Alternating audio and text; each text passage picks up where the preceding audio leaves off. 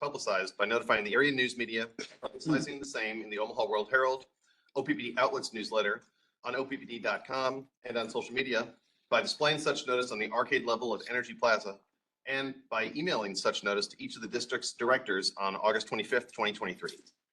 Thank you all for joining us remotely via WebEx events. As a reminder to board members, executive leadership team, and OPPD staff, please mute your microphones to reduce background noise. To members of the public, thank you for attending. You are in listen-only mode. If you have any technology questions, please use the chat feature in WebEx to communicate with the event host. Joining me today in person are my fellow board members, Amanda Bogner, Mike Kavanaugh, Matt Gore, Sarah Howard, Denise Mulhoff, Craig Moody, and Mary Spurgeon. We also have members of our executive leadership team, our general counsel, Steve Bruckner, the Fraser Stryker Law Firm, and OPPD staff. Additionally, we have 5 members of the public joining us remotely via WebEx. Today's workshop will be facilitated by Eric Douglas and Bill Slayton of Leading Resources Incorporated. Eric and Bill both have significant experience in helping boards with performance and governance. Our agenda for today's workshop is as follows. We've got a slide on the screen. You can see we've got an introduction this morning. We'll talk through a summary of the results of the board survey and the interviews. We'll have a quick break so we can talk and refresh. We'll go through some building board management and cohesion work. Then we'll take a break for lunch. Come back with building board management and cohesion continued. So again, we can see that that's the main focus of today is the successful work between board members and the executive team and staff throughout the organization. And then at the end of the day, we'll have a conclusion. We'll determine next steps, have some reflections, and adjourn so we can continue with our days and continue thinking about how we'll all successfully work together based on what we've learned today. So that's the agenda, and we have done this workshop in the past. It's been 2 years since we've had this workshop. This is a little bit different structure, but I think we've got a good agenda outlined for today. So glad to have everybody here joining us. And with that, I'm going to pass it to CEO Javier Fernandez to give the safety briefing for today's workshop. And as usual, I'm going to ask Josh Clark to help us with the physical safety part of the briefing. Josh? Sure. Long room, sorry. Good exercise. Yes, very good. So thank you everyone for joining us at the BCBS Huddle Space. Really appreciate everyone being here. As always, we'll start with a quick physical safety brief. We always advise anybody who's not feeling well to stay at home. We don't want anybody getting any other people sick. And we especially want people to stay at home, get rest, get hydrated, and make sure that they're seeing those doctor's appointments as well. Just outside the main doors here are where you'll find tons of fire suppression, AED materials. That's also where the security desk is located. And most importantly, the bathroom's located just outside those doors to the left. In the event of any types of trips or falls, we'll make sure that you get help as quickly as possible, but please be aware of environmental hazards. In a room like this, there's going to be cords on the floors and a lot of different things in walking areas. So please be aware of that. Also, if anybody does need any assistance, please get a hold of anybody from OPPD or myself. We'll make sure that you get help as quickly as possible. And then finally, in the event of any type of active shooter event or anything like that, please remember run, hide, fight, follow. OPPD members, we have multiple exits in this room that we can utilize. In the event of any type of fire or evacuation, what I would ask is that we all meet in the parking lot directly out here to the north of the building. So that's where we'll meet. And then in the event of any type of severe weather, they have weather shelters in the stairwells of the building as well. And we'll watch for the security officers' assistance with that. Then finally, I'll direct you to the cybersecurity portion of this. We all work in a very important digital environment. So we always got to be conscious and wary of any suspicious emails or anything that coming across that digital environment. And within OPPD, we have a phish or suspicious email button that we're always clicking, but we want to definitely be wary of any type of cybersecurity issues as well. So with that, have a great meeting. Thank you very much. Thank you, Josh. And I'll move over quickly to the psychological safety portion of the briefing. I think this is very fitting for today, as Chair Williams just talked about I'm going to call it the meat of the meeting, building board and management cohesion. There will be a lot of elements of trust. So I'm going to talk about trust here and how important it is for us to have a psychologically safe environment and a fantastic working relationship. And trust is something that is cultivated, that we need to talk about. How do we continue to build more, better practices, procedures to enhance trust?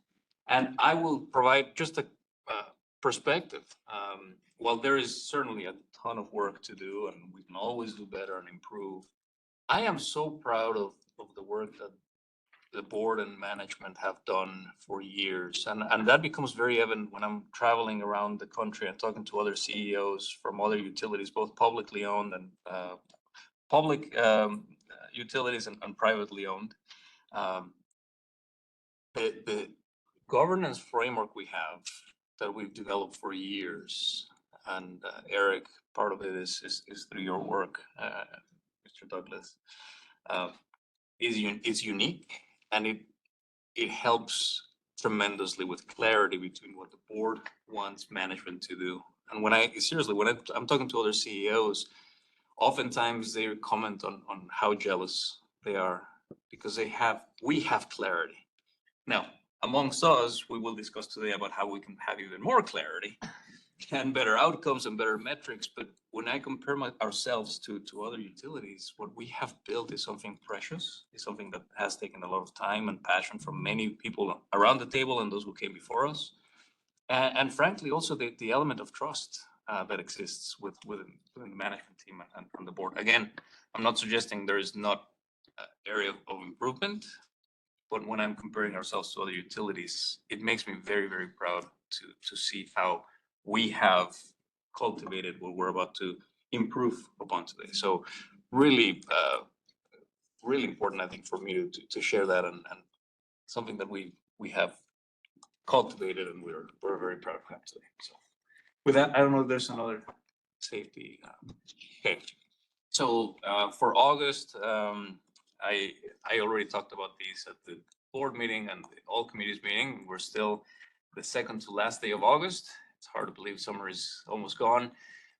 Speaking of for safety, very, very important when we have a safety concern, we always tell our employees, stop work. If you see something that doesn't look right, doesn't feel right, doesn't sound right, stop work and reassess. Helping hands. August has been an active month for hand injuries.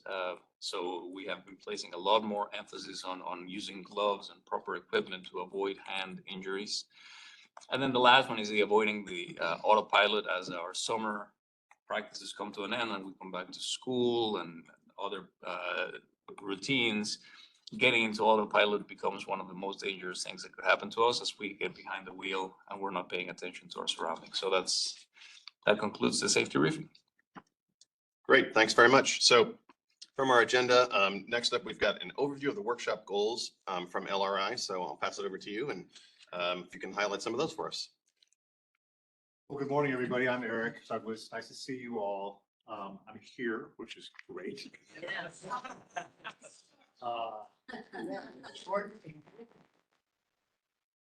Short sleep cycle. So if you start to see me nod off, just kick me or my colleague Bill Slayton. So we are really delighted to be here. Nice to see you all. Today's agenda is really focused on, as Javier said, how to build more cohesion between the board and the management team, the executive leadership team. I want to give a quick overview of the agenda. We're going to first hear from myself and from Bill about the results of our interviews. We're going to talk, Scott's going to present the results of the survey. We then want to do an exercise before noon on what are some concrete ways that we all think we could build more cohesion. So we're going to have a small group exercise. We have some small group assignments already dialed up for you. And we'll be extracting from those small group report outs what I hope will be some concrete steps that we can all take to continue to, as Javier just said, optimize how we work together. After lunch, we have a few specific topics we want to delve into. Policy governance needs continued nurturing and continued kind of refreshing kind of its conceptual framework, as well as the actual ways in which you operationalize it. So we want to dig into some of those operational things, as well as the kind of the underlying framework itself this afternoon. And that's really the workshop agenda today. And so if I can, what I'd like to do is jump right into the results of our interviews and then hand it over to Scott to talk about the results of the board survey. So we conducted interviews with all of the members of the ELT and with all of the members of the board. Again, I want to just express my appreciation for your participation in those interviews and also just to echo what I think Eric and Javier were saying, how special it is that everybody is here. I remember the last of these workshops was 2 years ago. We skipped a cycle. So it's great to have everybody back in person. I think it's key for continued board development, board appreciation to have these kinds of in-person events. Through our interviews, we learned a couple of things that I think are important to just hold in the back of our minds. One is that there's a deep commitment to the excellence of OPPD, deep commitment on both sides, the ELT. It is an extraordinary sense of dedication to the mission, to the work that OPPD does that we hear from everybody. So that translates into passion and concern, all of those things that one feels and does when one feels like really deep stewardship-like connection to the organization. People around this table are deeply, deeply dedicated. There is, on the policy governance is an interesting thing. In 2015, when I first came here to talk about policy governance, and we introduced it, and we talked about it, and at that point, there was a decision to take it up and to try it out and to start putting that sort of suit of clothes on for OPPD. And many of you remember that 2015 workshop. It is a construct. Policy governance is a construct. It is a construct in the brain. It is a mental idea. It's an imagined reality. It is not a tree. It is not a rock. It is not something you can go put your fingers on. It's a constructed reality.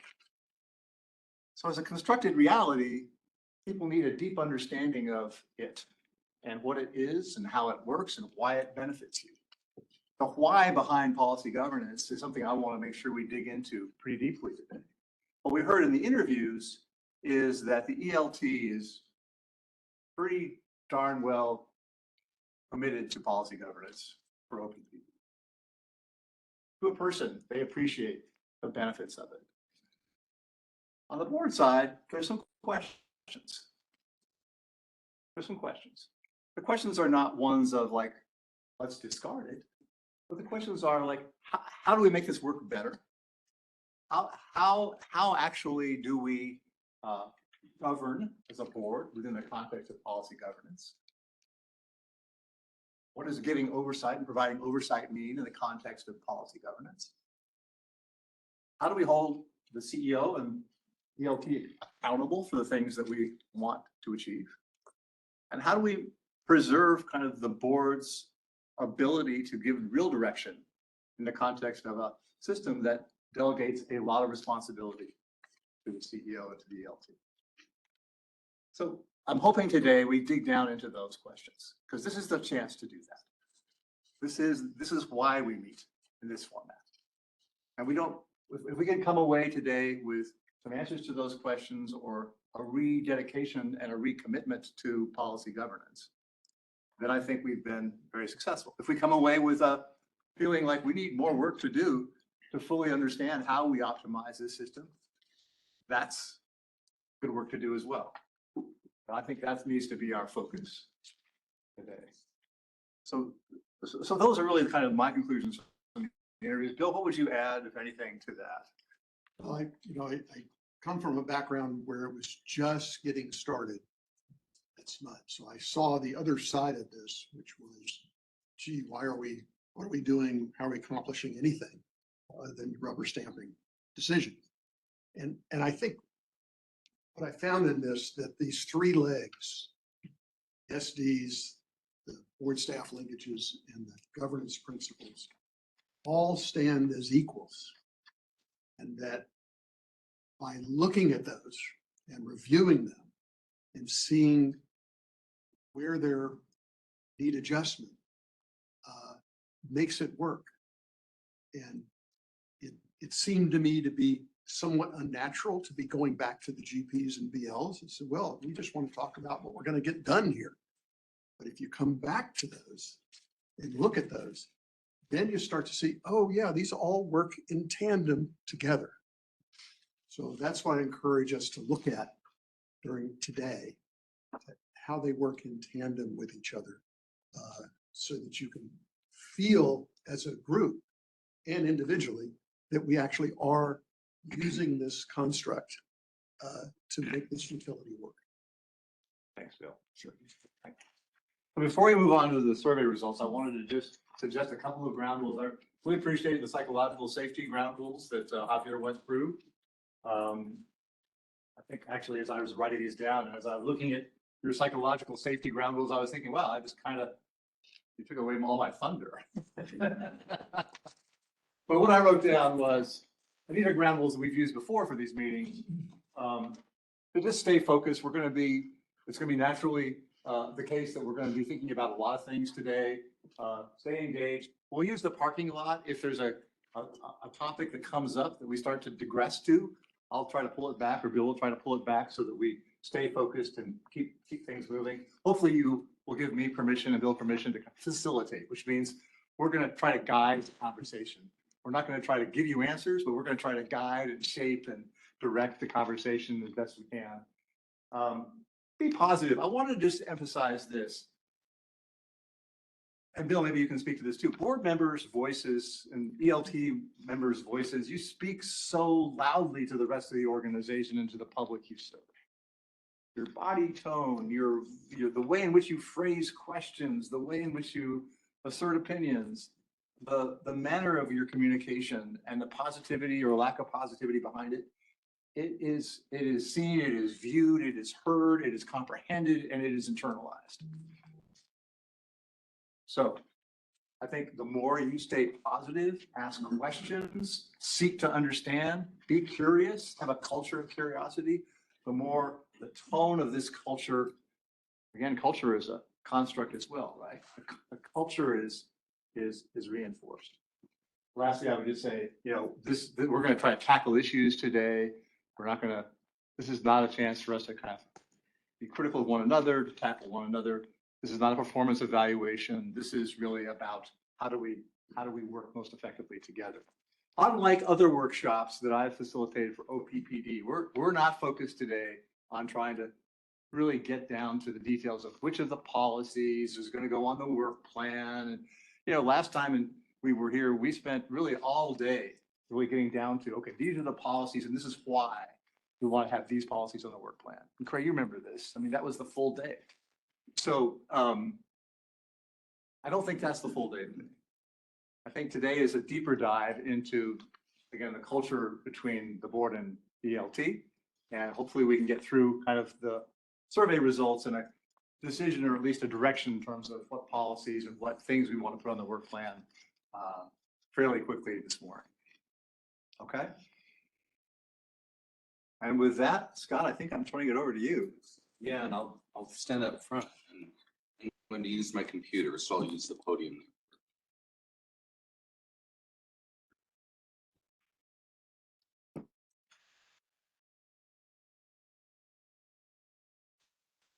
When you say 2015, I remember everything that went in 2014 to make 2015 possible. And what strikes me when you brought that up was the shared commitment from everybody. And it's been that commitment since. So what strikes me in the conversations we have as an organization is how often we refer to the policies in every decision that we're making. And so to your point about ripple effect, do know, because a lot of that's invisible, do know how much the conversations that we're having in sessions like today ripple and have impact and meaningful impact across the organization. So thank you for that. And I'm really glad that we're here. Before I jump into the survey results, I did want to highlight GP2 governance focus. And that does speak very much to the responsibility of commitment, to the intention of commitment, really to driving everything through policy. And I would encourage people to look to that. So the language and the policy and ultimately the alignment matters. So the survey becomes important because it helps to give an opportunity. Is the board itself aligned? Because if we're to take the direction from the policy and interpret it, the alignment of the board ultimately is really, really critical in this space. So going out to the board and asking them for thoughts, and being able to tally that up gives us a really valuable perspective of where that alignment is. And perhaps those opportunities for the board to think through where there's opportunities for work. I have 20 minutes to walk through all of this on the agenda. So it's not about diving in deep. It's about saying, yeah, those are probably some things we should work on or not. And that's it. We'll capture those and then we'll use the committee structure to really dive into the deeper work. So the objective of the next of the survey results is really here. Are there policies or other potential actions that the board would like to include in the work plan? Next slide. Oh, I don't have the clicker in front of me, Aaron. Sorry, you gave it to me and I left it back there. Next slide, please. So you have this slide in diligence. So if you can't read it, please excuse me. Oh, thank you so much. If you can't read it, I thought this was interesting in terms of strongly agree, agree, disagree, strongly disagree. It felt like at least on 22 of the policies, BL, GP, there was strong alignment. Yeah, this is good. But I don't want to make that assumption. So is there any, this isn't good and we have an issue with this policy or something should be surfaced here? I count to 7 in my head and then I'll assume we're good to go, which is really good, right? Because it's like half of the policies. Oh, there's a delay on this thing. So then I took them and I sorted them by kind of levels of disagreement. Where are we seeing potentials for disagreement? And if you were strongly agree, you'll see like some of them have 3 and 5, but depending on the level of agree or disagree or strongly agree or agree, it was sorted as well. So the policies that immediately surface as potential opportunities for further discussion within the committees to which they are assigned would clearly be SD11 and BL10. This isn't getting to the substance and what needs to change around those, but that seemed to be kind of an obvious candidates. And then there's kind of this next level around SD13 and SD7. I would say for purposes of focus, because I know that the board is well aware of how long it takes to kind of work through a policy and a refinement and to get there. I mentally kind of snapped a line that these ones with where there's an important conversation perhaps to be had. There might be some housekeeping through the comments that shows up, but I don't know that the standing committees would intend to add these into their work plan. Any thoughts if we were to snap the line there? So that any of these ones from SD9 through the bottom are way on back burner, if on a burner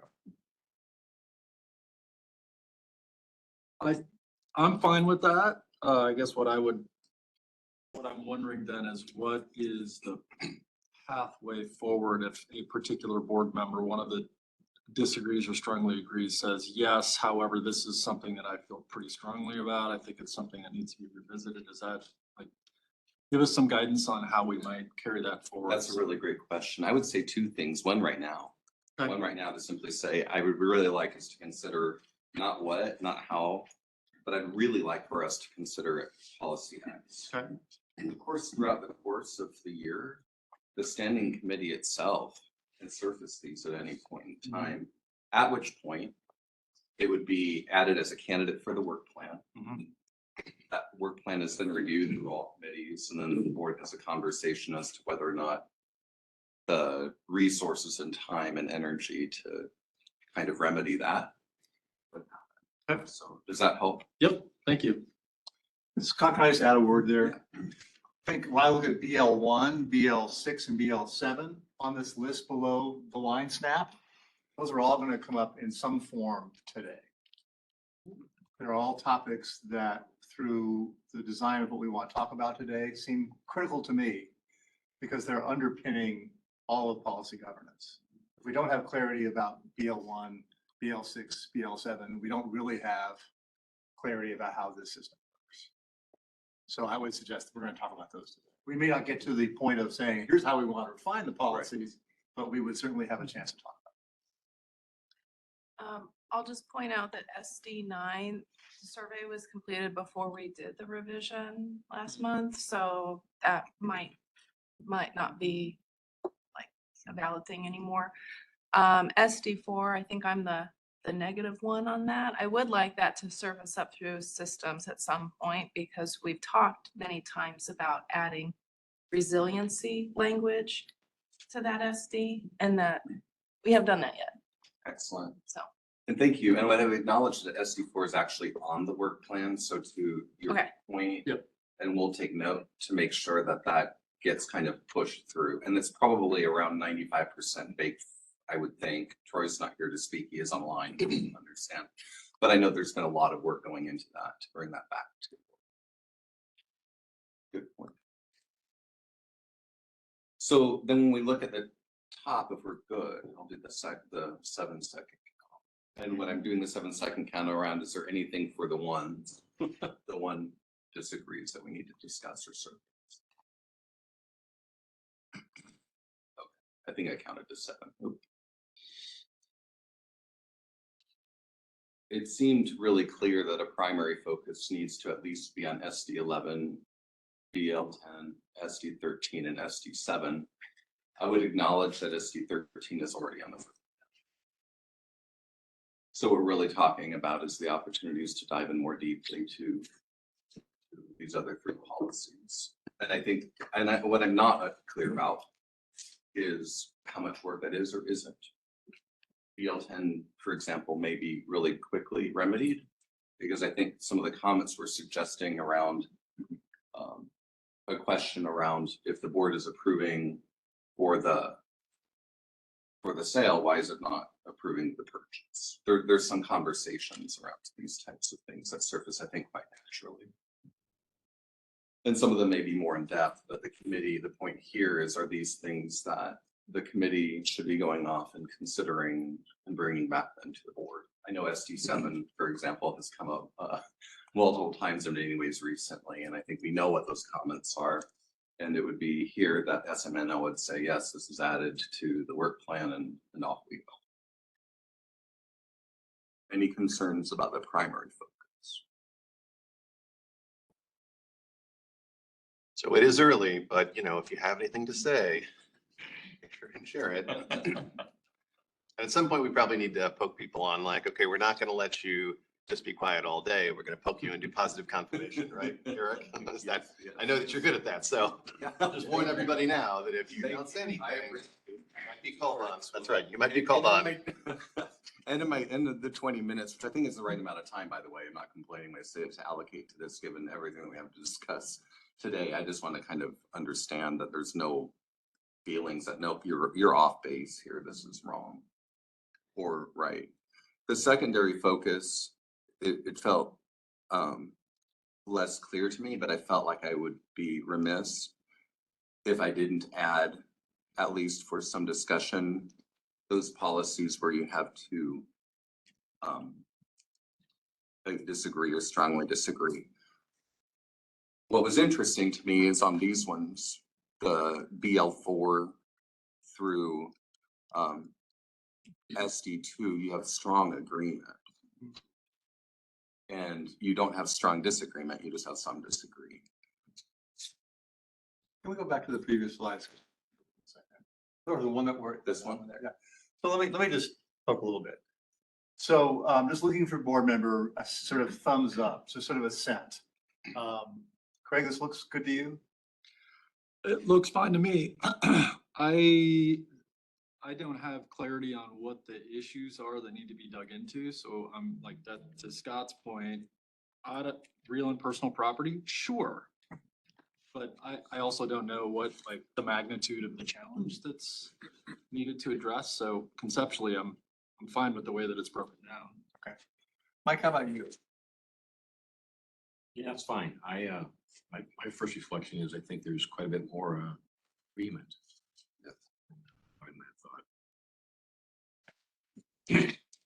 Going down the line, Sarah, how about you? I think the delegation issue keeps coming up when you look at the delegation pieces. And so I think looking at it holistically, like, I don't think it's about real and personal property. It's probably, we were asked to do this survey when we were also being asked to consider the near-term generation delegation of authority. And so I think that pinged a lot of radars around, is it too much? What's the right amount?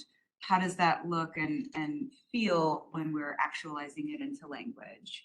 And so I think looking at delegation holistically will probably be wise today, which you mentioned.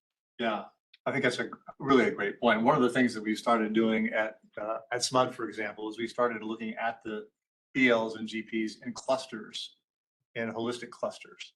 So it was where there was linkage or connection. Yeah, we looked at them together. So maybe we start a little bit of that today, but I think it's a useful tip to think about doing that for the work plan as well. Hey, Eric, when you put the surveys together, have you guys ever considered going to I guess a numerical point of agreement or disagreement? Instead of, what are there, 4 different choices, I guess? Have you considered like going to a 7 or to a 10 to try to get a little bit more?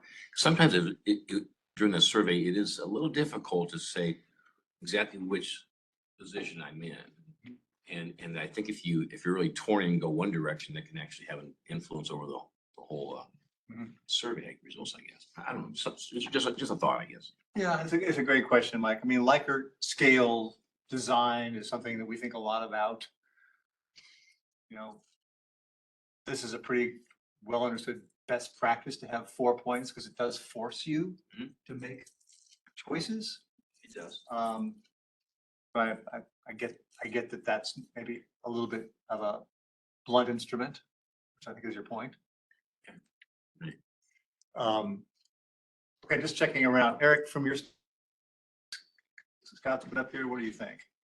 Yeah, I think it matches what we've talked about in recent months in a number of different areas. So I think that's good that that came out in the survey. And then I think the idea of separating primary focus, secondary focus, that checks out as well.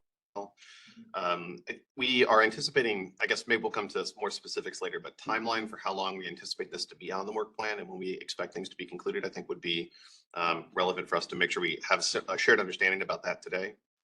And then there's a couple other things that don't have disagreement per se, but have come up as discussions in the past. And for example, GP4 agenda planning, again, just to pick one that is below the line, we have talked about the way in which chairs of committees run the agendas and the purpose of the pre-committee meeting. And so while I don't think a policy revision is necessary there, I do think additional discussion about some of these other items might be warranted at some point in the future.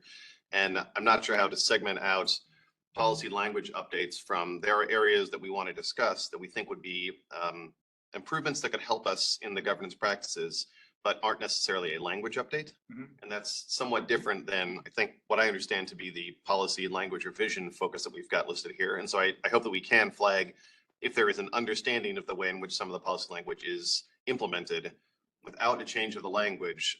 Is there a way that we can capture that successfully in some of the things that have some level of disagreement or not as broadly as the first 22 policies? Essentially uniform agreement that this is exactly what we need and it's working effectively. So I don't know how to make sure that things that are not on this list do also get that level of consideration. And I'm not looking to expand the list, Scott, into let's just talk about everything.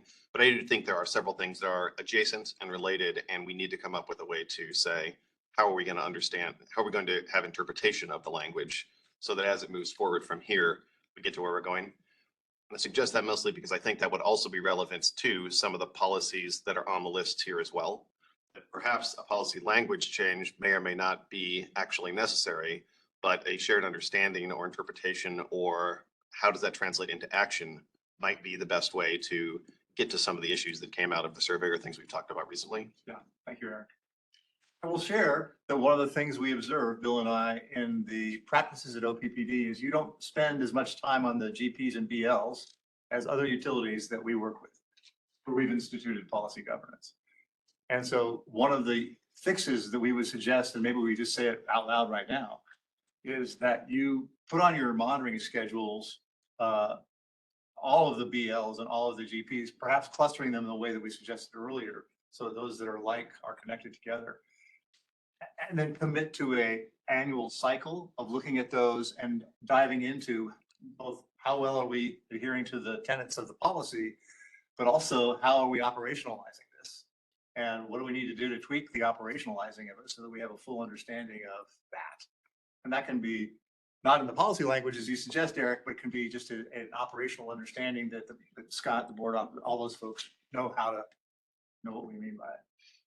But I think that would be, if I can just see if there's a sense around that, around the table, an important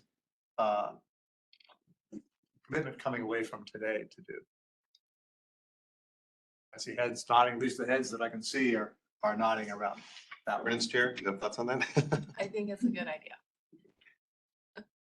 Because this is the only time that we actually go back to the, right now, in the current structure, the only time we really go back and evaluate GPs and BLs is during something like this. But that's not quite this, we give a lot of emphasis to the SDs. And I really appreciate the three-legged stool, like it is three parts, they're intended to work together. I think it's important to also put similar weight during the year on the other two. So Amanda, to you in terms of the list that Scott's put forward, what do you think? Yeah, I'm good. I don't think I have anything else to add that hasn't already been said. Denise? Yeah, so I agree with Sarah. I think the concept of delegation and how do we balance that with our duty for oversight, I think is a it's an issue that I think needs to be addressed, and bringing that BL 10, BL 8, 9, and 13 And I would add 7 to that list too. as a group would be helpful, I think, to our understanding of how delegation affects our ability for oversight. Matt, how about you? I'm good with, I don't have anything to add from, I would echo what some others have said, so I appreciate it. All right. No, I have nothing to add. I think that's a good list. Okay. All right. Thank you. Thank you.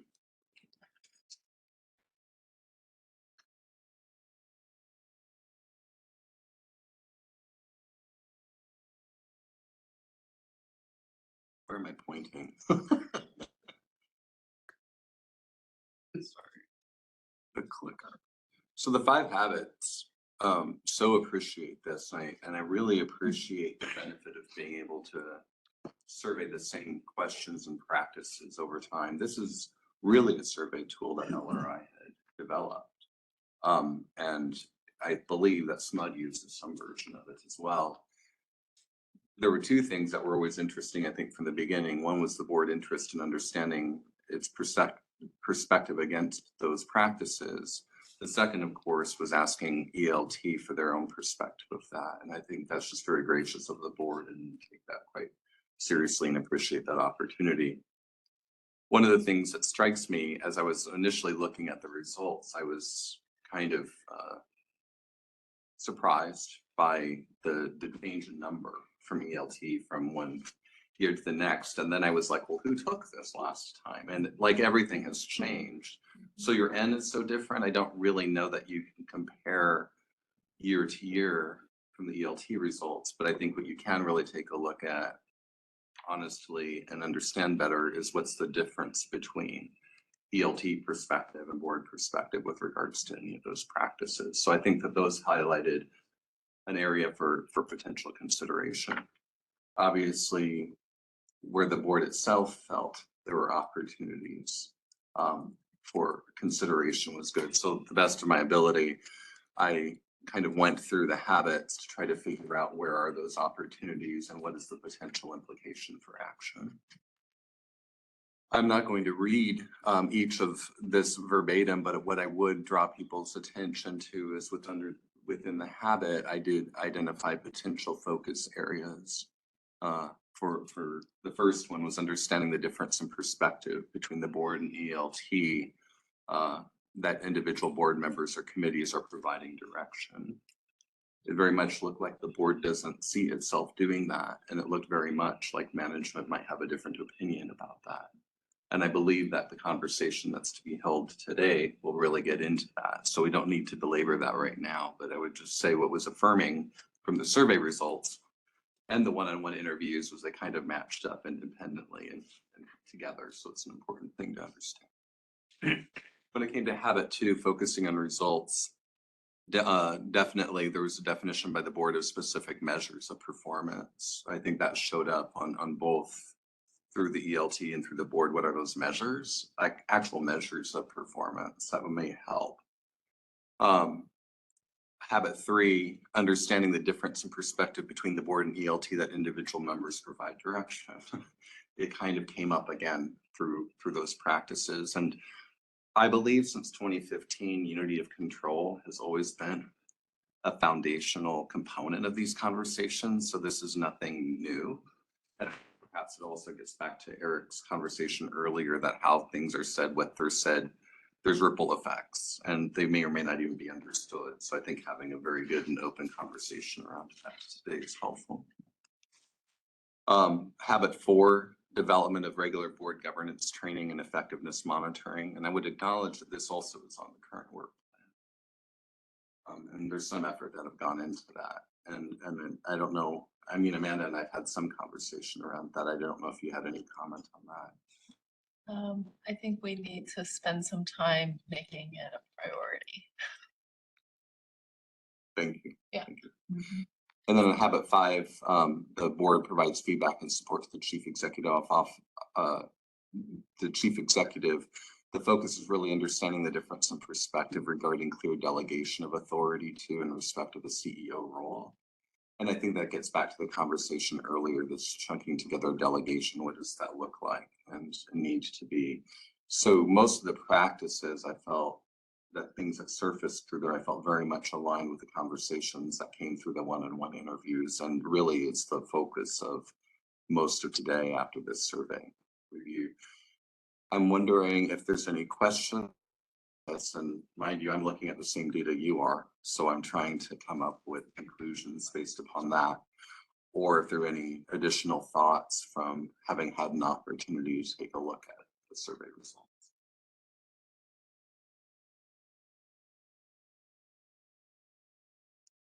So Scott, looking at the slides that we have on Diligent, there's a couple different sections where the key findings from this are listed. I'm curious, are you about to flip to the results? You got 20 minutes.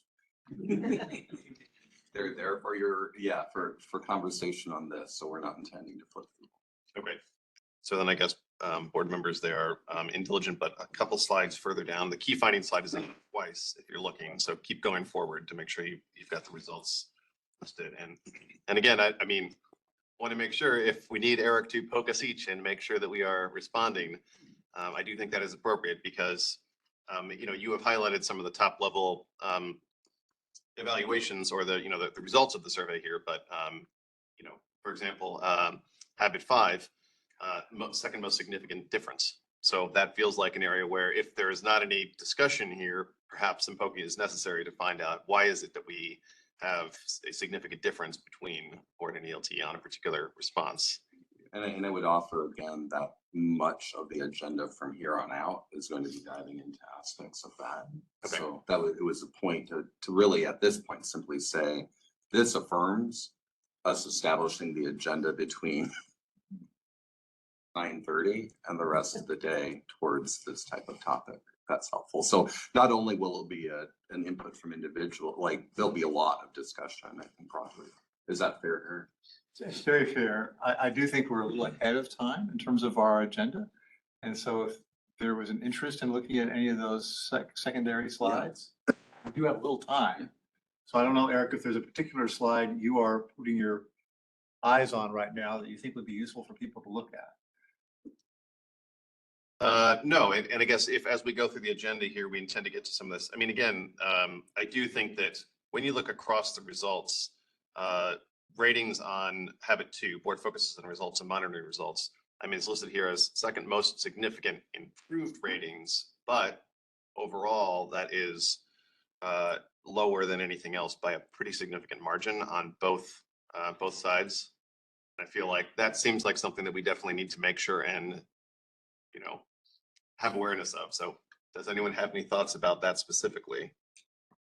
Or is this something that you want us to get to when we get to the work, the small breakout work individually? An important part of that summary, I think, was, well, what is it telling us? What is the potential for action? And the conclusion that I drew from looking at it was how are we going to be defining specific measures of performance? And I don't know if there's anything more to be added to that. It really ain't the answer to your question if there are other thoughts. Yeah, and I mean, I will trust our facilitators on how we engage in this discussion, but again, that one feels, that feels like an example of, we're gonna make sure we talk through this in sufficient detail to know why did both board and ELT rank this significantly lower? Hold on. Could I- When you say significantly low, what are you pointing to? This summary? Quick point of order, could we go to the slide, Scott, that has habit 1 on it? In full detail, pull up in diligence. Just Which slide? the 5 habits. Survey Just the results. entire deck. This one. Maybe slide 29 in diligent. Hold on. 2, is that what you're talking? Yeah, okay, I think we have, everyone I'm looking at seems to have, well, we are now on the same slide. That checks out. Okay, so ELT ranking on habit 2 is 1.3 and board ranking is 2. No, that was 2015. Oh, I'm sorry, that's the old ranking. Yeah, we've I apologize. we've moved along. We're better now. Go to the rightmost column. If we improve that quickly, that's all. And for Just jumping line- back and forth between slides is like, what is going on here? You're looking at something different. All right, But if we I can look, apologize. if we have the ability to call up slide 29 on diligent, that's the one that's the most critical. I'm getting there. Several Yeah, different, it is. okay. Yeah. It's a little slow down here, that's fine.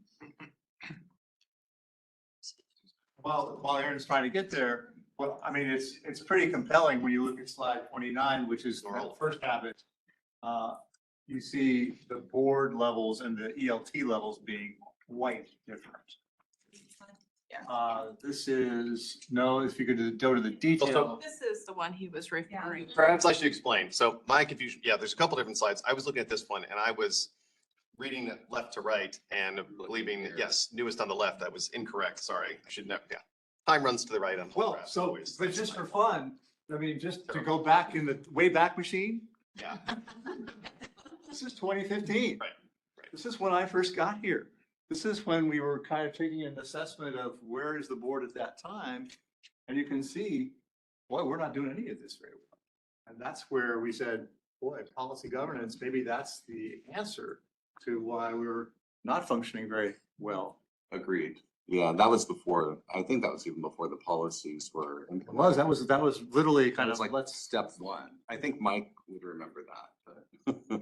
yeah, Mike would remember that. So, but I think slide 20, again, slide 29, just to keep going back. What's to the detail. title of that one? Just. The next slide. Just the habit one. I mean, it's, This is 29. okay, so maybe I'm just. So that's why I said, what's the title of yours? The title of it is, board members cultivate the board as a distinct entity. So it's the first habit of detail. My screen's different than yours, though. Can you go to the next slide? That's 31. In momentum.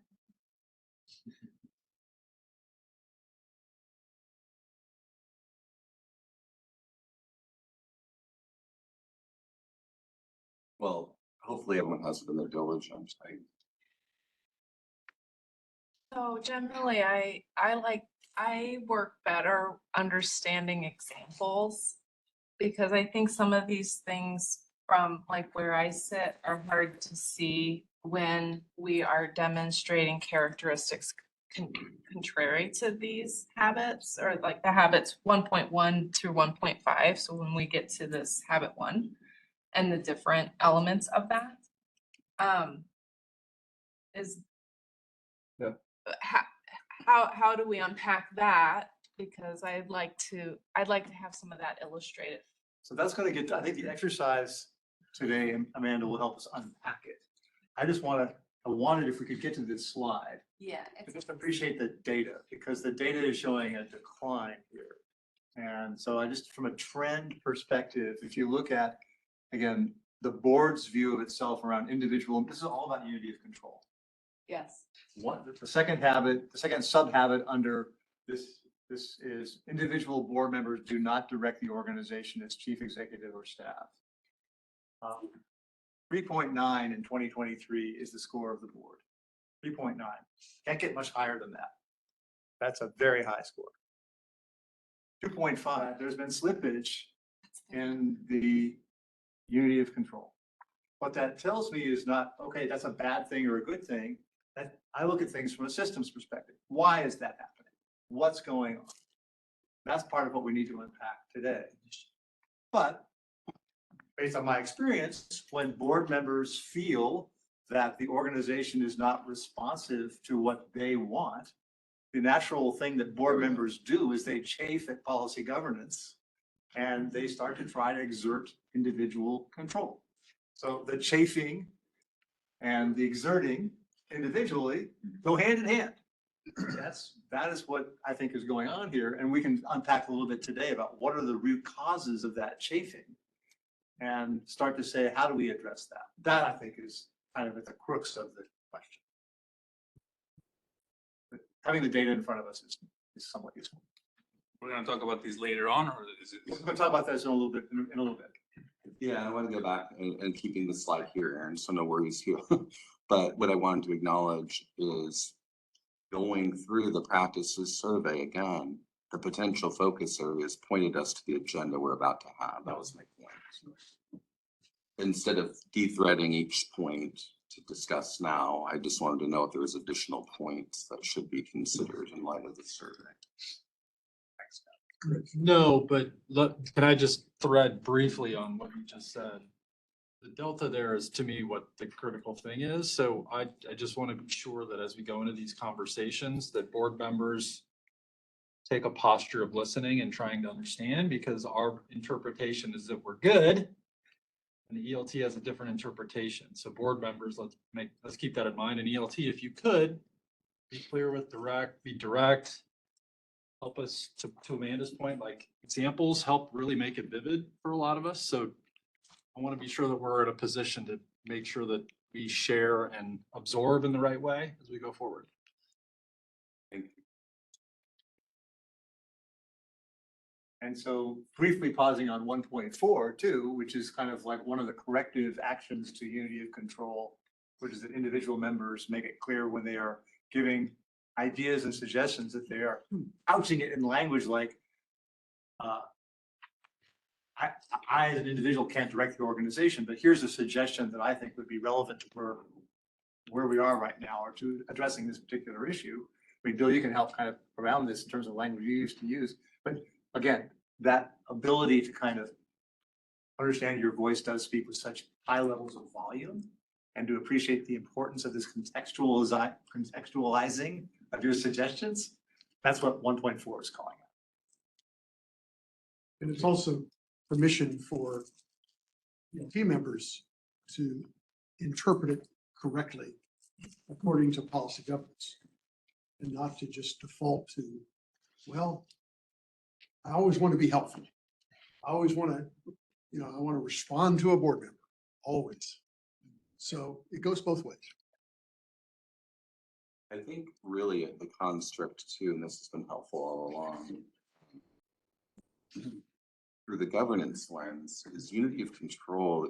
BL5 not only says that the board shall come together and speak as a board, it also directs staff to say no when that doesn't happen.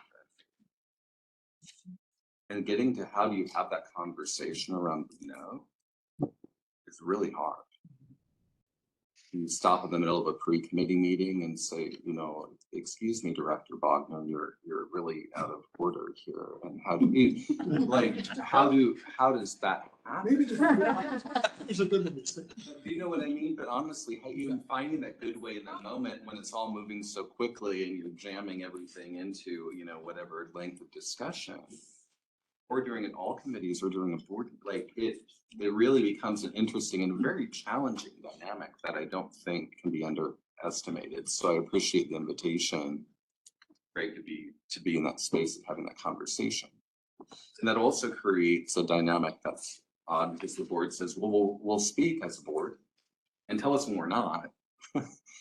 And when we recognize maybe this is one of those things that needs to have some clarifying conversation, how does that happen? When does it happen? Like it, and so I think that has a ripple effect is what I would offer.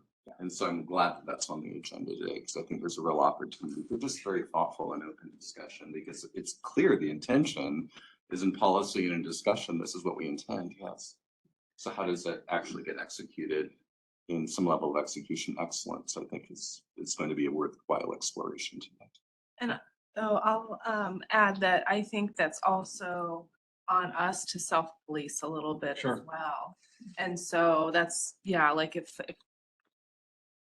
that's why I'd like to understand what it has looked like so that we can be on the lookout for those things in the future, because it might be easier for me to, or for someone to, one of my fellow board members to say that to me as opposed to putting it on ELT. So. Thank you for that.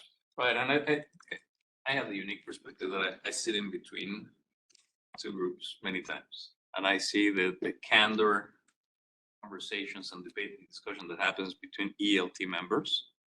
Fantastic, good conversations. There's really, really good debate, knowing that we're equals and you know, someone's idea may not be the best idea, and eventually we all talk about it.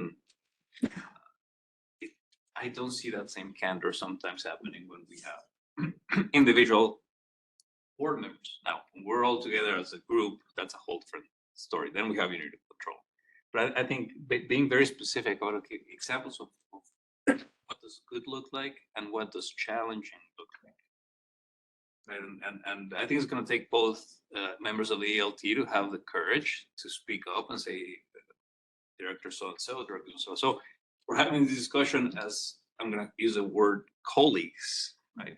Share your ideas with us, but we can share the same idea back. And there's no perception that because you're a single board member, your idea will prevail when we're just drafting, we're just, you know, whiteboarding ideas. And I think it sounds easy, but it's really hard to do in practice. And I think I love the fact that we're talking about it. And I would highly encourage everyone in the small group discussions to be more candid and specific about examples so that we can have those discussions in a much better way going forward.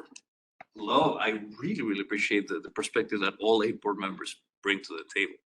And I would love to have these type of dynamic improved because there's a ton of really good information that could be had if we can break these logjam. If we can truly have a conversation candid, get those ideas, ELT can provide those ideas back without the fear of retribution. Well, I don't want to upset so by telling them that I don't agree with their idea. No, that's exactly the reason why we're trying. I could add one more thing too. The nuance of this initially for me was kind of bifurcated between the board and individual. I think it's also important, and I'm glad that we're reviewing the committee charters on an annual basis now, because the board in its chartering of the committees have basically said you're fact finding.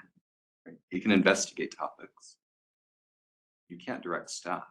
Like according to the board, you have no authorization to direct staff to do work and other things. And so if you sometimes think of the committee coming forward and saying, you know, we want to do this, even the committee coming forward and saying we want to do this, the way policy is written, if we're taking the charter seriously, and we're taking policy seriously, we would be saying, well, thank you, but like it needs to be added to some level of discussion so that we know that the board is here. And I think that's also a hard dynamic because I think everyone is also very interested in discussing those topics too. So it's an easy thing to kind of let slide, but I think it leads to perception that begins to show up like this. Clearly, I think we identified at least one of the potential focus areas for correctly on that list for conversation throughout the day. If I could suggest, Scott, Yeah. thank you very much. Jointly done. Let's take a 15-minute break. let's come back at 9:45 and we will. Sorry, I do want to address one thing. Okay, sorry. Eric Williams had talked, and I wanted to acknowledge you had mentioned earlier about the understanding when and how and the priorities. The intention was to identify these and then go through the existing process, which is really the committees getting together, having conversation. Where are they going to filter that policy within and coming back and reporting back to the board? That would not happen today, but it would happen through the next order of committee business and making sure that there's some level of alignment around those expectations you mentioned. I just wanted to acknowledge the need for that and how we're envisioning that unfolding versus it being like kind of a wrap up today. We're going to do this policy by this day and this time. That would happen through the governance policy, for example, talking about a governance policy or CPE, talking about that. Yeah, and I didn't mean to suggest that it should be done today, but just to make sure that we're all on the same page, if understanding it's not going to be done today, will be done by committees. As long as we all have that, then we shouldn't get confused throughout the day about what we're going to be doing in the future. So thanks for clarifying. Thank you. Thank you, Scott. So with that, if we can come back at 9:45, be ready to start our next phase of work, that would be great.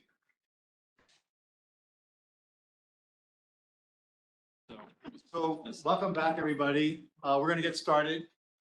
So the next part of our agenda, I think, is going to be a really fun and dynamic part of our day. We're going to start with asking, I'm going to ask your CEO, Javier Fernandez, to first talk about his vision for board and management cohesion and how we continue to strengthen that. Again, this is the theme now that we're shifting to. It's like, how do we build better cohesion between the board and ELT and really the organization as a whole? After that, we're going to break into small groups. We have an exercise for board members and leadership team members to do together in small groups of 4 and 5 to really come up with some examples and some concrete steps and ideas about how to do that. But as a preface to that, I'll turn it over to Javier. Thank you, Eric. At the risk of repeating a little bit of what I mentioned earlier during the safety briefing, I'll just touch on how helpful it is for me as CEO to have the GPs, BLs, and SDs that we have today. It is a blessing. It is one that I often reflect on how much more effective I can be today because I have clarity from the board on everything that has to that the board wants to be accomplished. And I take that for granted sometimes when we're here in the middle of working and it's just the way we do things. But when I go outside of OPPD and I talk to other CEOs, as I mentioned earlier this morning, that's not the case everywhere. And I see a lot of my colleagues waste a lot of time trying to figure out exactly what the direction their board wants to take and tackle different things without having the structure that we have. And so it is incredibly helpful for us to have these framework. We talked about metrics and there's a need for desire for a few strategic directives to have better metrics, et cetera. And I do not challenge that. I think that's always helpful, but I do want to share how important it is for us. We already have a lot of metrics and virtually everything we do in the company is a reflection of the metrics and the direction that the board wants us to take with the strategic directives. We are in the middle right now. We're in end of August. Jeff Bishop's team has been working diligently preparing our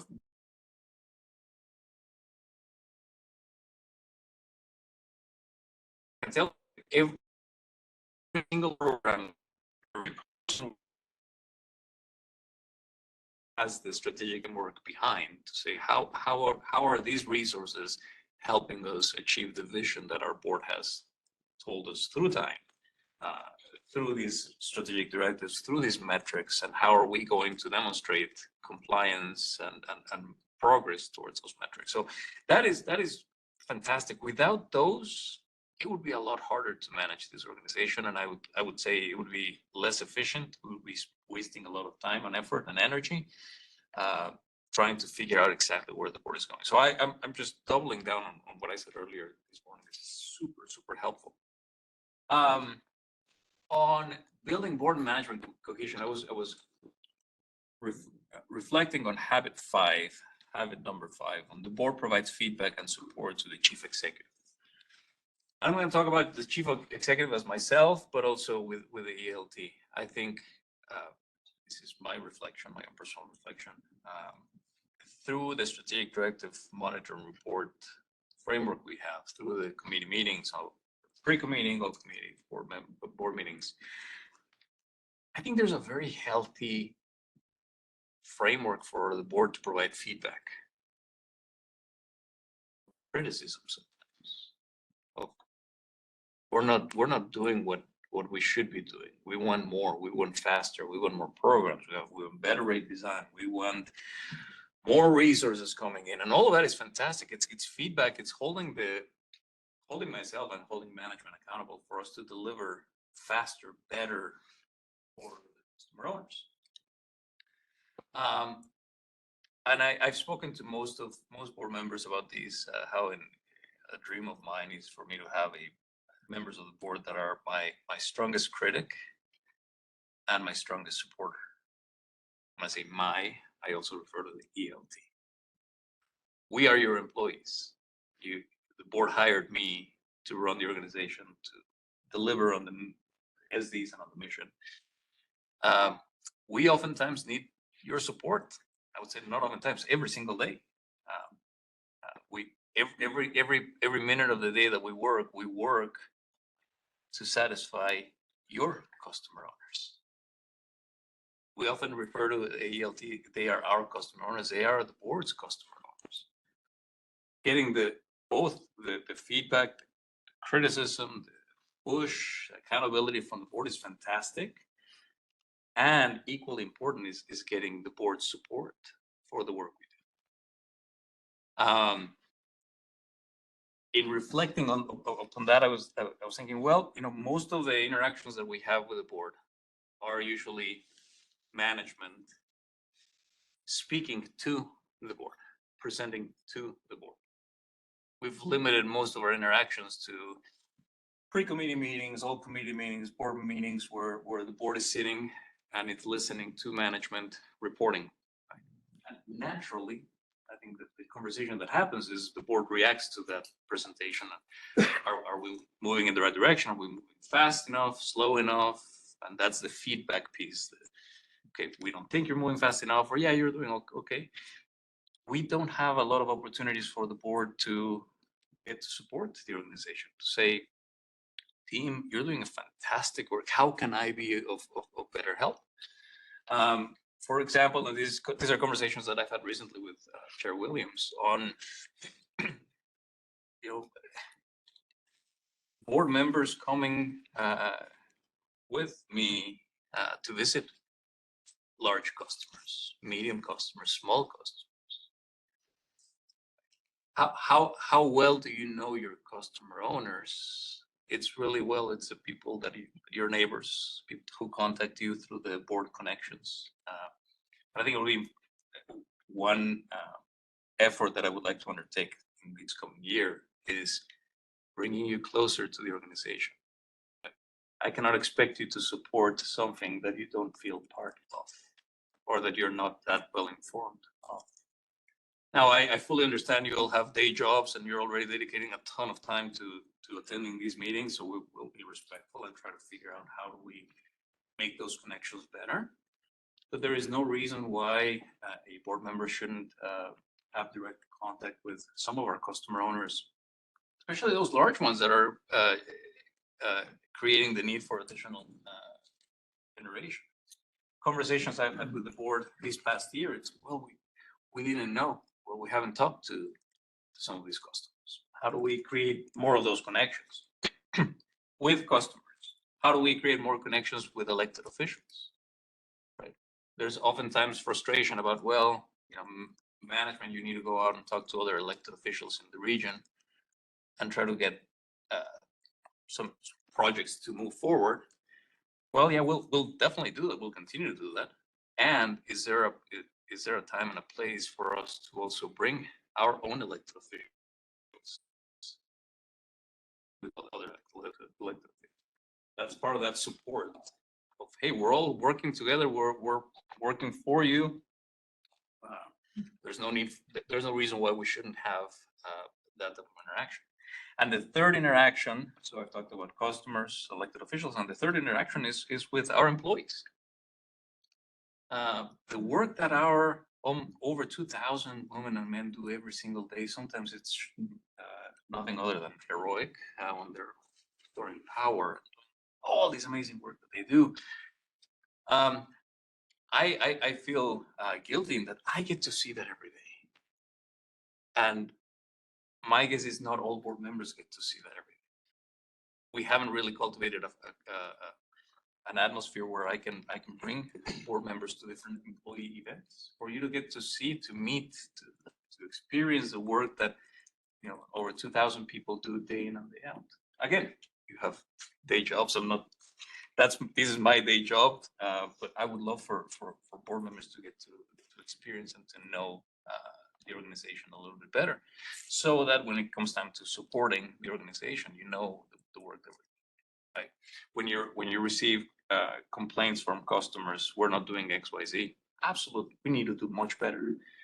And you also know what is it that we're doing well, what type of work we do in our call center, our energy assistance programs, our meter readers, our field collectors.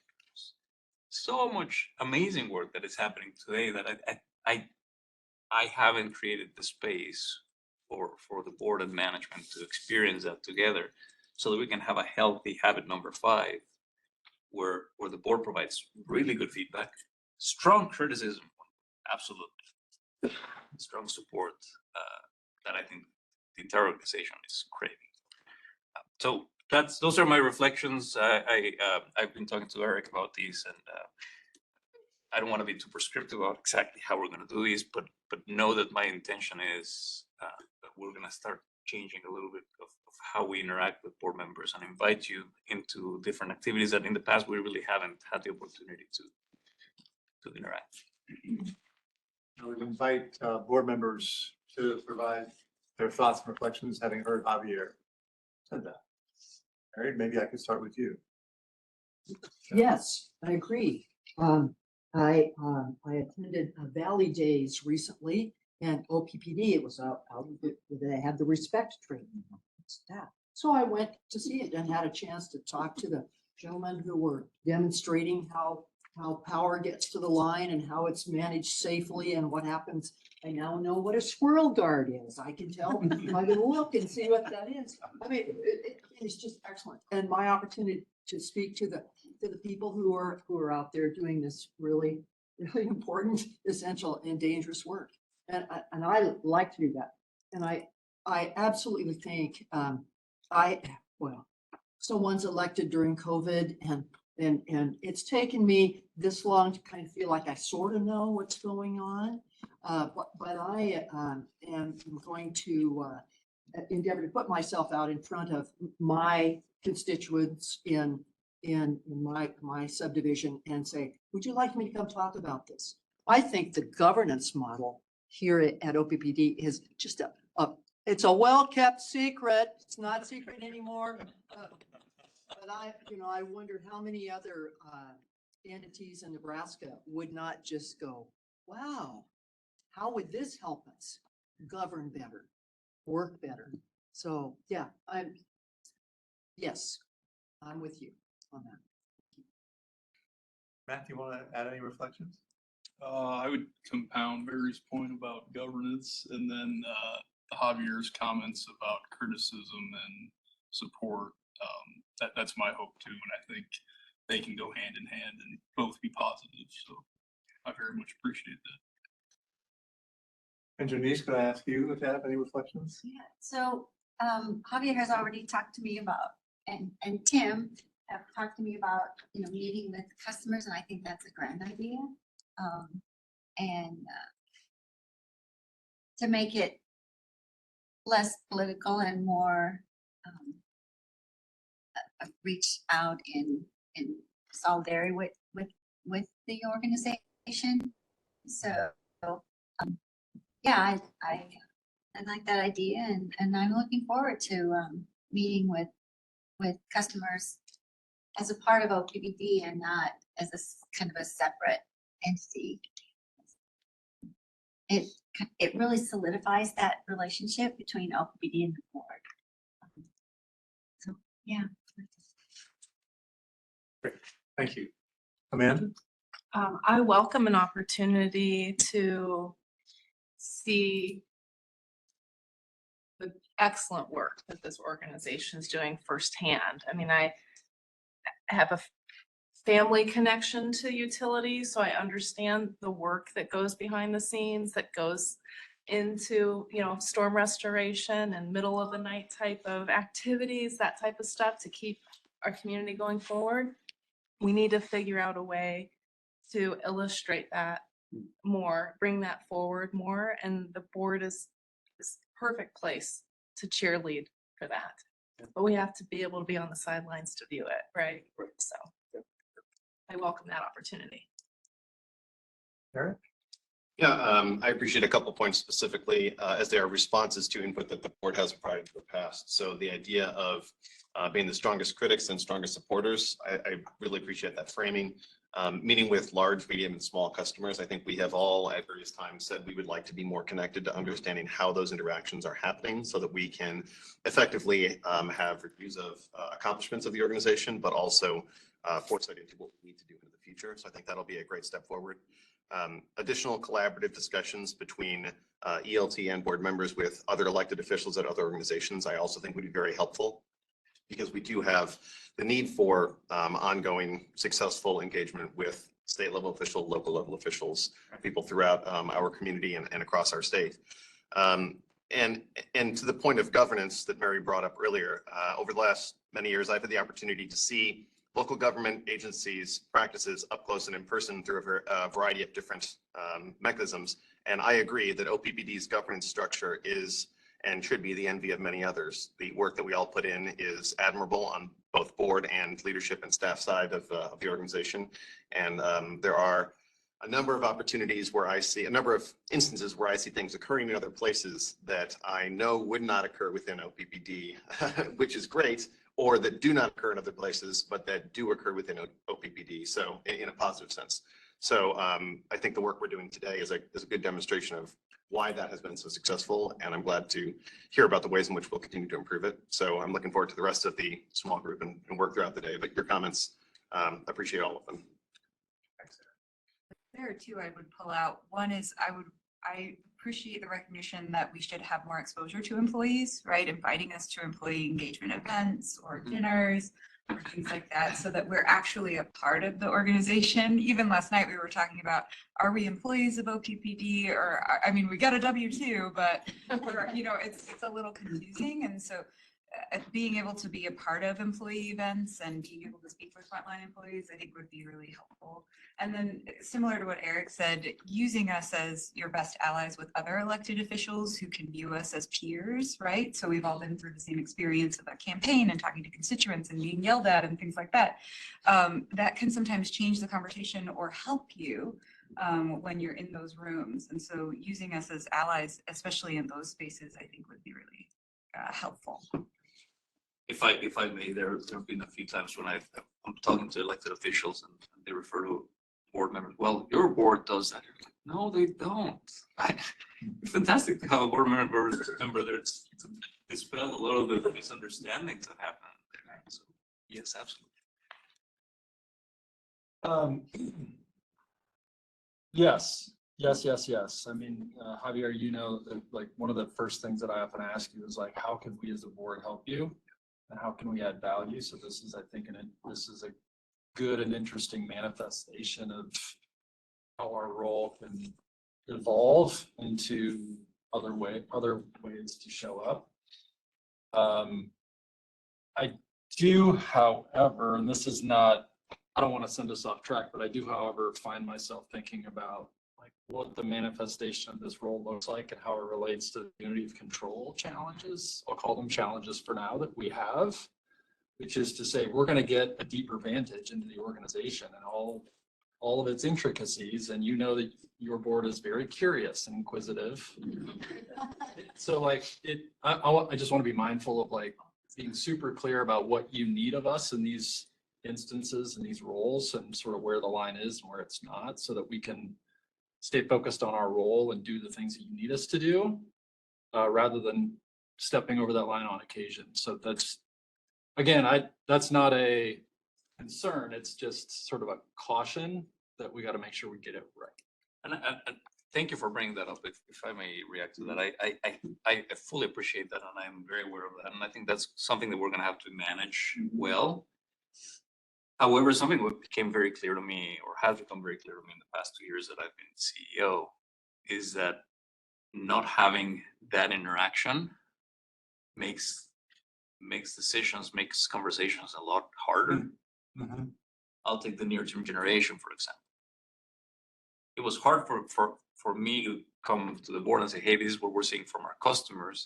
These are the challenges that our teams are facing in getting this generation. And you're hearing it third hand or second hand from me. But whereas if we had had a healthy type of interaction and information and awareness from the board, you come to those decisions better informed, still, ready to push, but you're coming in better. Yeah. I think that's the trade-off of that I'm seeing. There's a positive trade-off of having a lot more interaction. We will have. I don't think the decisions we're going to make in the future are going to get any easier, right? And so having a better understanding and awareness and working together is something that will benefit us more. However, we need to be careful about the union and control, the slide that we just went over, right? Blurring the lines between board and management, and at some point, I don't want to make these worsen the element of, hey, we're not acting as union control or a single board member is giving direction. No, we're going to be very careful on that, and we need to invite more interaction. Thread the needle. I wonder if under that, it allows us to trust what you're saying to us secondhand, but gives us an avenue for that verification piece that sometimes we have struggled with. Yeah. And then we really go off the rails and find our own sources, and that is problematic. So, or can be at times. So I think that would help us execute that duty of care of the trust and verify and have that in healthy balance. Mike, what's your reaction as you hear Javier speak? I agree with everything you said, Javier. Certainly enjoyed hearing it. I want to give a particular shout out to your comments about your staff, and I agree with you 100% from top to bottom. When I talk to folks in the community, I mentioned senior staff is as good or better, and probably better than it's been in my entire 29 years on this board. But it goes beyond that, guys. It's I call them division managers, I call them directors. I don't know any better. Excellent talent at that level, no question about it. But we have good people all the way up and down the ladder. When I meet employees in the community, I always pump them for information. I tell them, don't worry, it's not going any further. I said, I've had confidential informants through the years that I've always protected their identity. Tell me what's going on. That's how I learn. And the pride and the professionalism I see. I rarely hear a negative comment about the organization. That means a lot to me. I'm not used to that kind of camaraderie within an organization, and that's fantastic. And I certainly want to shout out to the folks we have going forward. I can remember talking to the guys that came back from Katrina. It's been 20 years. And the difficult challenges they felt. And specifically, I remember, without getting graphic here, I'd done a Katrina because there's no power. You can't check into a hotel and get air conditioning, and it's hot down there and it's humid. They were sleeping in their trucks at night and running the air conditioning to try to be cool and stuff. One gentleman I knew, nature called in the middle of the night, and he climbs out of his truck and he comes face to face with an alligator. I can't even relate to that, but hopefully it won't be so challenging down in Florida. I'm concerned that it might be, though. But anyway, I want to give a shout out to those folks there, and hopefully they do their job and they stay safe. That's it. Thank you, Mike. And I want to give a quick moment. I mean, Javier, you recognize, I think, that this is a ELT board partnership you're laying out. And so wanted to give a chance to any ELT members who just wanted to briefly say anything about the vision that you heard Javier and board members lay out as well. Does anybody want to? We're going to get into the small groups in just a second, so there'll be plenty of chance to talk there. But if somebody kind of wants to just say a word or two about what you see as the benefits of this partnership that Javier is laying out, I'd love to hear that. Lisa, anything particularly come to your mind? You know, you started off your comments today that we all come from the same place of passion and our hearts are pure to do. So you're seeing that more than ever now. And I just appreciate the partnership because we call board members as soon as we need help on items and you guys are right there for us. So thank you. Keep up the work for us. It's a lot of heavy lifting, as you all know. Anybody else? Just quick thoughts? Yeah, go ahead. I think it's a great opportunity to bring people together. I think that's really what's needed, not just within OPPD, but across. I think that's a very positive, that's sort of top to bottom. All of the constituents bringing folks together. And I think that's a really positive component. I've appreciated, I'm thinking about example or places where I go and I've seen other board members and I'm hearing some things perhaps for the first time and I'm absorbing that. You know, that may also be hearing for the first time. And so when we think about our obligation to help the board get the information they need to make the best decisions they can, it's reassuring to me that they're receiving that type of information around the same time and simultaneously. It really does go to that trust and verify perspective because, you know, it's firsthand. And then we can have conversations about those things and those conversations might not otherwise happen. So I think it's wonderful. I just offer that when the board's gone out, I will observe a humanization of the board. I live in Ashland. I live in South Omaha.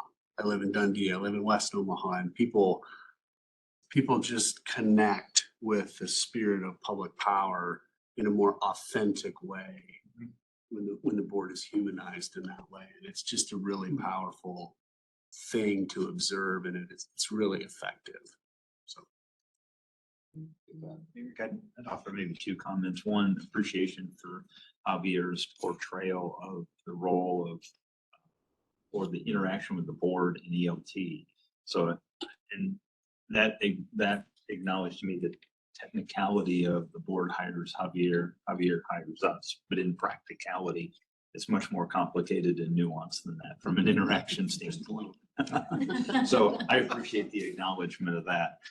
Second, I wanted to acknowledge Craig's comments about engagement kind of begets more engagement and inquisitiveness. And there's both a great opportunity to engage and share more and a challenge as well that we'll just have to manage through. But overall, it's the benefits will absolutely be there. I would offer up that I really appreciate, I'm going to go back to the 2015 slides for a moment, the lineage of what's been built here. Because I wasn't here in 2015, and as I look around, many people were not. And we're building on the shoulders of other people to get to this wonderful evolution, and listening to how everyone's framing what this is and what it could look like. It's like, this is so cool. I'm just super excited about what we're talking about and what this might look like, and that it was built along a path. And Scott, I'm gonna call you because you've been kind of a linkage along this generational path we've been on to get here. So I heard that. It wasn't, and Director Moody, I really appreciated your comment. Throughout the time that I've been here, there have been questions about, to your point, it's not a concern, but it's a clarity for people of where do we go? What does that look like? And I think that is an important piece. So I love that you called that out. Thank you. Yeah, I was going to mention just the value of policy governance, the construct. I really took to some of the words you were choosing to use and the importance that it plays for us as a foundation. Having been in other utilities, you quickly observe immediately out of the gate the fantastic foundation that we've got. And then through this conversation, the focus that the board members have, that ELT has on continuing to improve that is unbelievable. I think in terms of the clarity that it provides the organization, the board, ELT is fantastic, and how that allows us to be efficient and effective in what we do, because we can go back to this is invaluable. So really inspired by the comments that are being provided as well. So thank you. Mikhail, any reflections on what you've heard so far? Questions, yeah. Okay. Yeah, so I was here prior to governance, and I can tell you that the governance has really put structure around the work we do. And I think it's a tremendous value. And then the other part is relationships. I really believe relationships are important. And as we build and learn more about each other, it'll just make us stronger. And so I look forward to the rest of the day, and I just appreciate having governance in place. All right, well, let's move on to the fun small group exercise. What are we doing? So I think it was in the diligence agenda as well, but I wrote it down here. The exercise that we want you to go through in small groups is to identify what concrete steps can both board and ELT take to ensure effective collaboration and board oversight within the context and the construct of policy governance. We want you, following up on kind of what we've already talked about this morning, to look at specific examples of where does it get challenged, where does the chafing occur, where does unity of control start to get stressed. Ask yourselves, well, what concrete steps could we take and agree to that would help mitigate that? How can we really continue to improve and forge this partnership that Javier, I think, has so beautifully laid out this morning? We want you to have a scribe and a spokesperson. Could be the same person, could be a different person. We want you to capture your ideas on flip charts. We're going to give you 30 minutes for this exercise. So there are 4 groups already delineated. Scott, I don't know if you want to quickly kind of give people an overview of which groups those are. Well, we've written them up right on the flip chart. So you can see, find where your name is, and the table that's closest to your name is where you will be. Okay. I will acknowledge that group 3, Troy Vi, is part of that. And so it's going to be important. He is able to connect. He can't connect through this meeting. So we will be pulling him in either phone or. And maybe just another acknowledgement for those watching online. This portion of the meeting may be a little hard to follow because you'll have 4 different discussions, but this is, In fact, thank you. Thank you for that. What's actually going to happen during this meeting for the live stream is we are going to mute this. It'll be very hard for people online to hear and be able to discern, and there'll be lots of comments flying around. What we will do then, so that the public and everyone has and all of us have an opportunity to hear the conversations that have gone on, is each table will provide a briefing. And at that moment of briefing, the microphone will be turned back on, and we'll have an opportunity to then brief. Any additional considerations, Steve, or no others? You've captured it. Excellent. All right, I'll be circulating around, Bill will be circulating around to each of the groups just to make sure you're clear on the task. So let's go ahead and break into the tables, and we have 30 minutes for this exercise. Okay, welcome back, everybody. Welcome to those watching online. We're now going to have report outs from each of the 4 groups that we broke into around this question of what are concrete steps that both the ELT and board can agree to that will help improve the effective collaboration between both board and ELT members within this policy governance framework. And we're going to start with this group over here. And Brad, am I correct that you're the spokesperson for this group? Yeah, very good. Okay, thank you, Eric. So we quickly came up with a few ideas. I'll go ahead and recap them here. The first one was analysis paralysis, and one of the individuals in the group had articulated that in a prior life, they were used to kind of the trimester thought process where a third of the time is planning and 2/3 of the time is execution. And the observation was made in the group that maybe we've got that flipped. 2/3 of the time is planning and 1/3 of the time is execution. And that conversation, I think, dabbled a little bit into the speed of business outcomes.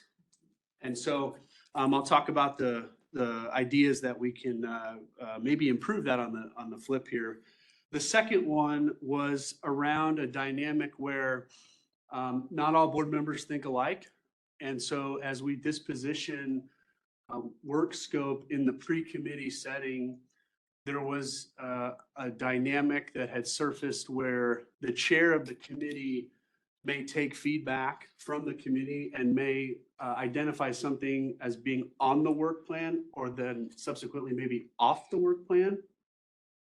And maybe there are specific board members who have a passion for that thing that didn't make the work plan that can sometimes create some unintended confusion. And so we identified this second item as what is kind of the full scope and authority of the committee chair running the committee meetings, and then subsequently how are they interacting with other board members in those committees, but then also especially those off those committees who don't have the benefit of having participated in the conversation. And then the third one is legislative agenda. I think Scott had articulated that this was kind of a BL9 dynamic where we might get some more discussion on this later, but how is the legislative agenda formed and crafted and maybe a little bit of the why. So if there's no questions or points of order, I'll go to solutions. So we just want to make sure you're paying attention. Number one's here. We're not going to start with this one. So we identified in the spirit of how do we maybe get comfortable with what we're going to do and why in an efficient way to get a better business outcome faster. And so we went to the timeless management tool of acronyms. Maybe there's a subset of thoughts or ideas that can help us work through the various aspects of a decision. So we came up with, hey, there's fundamentals to this issue, whatever this issue is. It may be a financial issue, it may be a physics issue, whatever it is, there's fundamentals.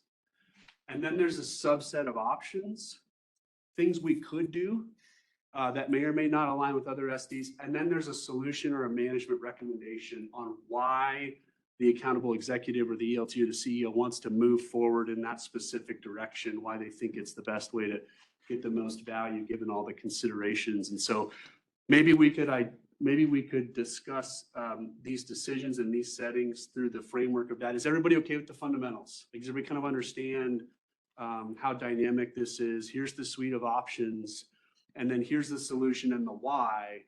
And we wondered if that would help us move through some of these discussions that can be very healthy and voluminous and maybe slightly protracted at times. So that was the idea for number one. Number two is kind of this kind of point of order, this process dynamic on how do we interact with chairs of committees? And if a chair says, we're going to wait and put this on the work plan later, or if a chair says, I would like this on the work plan for these reasons, how do we all orient ourselves quickly around what the chair of that committee wants to do? And it's, I think the word was respect that came up in the how do we properly respect the chair of that committee and honor their wishes within the the capacity of their role and what they're being asked to do. And then the third one is maybe we could do a little bit more on how our SDs and our other kind of organizational philosophies integrate with how we interact with the legislature on various items that come up, and maybe doing some work on some briefing documents, kind of making the alignment come alive on how the board has spoken into some of these issues and matters. So. Great, thank you. Questions? Any questions or thoughts, reflections for this group? I have a comment or maybe a question on number one on analysis paralysis. I think that's a And I'm gonna tip my hat off here to Scott Foch and his team on enterprise risk management. And the board and ELT, we get briefings on ERM on a quarterly basis, and those are very informative and insightful. Yet, I think we could be using that framework a little bit better if we are going to move things a little bit faster. Ultimately, most of the decisions, if not all of the decisions we make, are addressing some risk that has already been identified. Right? And we know that no mitigation action is perfect. We will never be able to eliminate 100% of those risks, but we already have a framework. We talk about red, orange, yellow risks, and all of these framework that Dan Laskowski and his team have helped us frame. And when we're talking about making decisions and moving things faster, I think having that acknowledgement of the risk tolerance that we all have through this ERM framework maybe can help us move faster and make those decisions acknowledging the different risks and how we're mitigating or tolerating different risks associated with those decisions. So that's just I don't know if the team thought about it. If not, I would offer that as another tool. I see the colleagues in the group nodding, so assuming no other thoughts from the group, but yeah, that's fits in really well, I think. I guess the question would be, how would you operationalize that in the context of a given issue you're grappling with? But See, I could see that happening and connecting it back to what you have on the next page, where you talk about framing things and fundamental options and the solutions. It feels to me like perhaps one of the fundamentals are between fundamentals or options. There's that real connection with the risks and using that as a common framework. Whether that's, yeah, I think that's something very easily explored. I'm excited about that. And I wonder actually if that same framework could help with the legislative agenda items as well. Can I ask a question, Brad? If you go back to the problem. Fireworks. Sorry, other page, just kidding. As we're thinking about this, I guess that I just want to make sure I've got it clear in my mind. Is the analysis paralysis at the board level, at the committee level, at the management level, or across all three? Yeah, great time for the group. I have a thought, but I'll just pause. Because it seemed to be the important pieces to delineate, because one would be a management issue. Yeah. But My thought, kind of a confessional period in the group, is that I will try and anticipate 8 perspectives and try and answer all 8 perspectives. And I think, my comment to a board member in the group was like, I probably start some of this unintentionally. I think we all do. And so I think it had emerged in the conversation on this is probably a 2-party dynamic in some regard. And then, why does that happen? Those thoughts and questions, and I don't know, anybody. I was gonna say, I definitely see it at all 3 levels. I'm sort of fresh to the organization still, so. That's the new guy. Well, that's one of the things that I noticed, not criticizing anyone personally, but I do see a lot of that. I see a lot of where we're really like trying to work out every single contingency. We got to be satisfied with good enough and learn to be comfortable with, hey, we're going to make some mistakes, we'll correct them, and we'll get through the implementation process. So I see it across. I hear in that maybe a little of the board diving into the operational detail of how a given result or direction from the board is going to occur, wanting to have kind of back to certainty, back to control over what that's going to look like, and not kind of accepting the boundaries of the board's work. There's a boundary there, and policy governance tries to lay that out, but it's not. It's not a hard line in the sand. I know there's a lot of how versus what debate that goes on at OPPD. I think that's a little bit of a false debate, because I think somebody's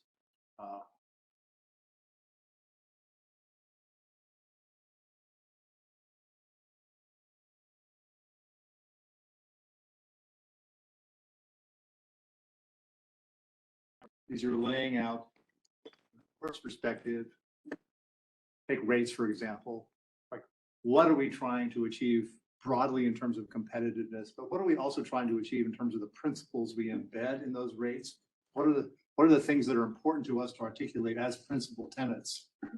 And then stop, articulate those, be good with that, delegate the operationalizing of that, but spending more time on like, what are you really trying to achieve is important. If I may offer just a slight counterpoint. I'm very comfortable. I see the analysis paralysis, right? And I've been one of the people who's like, wait a minute, I need a minute. But I also want to show deference to a board that needs a minute, right? Not all of us can turn around and say, I saw this on Tuesday and I'm ready to vote on Thursday, right? And so giving the board enough time to really consider these bigger issues. It's not about, I don't need to get into the weeds, but I do need a minute to think about my own fiduciary duty and make sure that I'm providing appropriate oversight. And so sometimes it feels like analysis paralysis when it is like, I just need a minute to process all of this. And so I think there's a balance between the two. Fair point. All right. Is there another point that was being? Well, I was going to say, and I could build, because when we get to our flip charts, Our flip it'll chart. kind of speak to that. If we go to the framework that Brad is outlining on the next page, just to give your arm triceps. They're ready to go. Yeah, no problem. Yeah, you want to balance the arms out. On number one, I think really to Sarah's point, the timing of that matters. Like, when are the fundamentals being discussed? When are the options being discussed? When are the solutions being discussed?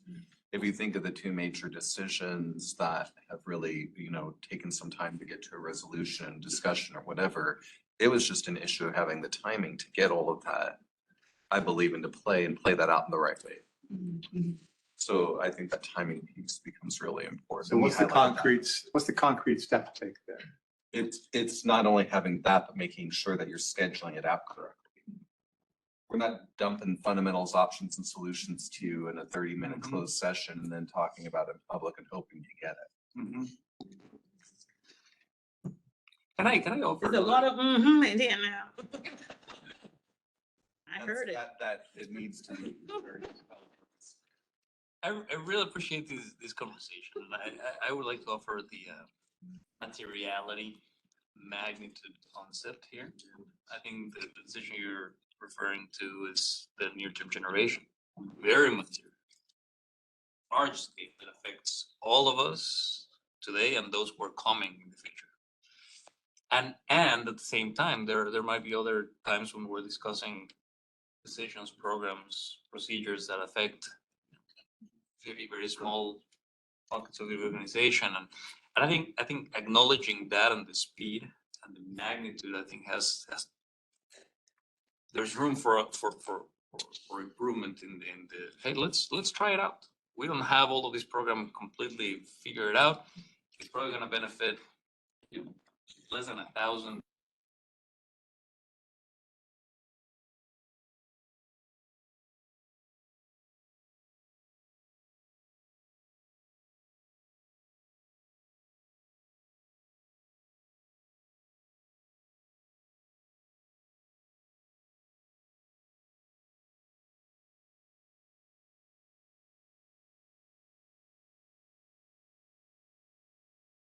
He's going through. And there's a natural tendency, I think, when any topic comes up that we just want to, let's freeze and let's dive into this with depth. And meanwhile, the universe is in a blender around us, right? So I appreciate the materiality. On the other hand, do we always have to do a pilot for everything? I mean, this is me being the devil.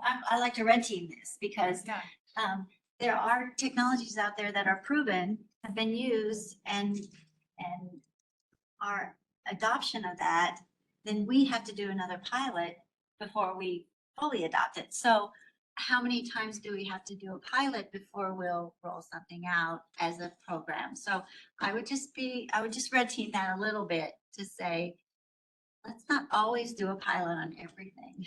Let's just pick, do the fundamentals, pick the risk, do the options, the solution, and then go with it. Because we don't really have time for pilots in this age of. And understanding that we'll continue to change, and if that's what we mean by a pilot, right? It doesn't have to be a pilot. It's something we're committed to, and we'll tinker with it. We'll improve it. Yeah, I think there's a lot behind that particular statement.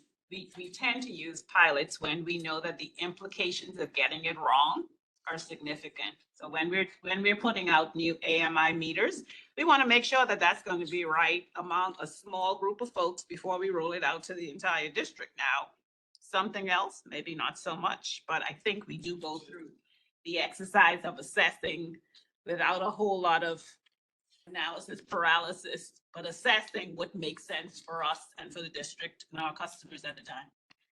So let me try to move this along just in terms of the facilitation and hearing from group 2. So who was the spokesperson for this setup? I think it's me. Okay. Well, you're good to go. I put all of mine on one page, so. Burn. That's fair. That's good. So that's too bad we can't read it. Oh. Yeah, that's good. I can't read it either. This is not psychological. Oh, it's great seeing. Okay, so the examples that we cited, and then we'll go to the concrete steps. So the first comment that we discussed was about the discrepancy between the scores specific to one board member directing the organization. And Javier made the point, and I think the group fully agreed that like both can be true. These board members can, try and offer the disclaimer, say the thing, and think that we're doing it right, but then the ELT could interpret that in a different way and say, okay, yes, maybe you didn't say it in the right way, and so they take it as a directive. So it was sort of this acknowledgement that we can both be right, which then kind of leads to some of the solutions down here for that. Also, board member inquiries that get too far down the road before being pulled back. I think there are some historical examples over the last couple of years where a board member was asking questions and probing and going deeper and deeper and deeper for more information, and ELT perhaps could have stopped that sooner so that there wasn't a lot of wasted time. So that was an example. Misalignment of delegation versus maintaining oversight. So there's a really good provocative question, which really was exploring, it was a question to us as board members. How are you thinking about a delegation of authority, and essentially, how do you interpret that as relinquishing oversight? Was the question that was asked, and we've got multiple examples that I think we could cite there. As we think about real estate purchases, and I specifically called out the Unicam's requirement that the board has to approve all plant and system purchases. So all of that stuff, but yeah, we don't have to the board doesn't have any action to take when it comes to approving AMI purchases, which are arguably significant, but they don't fall into that classification. So there was just a really good conversation around that. And then the last one, was a pretty direct question, which went something like, all of these questions and inquiries, are they born out of a lack of trust by you as board members? Do you not trust us? Which I appreciated that really direct question there. So those were kind of the examples and tensions that were cited. I'll pause for a moment. Other folks in that group, did I misstate or get anything incorrect? Any clarification on that? Seeing thumbs up. All right. So one of the concrete solutions that we thought about was to establish a focus and ground rules at the outset of meetings. So in other words, if we agree that one of the things that we really need to focus on is ensuring that we as board members aren't individually directing the organization or committees, let's say that out front, almost in the same way that we do with safety, this is something that we're focused on. Let's get aligned on it, make sure that it's there. And if there are ground rules that need to follow that, which related to closing the loop on some ideas. So I think the example there are instances where a board member offers an idea, hey, I think this might make sense. Could we do this? And then it's just kind of left there without any sort of wrap up or conclusion. And then it just kind of goes back into the organization for who knows what, because we don't see it. But the thought was like, how quickly can we close the loop on some of these things so that it doesn't turn into something bigger than it needs to be? Related to that, ELT in the moment asking more clarifying questions. So if an idea is offered, I throw something out, really ELT taking a moment to say, okay, where does this coming from? What's the concern here? What's the tension? Like really trying to get to it so that we can close that loop faster. Last one, not last one, fourth one, establishing and practicing consistent phrasing and titles. So kind of two things came up here.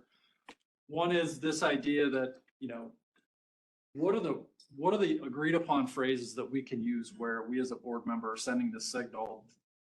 I am but one board member. This is an idea. I'm going to offer it, and I'm not asking anyone to do anything.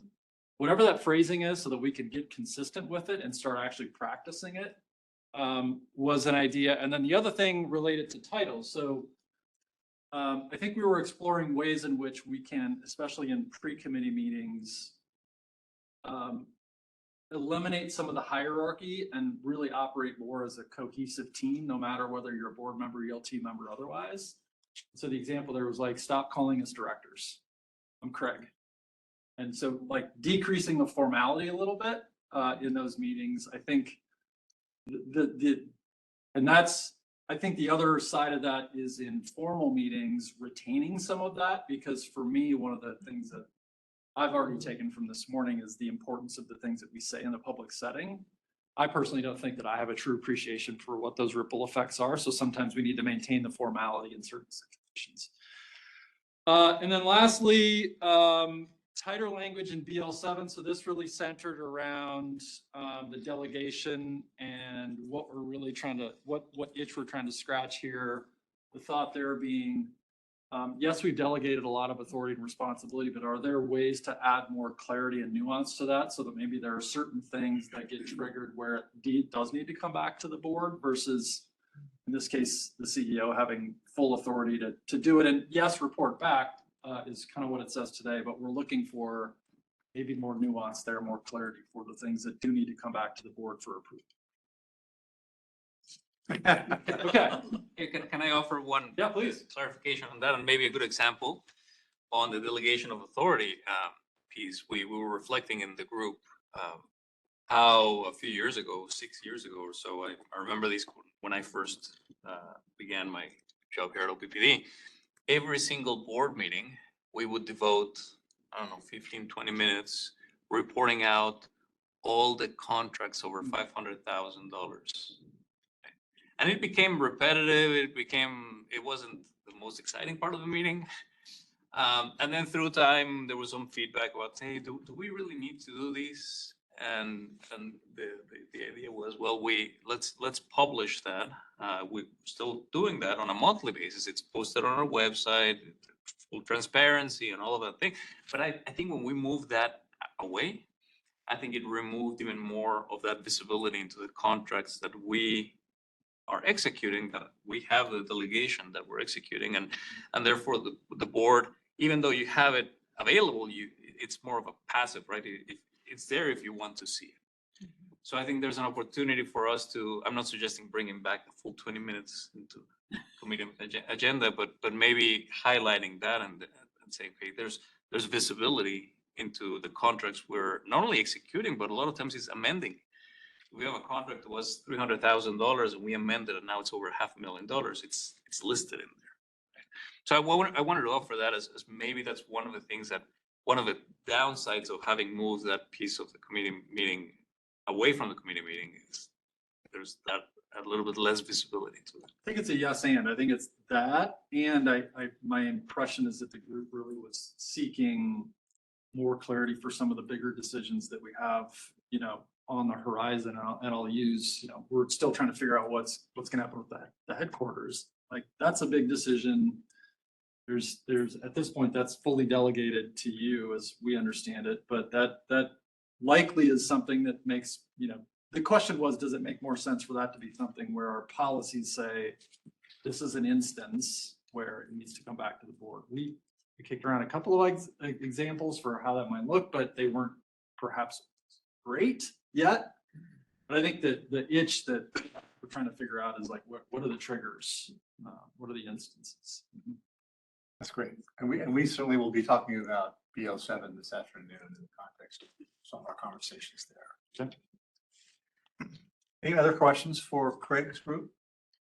Eric, are you noting like any potential commonalities between groups, or would it be appropriate to make an observation? Please. Okay.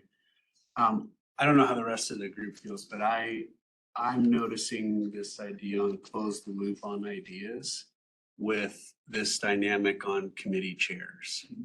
And I felt the connection there a little bit. And so I just wanted to maybe observe it. Yeah. That's great. Thanks, Brad.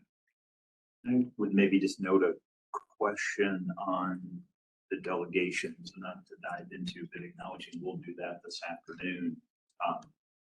That will be an interesting exploration of like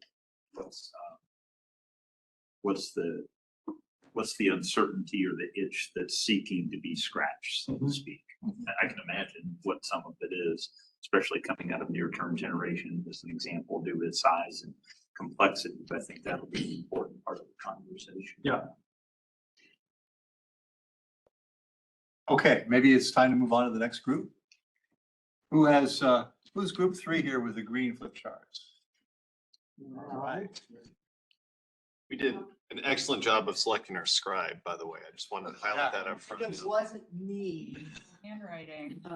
We can beat it all the way in the back. Tim could qualify to be a first grade teacher. Look at that. Beautiful. So Color coded. There's two things. our examples of where there's been difficulty. Things that are passionately felt by members of the board. And for example, the example was given the pace of acquiring and implementing renewable resources.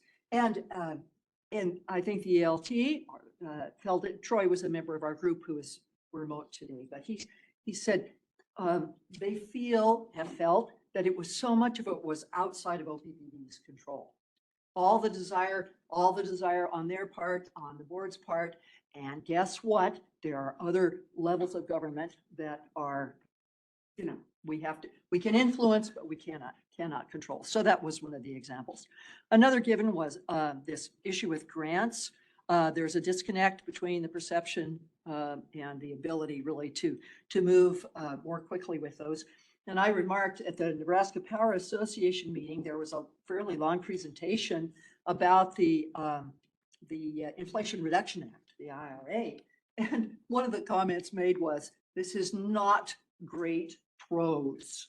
There was 1,000 pages of really difficult to understand information. And so various folks in all of the utilities were going through it carefully to see what applies to us, what applies to our customers, and discerning that. So we're hearing, oh, there's great money there that's available, but some of the regulations around it, I think, have not been written either. So there's that issue. Public engagement, prioritization, evaluation of optics. It was noted that as board members, we get to listen to everybody. And as we know, there's a broad spectrum of individuals who are offering their opinions and offering their concerns to us. And so we have to listen to them. And for us as board members, it is hard to stay on that eagle's perch and look at it high and look, where we see the broad thing, because we're human beings and we get pulled in one direction or another. And so that's a challenge for us in our public engagement, and maybe it's that way for the ELT as well, but certainly is for us. For inequality of information between board and management and between the public and customers. And I think this has been referred to before, but ELT people, all you OPPD people, you are walking in that river all day, every day, 8 hours, 12 hours, 16 hours, and we're not. And so that ability to, you give us information which is designed to be absorbable and make the impacts. And I gave an example of myself. When the finance team received information about the near-term generation resources, and some of the background was that the unicameral had allocated typically $2 million from session to session for economic development in the state of Nebraska. And then, the last couple of years, it's been $110 million. I mean, that should have knocked me on the floor. That should have prompted me to send an email to board members, say, look at this slide. What does that imply for OPPD's service area? How is that going to affect the services that we're going to need to provide? But it didn't have that effect on me immediately because I'm not standing in the river that you are.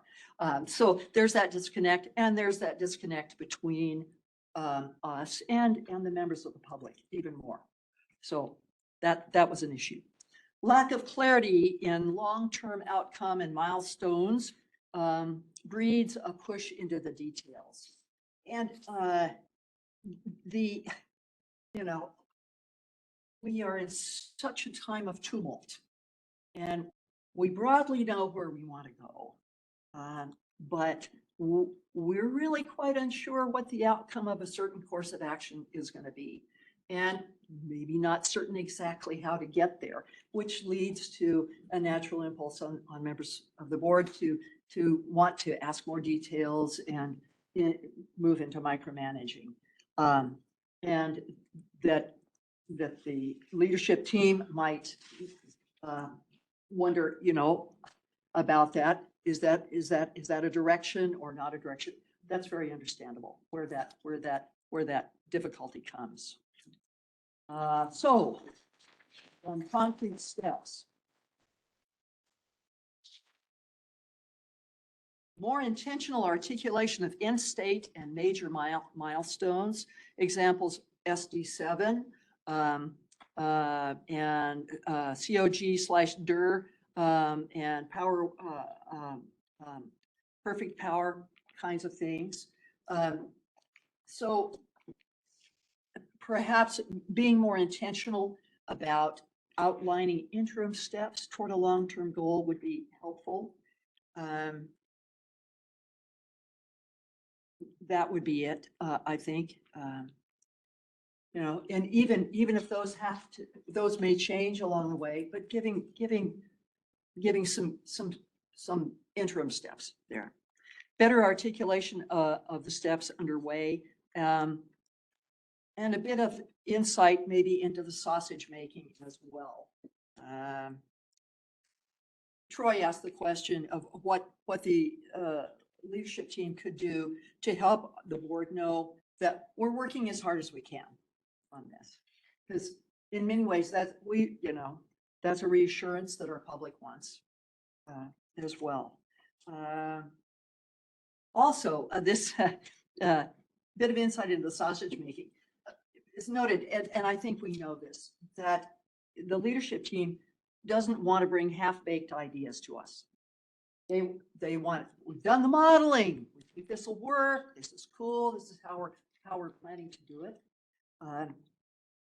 But maybe what we need as members of the board is an earlier heads up, which was referred to in some of the other conversations as well. Even if we're not sure we got the recipe right, but this is what our considerations are when we're going into that. And that would enable us to have that moment in the process to give more consideration to what the outcome might be and what our decision might need to be. And it's okay to be messy and get some insight to that. And know that, and expect that midterm plans, we're gonna want updates, and updates will be welcome, and just let us know kind of what's going on there. Yes, create awareness of known unknowns and of unknown unknowns that challenge the above. And a suggestion was made to clump these kind of into frameworks, break it up into time frames.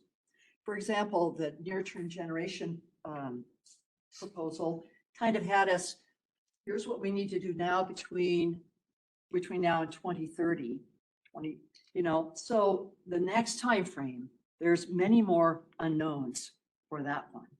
And we're just going to have to become comfortable, I think, with not knowing that until, I don't know if you've ever walked a labyrinth.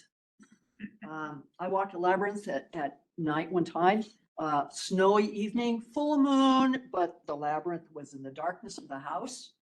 And there were little luminariums at every corner, and it was in the snow. And so I'm walking along there. I cannot see the path immediately ahead. I see the light, but I am feeling my way every step.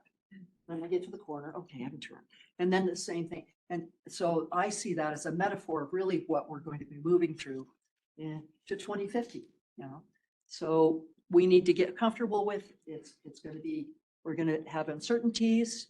We're going to may have course corrections in there, but the more that we can share in that information early, I think the more comfortable perhaps we'll be, because we're all in the same boat. Anyways. So Tim, those are your notes. You want to add anything else? It was well done. Thanks, Mary.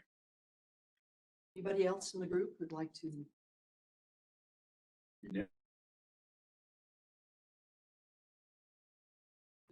Of others? I have a comment. I love the way you presented these. And I can see the labyrinth and the luminary. Because I feel that way sometimes too. I'm gonna say something that's gonna be provocative, and I'm gonna preface it a little bit. This is very respectful here, but there are 6 words that I think would be so helpful to bridge a little bit of this gap of information. I feel uncomfortable even saying them out loud right now, but I think it would help so much. And this is, respecting the transparency and the authority, etc. But so many times, I would love to ask the question: why do you need to know? Not challenging the authority of a board member, but sometimes because we don't ask that question. Oftentimes I'm sending you probably a different information at a different level that you may not necessarily be consuming. Rather, if I as management know why, Mike, why do you need to know that specific question? And you provide more context, or board members say, hey, I would like to know these because this is what I'm trying to get. Well, I don't think we have that healthy practice a lot of times. I'm generalizing here, but I'm going back to the point you were making about information. Either we provide a ton of information that may not be useful for everybody, or we provide too little information because we don't know exactly where you're coming. And there's, as you say, we're all walking in this river of information, and it's a ton of information. It would be fantastic for us to know. Yeah, I have a specific question, and this is why I'm asking. Context seeking. Context. Javier, if you had a subordinate say that to you, though. Yes, it would feel. It would feel. Miguel asks me all the time. Yes. Right? It's uncomfortable. That's the reason I said it's uncomfortable, because, hey, why do you need to know? Well, because I'm the boss, or I'm the board member. Phrasing though. I think in the spirit of Understand. help me understand, give me some context so that we can exchange information more efficiently. Well, connected to ELT to ask more clarifying questions that we talked about in our group, right? It's kind of the same idea. It's like, let's not let it linger. Let's get right to it. And preciseness of the question is really important. Well, and generally, if I'm asking a question, it's something I've heard from a constituent or from a business or somebody that or an elected official, it's coming from something that I've come across in my day-to-day life. So providing that context to you would be helpful to say, oh, this is from my senator, or this is from my, city council, or this is from my neighbor. That would help you to understand. Go ahead. I do think there's merit in, this is one of the first times when you presented, even saying to a board member from an ELT member, what do you need to know from me? What are you needing from me? Because often I don't need more than what you're giving me, but I do need time, right? Whereas other people may need more, other people may need less. And so I think almost even considering the opportunity to ask the question to the board or individual members for these major things, how much are you gonna need from me? I'm happy to meet you where you're at. So then, nobody has to travel down a path where they don't have the bandwidth for it or something like that. And you're meeting their need if it's high level or if it's more in the weeds. I think that sort of dialogue would be very healthy and productive. And perhaps changing what I said instead of why do you need to know this, like what do you need this information for? That's specificity, and you're absolutely right. I would love to have that clarity. And it's upon me too.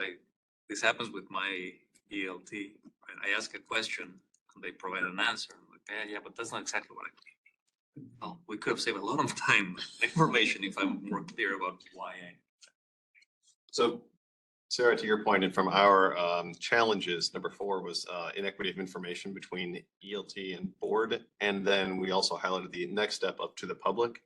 And so I think we've talked about this a couple times recently, that information provided to the board is one thing, but when we have to go to a public meeting and then we are expected to convey to the public that we have sufficient information for us to take action.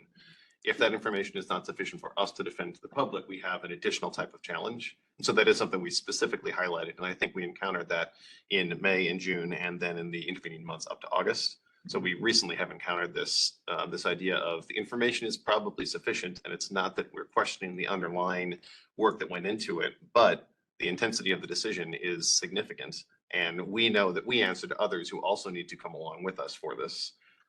For these actions and the direction we're going. So that was something we specifically highlighted. I think it tied back to some discussion from the first group a little while ago, but I'm glad we came back to it here. I did have one other question. Mikkel, when you asked Javier, why do you need to know? hypothetically. Right. Sure. I mean, I saw her raise her hand quite proudly on there. But I mean, how does that go?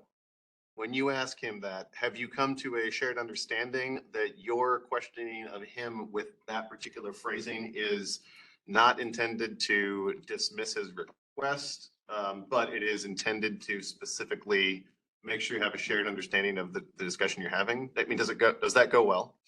Yeah, that's not the phrasing. It's usually in the spirit of what's motivating that question. Okay. What is this information for? It's as simple as that. But it has taken time. I mean, it's something that at the beginning of our relationship, it did catch me off guard.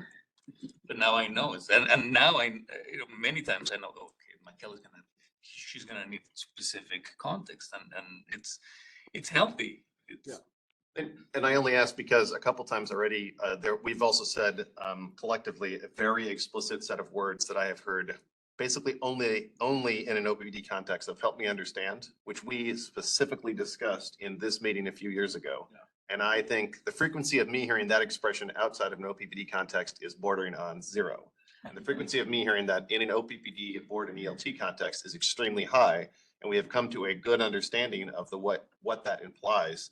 And this feels like an expression that if we work together to have a shared understanding that why do you need to know, or what is motivating that question, is not intended to be an adversarial engagement, but that we all collectively work on. If someone asks that, we know, please don't misunderstand what they're asking. I think that would be very helpful to the way we engage moving forward.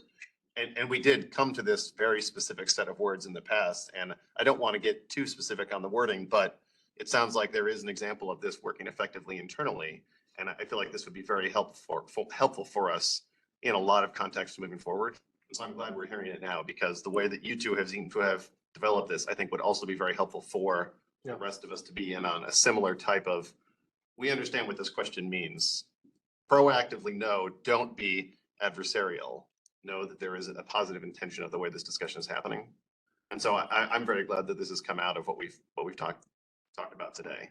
And I hope, I mean, I don't know if external parties, how does this sound to you? Does this sound like a type of engagement tactic that we should specifically document and use moving forward? I have probably used, help me better understand 1,000 times in meetings. And I think it conveys a true interest in learning more from your expertise to share it with me in a non-threatening, non-aggressive way. Lots of ways to phrase things, but what you're trying to get to is we're partners in this. So let's make sure we help each other get to the space we need to get to make good decisions. Yeah, and thank you for the question, Eric. What I'm hearing is the situation where this arises frequently is we need to know because we have a constituency to serve, or we have a sense that we don't have enough good information to really execute our duty of oversight, duty of care. And so it's sort of what happens. What are the next words after help me understand are the words I think that are important too. Help me better understand the question behind the question. Help me better understand why this information is important to you. Help me understand what we can give you that would be enough to, in Sarah's point, to satisfy your need here. And so I think it's what's the words that follow to help me better understand that actually add the clarity in this dynamic. Yeah, I'm sorry. I was gonna say that you have to also counter that with the, I think, accepting that sometimes the answer will be because I'm trying to execute my duty of care. Yeah. And that has to be okay. Full stop. So like. And there will be a calibration. So, okay, is this enough? Yeah. This is enough. Okay. Many other times could be that, and because I have a particular question I'm trying to answer to a stakeholder, and I think that clarity would help make our interactions more efficient. So just quickly connecting to our group talking about the establishing and practicing consistent phrasing. I mean, in the same way that you said the word red team when you talked earlier, it was like, for me, immediately it was like, okay, I know what's coming next. So like those things, you know, these are all things that are in between the lines of policy. They're not formalized in any way. Help me better understand. It's not written anywhere. Red teaming is not written anywhere in any of our policies, but damn, they are super helpful to having good conversations. So like the more we can hold these up and use them consistently and have a common understanding for sort of what we're trying to do here and what the tone is that we're setting, I think it's really, really helpful. As is the point earlier about the heuristic we want to use as we dive into a complex issue. Like, let's go to the fundamentals of the issue first. Yeah. Let's really spend some time diagnosing what we really care about here. Let's use an ERM framework to help us parse that. Let's then think about what the options in front of us. Let's then think about what the solution is. So taking another step in the playbook, these are all plays, right? It's not written down anywhere, at least yet, but they are plays you can start to reliably make with each other. I would say that we could write them down. They could be operating agreement, card. We did this at my business where we identified similar things and said, okay, how do we solve this? And we have a card at everyone's desk of operating agreements that we've all said, this is what this means. Yep. So asking clarifying questions and then in parentheses, help me better understand ... as the prompt to remind us. And the times I look at that card I look at that card at least 10 times every day as oh yeah, I gotta remember this. This is what we agreed to. And I'm not alone in the organization. It's just. Correct. I mean, yeah, that would maybe be more valuable than having mission and vision in front of us. I mean, I think we can all articulate that at this point. you know, we gotta get to the mechanism to like, you know, drive it home and make it those. You're absolutely right. And we help develop many operating principles for different organizations. So I love that point. I'm just kind of aware of time.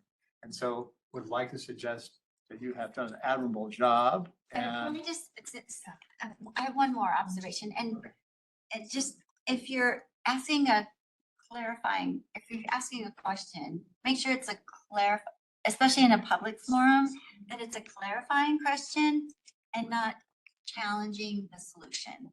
So, I mean, I think that that's important that we're really asking to better understand what we're doing and where we got here, not necessarily challenging the work that's been done because that's beyond our scope.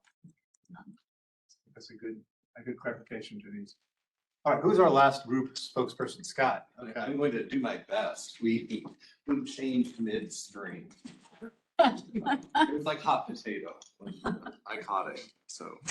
What we did, I would just want to frame it up. We talked about issue at a time, so I appreciate the summaries here.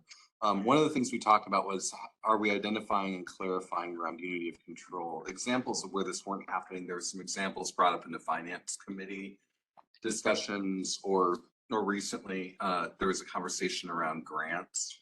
And is this an individual's preference? Is this a committee's? Like, where is this falling and why are we having this conversation? And then ultimately, through these types of conversations, are we coming up with committee direction that's really in alignment with the governance principles? Is it aligned with the policies? Is it aligned with the board? The board wants to do this versus the committee, and how do we best sanity check those conversations? So one of the solutions, and I'll go down to here first, was at the end, we should have a review period during and after the meeting, because we create these things called summary of direction. Is this in alignment with the governance? Does this work, or is this an independent person asking for this or whatever? And so we can scrub through that in a meaningful way. We were kind of laughing because we call it summary of direction, and yet the board charters for the committees themselves say that the board does not direct, or the committees don't direct staff to do anything. So the fact that we even call it summary of direction, it's like, what do you really mean by that? And even making a subtle change to summary of committee direction, like the direction the committee is taking in this space versus having it be something the committee is telling staff to do would be helpful. And then we also talked about this notion of a designated, and for lack of a better term right now, we'll just say parliamentarian. There are moments during those meetings, for example, I attend all of them, where I'm like, oh, this is off policy, but how do you bring that conversation, and when do you bring that conversation into the conversation is really important.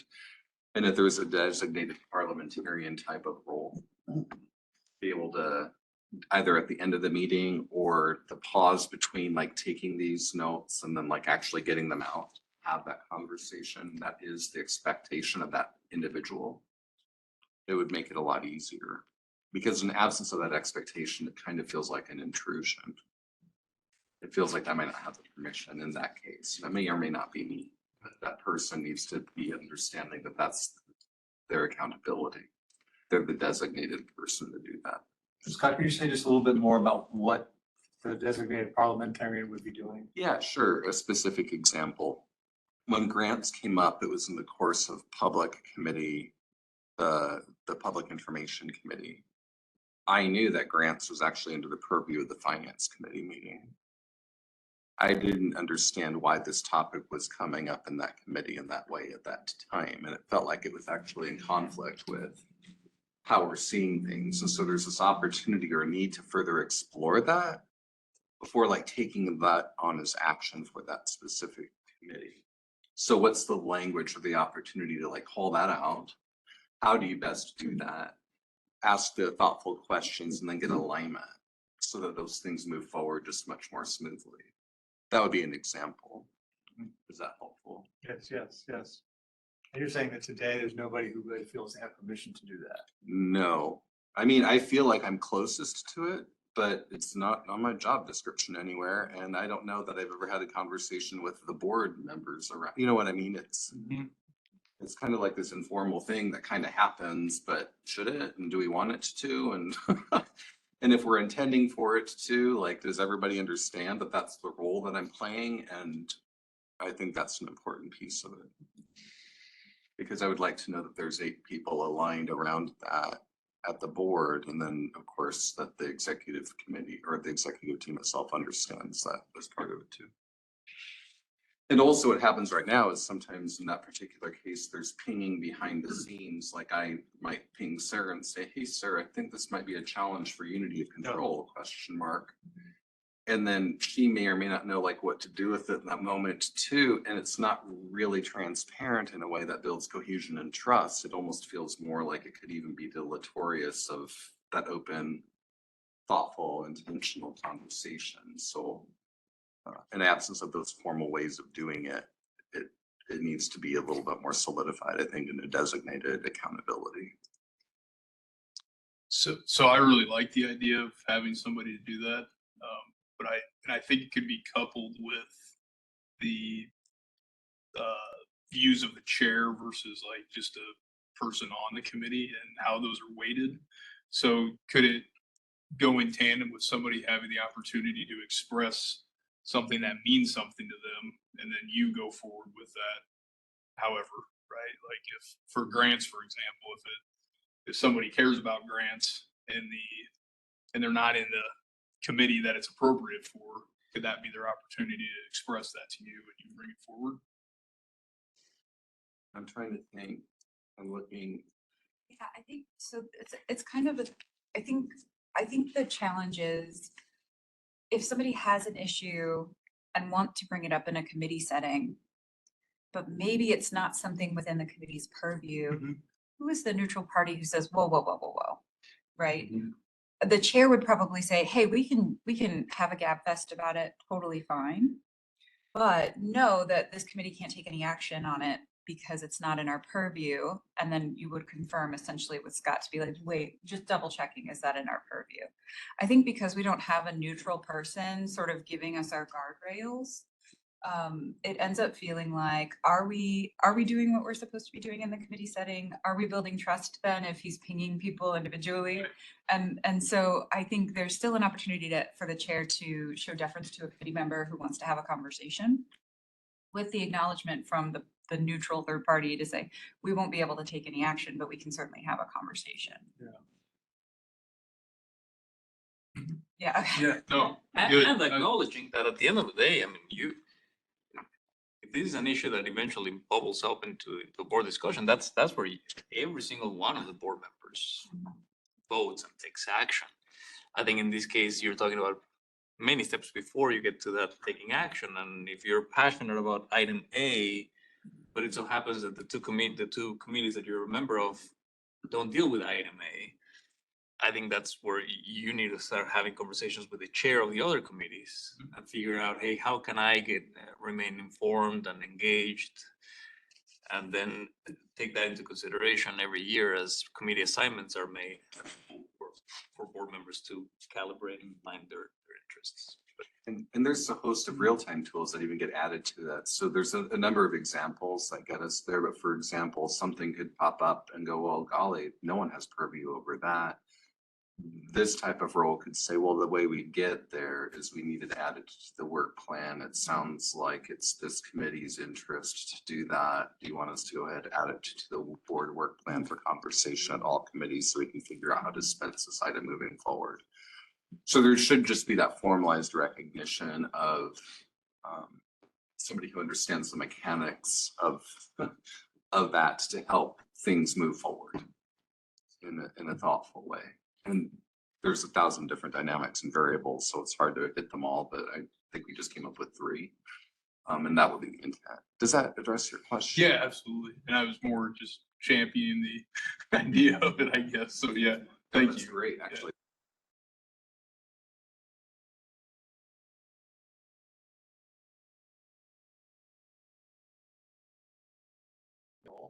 There is the committee chair. There is the ELT liaison.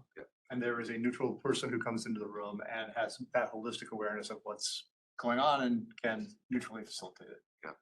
So just saying out loud, I don't know of any other solutions than those three. So you have to kind of sort out, well, what's the best way at OPPD to operationalize this desire for kind of a more of a sort of holistic operational awareness of how we deal with issues that maybe aren't in our purview or where unity of control things are happening.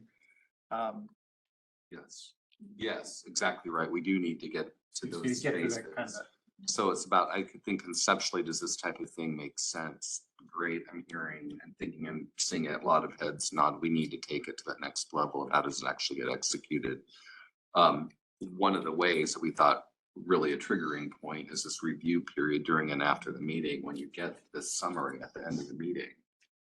It's a wonderful opportunity for the chair, for example, to say, are there any additional questions or concerns? Well, the executive liaison or parliamentarian would like to change that word, come up with something better, would say, well, I am concerned. I appreciate the need for the discussion on grants. There's some policies out there that might be in conflict with this. Let us take that away as an action, figure out how to best move this item forward for the board. And that's what that review period does. Also, you may not even be clear at that moment at the end of the committee meeting, but there's an opportunity for discussion between those meetings where you can kind of think. To Sarah's point, again, not to keep pointing, I appreciate that I was so in sync with you. There's that opportunity where like one of us might need the time to go, why did that come up there? Like this feels a little odd. We need to reset. So that was just one of the ways that we saw that happen.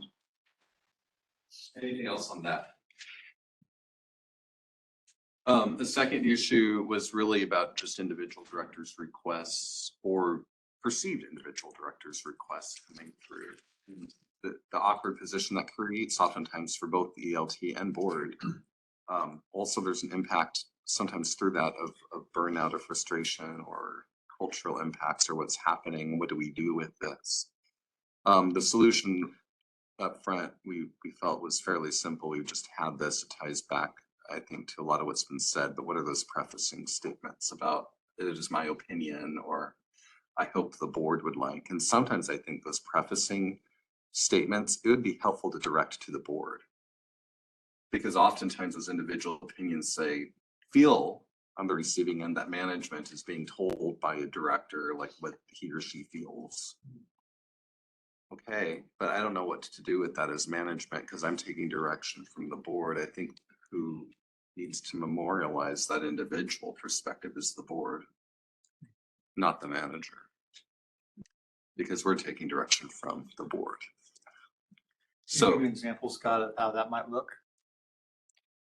Yes. So for example, if an opinion was a desire for a specific product in that customer would have to deliver on, it might be, I'm very interested. It is my opinion that this would be very important for us to consider. And I would like the board to know when this comes up in the corporate operating plan that I'll be expressing my opinion, which may lead to a yes or no vote around topic X or whatever that is.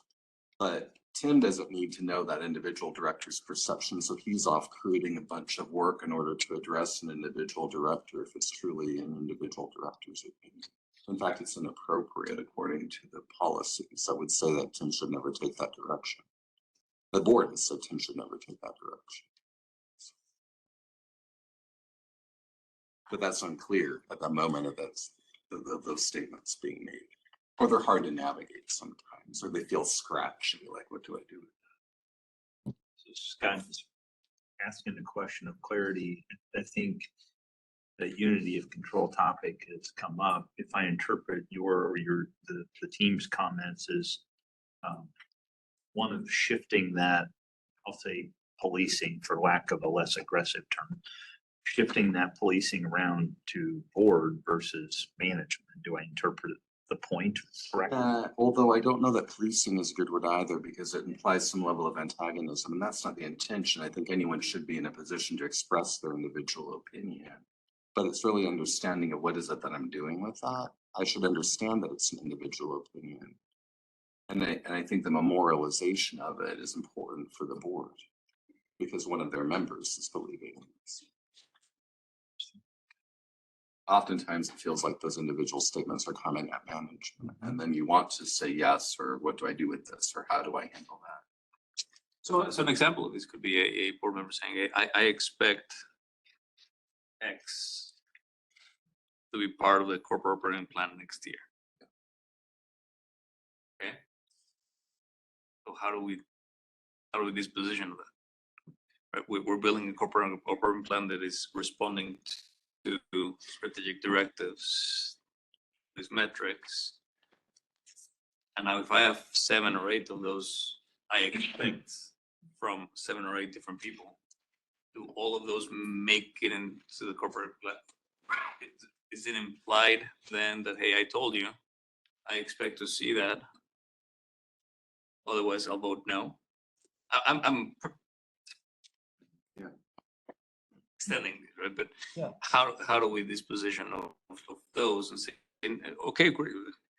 Should that conversation be shared with the other board members? Say, I expect is what does the rest of the committee or the rest of the board expect? And then we can then take direction that it's more useful in developing those plans. Is that a better example? Yeah, I think that's a solid example of what was intended here. I think the executive team may laugh when I say this, but oftentimes if we're in the middle of a discussion as an executive team separate from the board on a topic, and there'll be an opinion that's brought forward, I'll say, well, thank you very much for your opinion. It's around the table and I'll go around.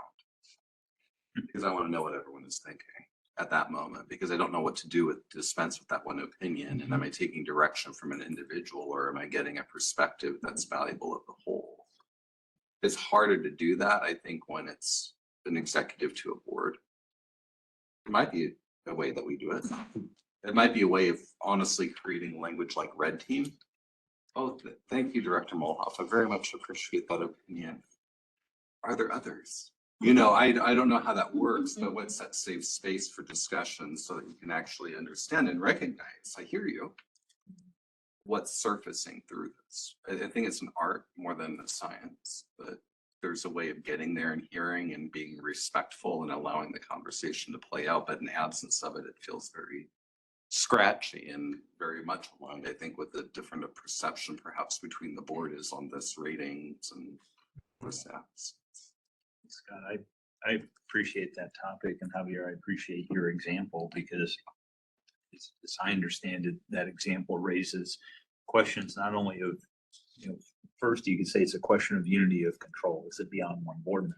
But then it gets into a question of is the board operating in that specific example at a governance level, right, versus a direct line items or specific actions or whatever. It raises both questions, I think.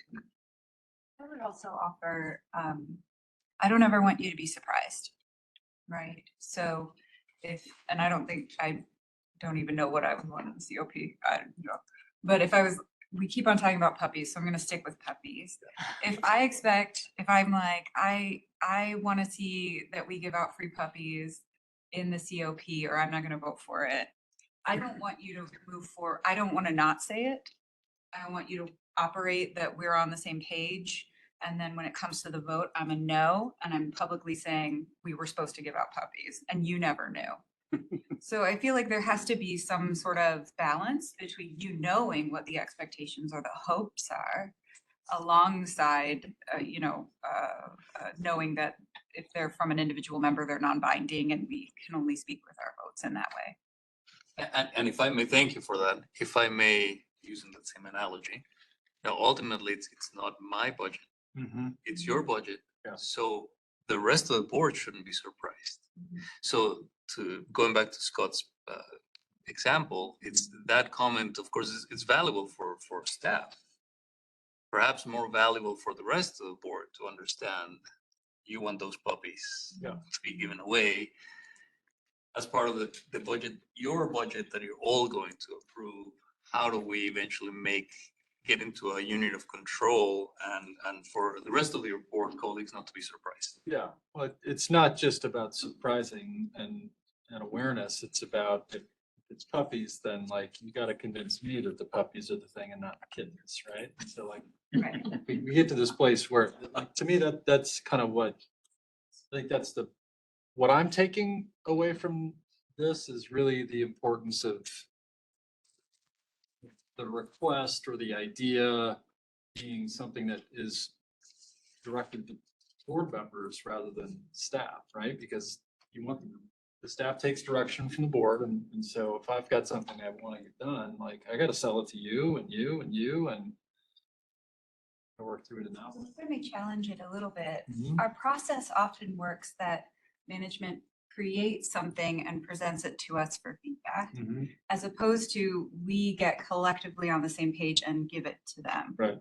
And so recognizing that our process doesn't actually align as well with convince all of your colleagues and then we'll get it into the COP, right? Yeah. Because the COP gets created and then we respond to it. And so I think it's like a both and, right? You use that phrase a lot and I really love it. Where it's almost like you need to give Javier the heads up and also work your colleagues as well. You have to do both of them at the same time, acknowledging our process.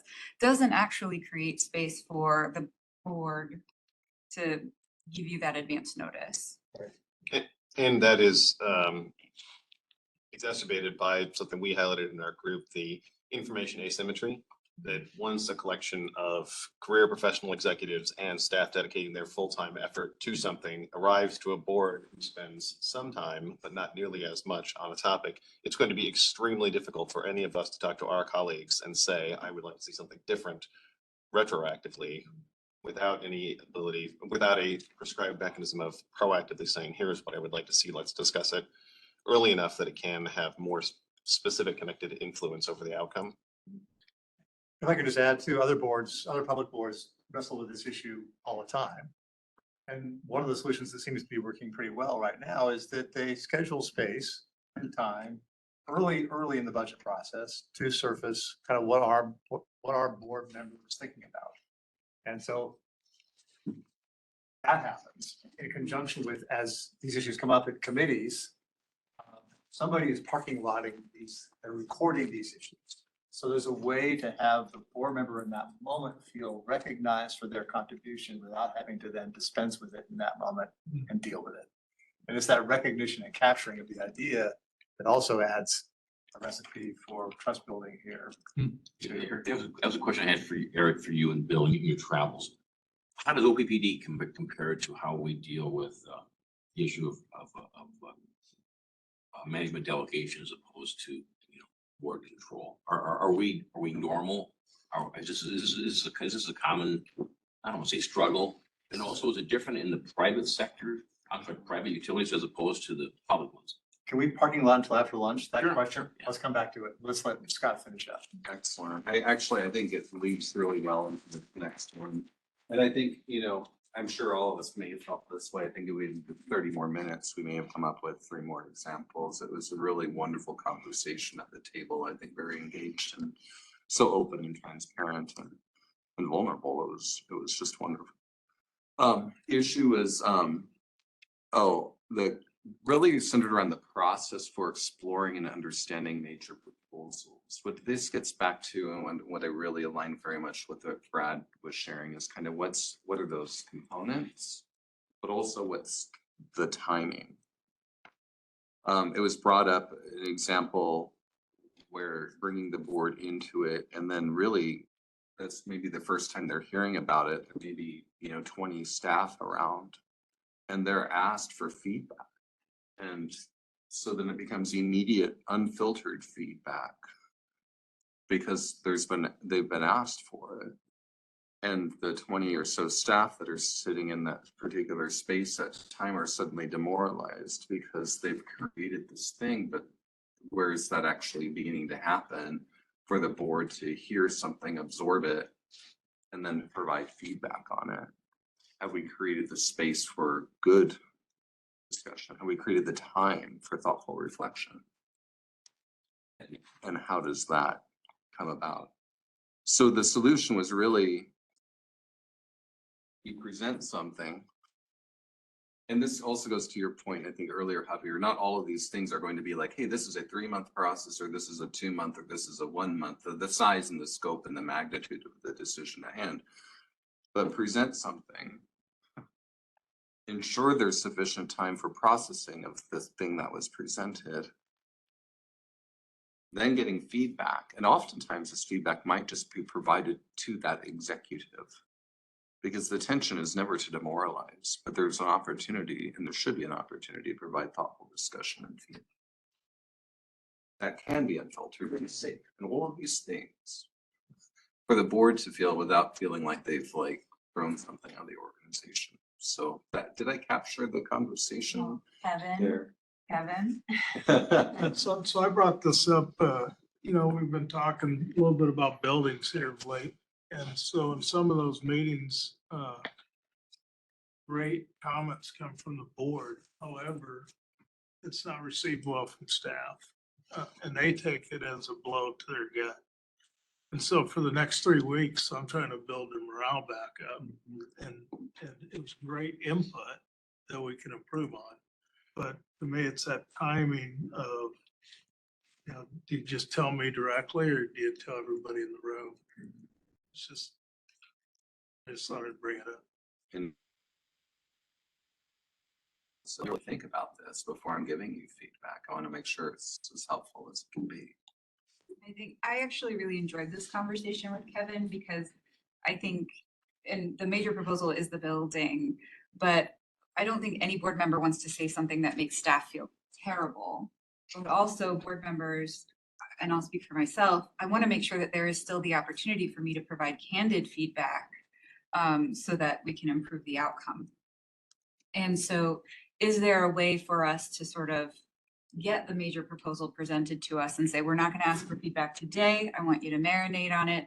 And then I will schedule a one-on-one with you to get your feedback in whole. And then he can translate that back to his team so that we're not sort of bringing down the staff enthusiasm around the major project, but we are still getting the opportunity to provide that candid feedback. I like that so long as we allow for sort of some in the moment opportunities to get clarity. And because one of the things that I value the most is hearing what's on your mind. And if it turns into here's the information, noodle on it, and then come back to me directly, I don't get the opportunity to hear what you're asking about. So like that's the only. And quite candidly, like maybe generally speaking, one of the things that I'm taking from this is like we as a board just need to do a better job of not asking or saying things that are demoralizing, right? Like keep that on your mind as you're making some of these comments. And if you feel like it's potentially crossing the line, then take it somewhere privately. I just don't want to lose the benefit of hearing from everybody in the room. Yeah, I think that's I think it's a both and. I think it's a both and. I would say I appreciate that point. We were responding so specifically to the example that he gave. I think if we gave this 5 more minutes thought, it would be much richer in its dimension and it would address the types of things that you're talking about. Yeah. But it was, I think, really the notion of just being intentional, like through the stepping of this and the feeding of it. And making sure we're providing the right opportunities in the right ways for feedback, to your point. Well, I like the idea of before we start, okay, here's what we're going to do. Right? We're going to present this and like, here are the next steps. And here's what we need from you as a board. Like this is a one-way relay of information. And we just want to make sure you know versus we need your feedback versus like, that's helpful for me at the outset. So I can know exactly what role I need to play in that moment. And after that moment, what else is going to come next so that I can figure out where to plug in. Yes. And I think that gets back to the fundamentals, options, solutions. Perhaps you throw in, some aspect of milestoning in there and stuff too. It provides, I think, a meaningful blueprint for understanding what you're talking about. And certainly that can be done more intentionally and more, I think, systematically. So that regardless of the issue we're talking about, there's a certain cadence to it that feels right. And I think asking clarifying questions is a way to do that rather than saying, well, if this building is built in a certain place, it's a no-go for me. Mhm. You know, that's the difference, in, perspective for interaction with staff. It's Mhm. like, yes, ask your clarifying questions so that we hear kind of what you're thinking, but making a statement of your opinion at that point isn't helpful to Mhm. staff. And it may be demoralizing, as Kevin said. So Director Mahoff, just for clarity, what I hear you saying is maybe going back to the puppies in the COP because this, the COP is so large. What I hear you saying is maybe the engagement is, why aren't we selling puppies? Instead of, I want you to sell puppies. Because I think part of what we've built in our process is this really loud voice on these various subjects via the SDs. And then we go through this, Jeff leads this hash process on how do we get the furthest, the fastest on all of them, and then present it. And it's just I'm just trying to draw out the nuance maybe of what I think you're saying. I'll share this. Just this is something I struggle with. I think the entire ELT struggles with, because right now we're talking about board and ELT and staff, but the same dynamic occurs in our own staff meetings. Right? Kevin is the loudest voice, the higher ranked official in many of his own meetings, and so what he says, the way he says it, it's also impactful to others. So I think this is not unique to the board. And one lesson that I've learned, it's my voice carries a lot more weight and has a lot more ripple effects than I ever imagined. Craig, I fully agree with the statement you made earlier. And one of the things I've learned, or I'm still learning, work in progress, is to be very careful of what I say. And unless I am 100% convinced of something, I'm going to caveat that to say, my opinion right now is, or the way I'm feeling right now, or the way I'm thinking right now, as opposed to saying, if X, Y, Z, I will never do it. I found myself many times having to walk back and like, well, actually, now that I know, I've changed my opinion. And I think those, it's just something that we as ELT are sharing here with the group. So are we done with this group's presentation? We're done. Stick up working it. We have flagged a lot of really juicy topics to dive into, so thank you for that. Let's dive into some Disney lunch. We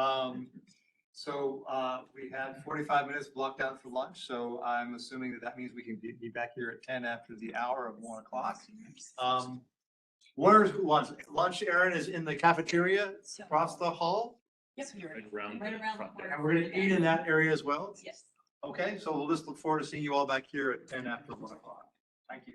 Welcome back, everybody. So thank you. We had a pleasant lunch. I had a working lunch over here, trying to sort through all my notes about what we just covered. I thought this morning's conversation so far has been kind of remarkable. The breadth of it, the detail we got into. So I wanted to try to look at it from two lenses. One is, what have we already agreed to? And then also, what topics do we need to dig into more deeply? So in terms of what we've already agreed to, early in the day, I think, and please check me if you think I'm ahead of the team here. Well, I think we committed to a regular monitoring and discussion of the GPs and BLs using a holistic approach to doing so. So how exactly we operationalize that is to be determined, but that's, I think, a commitment that we've made already. I think there was something in my notes about clarifying the work plans of committees and the process for updating committee work plans. So I'm not sure exactly how to operationalize that, but that's a commitment we've made, and I see a thumbs up from Scott. We heard a major new commitment to a partnership to build cohesion between the board and the leadership team, with board members being much more in the know about customers, about meeting with elected officials, meeting with employees, bringing, as Javier described, bringing the work of the organization closer to the board. And then that we needed to be mindful of the unity of control while doing so. So I heard a commitment around that. I also heard a commitment to scheduling and making space for more deliberate discussions in the areas where the board decides. So again, where we need to have kind of what's the fundamental issue or issues around a given topic? What are the options? What are the solutions? Using the energy enterprise risk management framework potentially to kind of identify scale and scope or magnitude of impact, and using that to prioritize which issues we're diving into first. So I've captured those so far. Does that all sound about right to you? Seeing head nods. Seeing a puzzled furrowed brow. Yeah, that's me, sorry. Don't disagree with anything, and I guess I'm wondering about an amendment to the first one. And the reason I ask that is because I feel like we're gonna come out of this with some very specific BLs to like make sure we're keeping an eye on, and I can't help but think like, is there a faster feedback mechanism that we can get somehow to examine whether or not we're making progress on those? So we're gonna dive into some BLs in a moment. So maybe hold that thought. Got it. I hear it. So then if any other feedback on these action steps, did I miss anything that people have captured so far? 7 seconds, Scott, is that the beat? I feel like there was some like small nuanced actions that came from our table topics that might not be fully captured, but I just can't. Well, I want to go back to those because the tabletops I think are kind of how I got to these topics here. So I think the major topic that I hear coming out of the tabletop exercises that I think kind of permeated all 4 groups is this question around how does the CEO and ELT keep the board informed in areas delegated to the CEO? How does the board interpret delegations in the context of oversight and not relinquishing oversight is another way I heard it framed. What are the board members' roles and board's role in decisions delegated to the CEO? So I think that raises a question about BL1 and about BL7. So let me just pause there. I think this is the first one I would choose that we dive into after lunch. And I will just say that this question of like, within those things that are delegated to the CEO, what is the board's role is a really crucial discussion. Because I think that gets to the heart of many of the symptoms we're hearing in the tabletops of like, how do I exercise my voice? How does my voice get heard when I'm just a voice giving input into the organization? But yet my voice is important. I think all that gets covered here. Hopefully, all gets covered here. So the other thing I heard is establishing ground rules, operating principles. How do we want to operate more effectively? Like, how do we close the loop around ideas and suggestions? How do we make more immediate kind of closing of the loops of that? Establishing agreed upon phrases when framing suggestions or ideas to the ELT, help me understand from the board, or if it's an ELT trying to clarify, help me understand the question behind the question. What is it you actually need? When do you need it? Something about context and understanding the why. So these are all topics to explore deeper today. Informing the board, kind of, do we want to resume reports on major contracts, for example, was a topic that came up earlier today. What is the process for clarifying committee direction? Can committees direct staff to do anything? What's the role of the chair? How does the committee direction get clarified is a topic. There was a topic that came up around long-term results versus interim milestones, and how do we structure SDs? What's an effective SD look like? Information asymmetry came up. I think how do those gaps occur? Where do they occur? How do we close? How do we better leverage? One of the things that Bill and I have observed is your pre-committees. Sometimes those pre-committees are armed with more information, those 4 people, than other members are. So how do we close those gaps around information asymmetry? How can the board effectively serve as ambassadors is a topic we already had on our agenda. How to effectively, consistently handle feedback from the public, from customers, from vendors. You're an individual board member, you're out there, you're hearing a complaint. What's the right protocol for handling that? And how to effectively monitor, discuss, and the GP and BL policies. I added that there because it was already on our agenda. So back to the question about these are the tabletop nuances captured here. I tried to go through the tabletops briefly over lunch. There's a lot of material there. But is there something from this list of topics that I just went over that you feel is missing?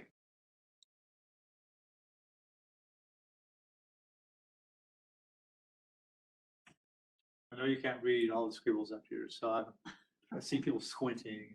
I'm sorry for that. I heard you mention one regarding review contracts.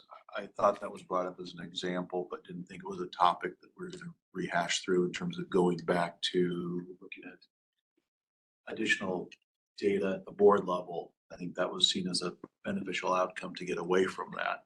But I put that out for discussion. Maybe the way I look at it is just the awareness, right? And is there an opportunity for us to leverage the existing reporting mechanism we have, which is through the website, and periodically remind the board or bring up items to the board that are already being reported there? I don't think the suggestion was move away from what we have, but No, rather you're- use what we have more effectively, more efficiently, for the board to be more aware about the contracts we're executing. I think I was trying to bridge that gap of knowledge and source that it's there that I don't think it's been used as much. Yeah, I think, yeah. Is the board interested in having more of that come forward in a different format than today? Or again, clearly in the delegated area to the CEO, but just more mechanisms for awareness of what decisions are being made. This topic here. I'm not seeing anybody go, yeah, I really want that. Well, we do get a reminder in the director's update that has been, updated or is available. So I think continuing to have that in the director's update is good with the link to, I just click on the link and then you can go and review those. I think that answers the questions and scratches the itch for me. I didn't think that was an issue either, of a concern. It's being done fine. I think Ed nods that we're okay as it is. So I'm just gonna take this topic off the menu.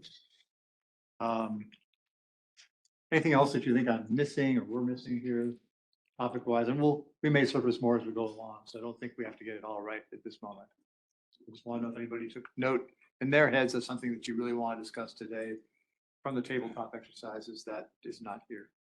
I might have some recency bias here, but I think the conversation around like the parliamentarian was really fruitful and maybe it's embedded in here somewhere, but. This might be kind of like this parliamentarian thing in here. Yeah.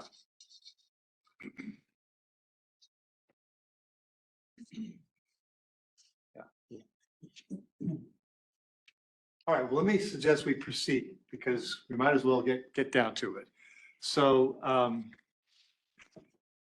gonna just take a moment here and ask Bill if you can help me move this aside because I want to get BL1 up on the screen if we could, please, Aaron. So we're going to go to this question of the BLs.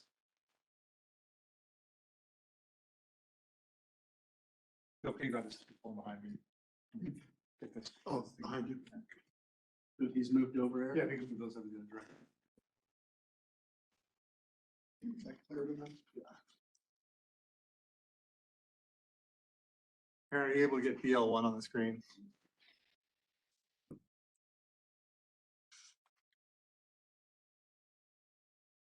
So let's just read through this together. So the board of directors shall do the following things. Identify and define the mission, vision, establish strategic directives, monitor the impacts, make other decisions, and appoint the CEO.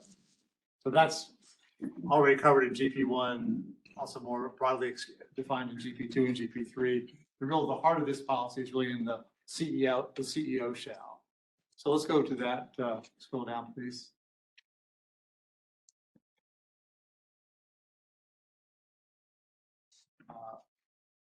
You can all read the language here, I hope. Can everybody see this language?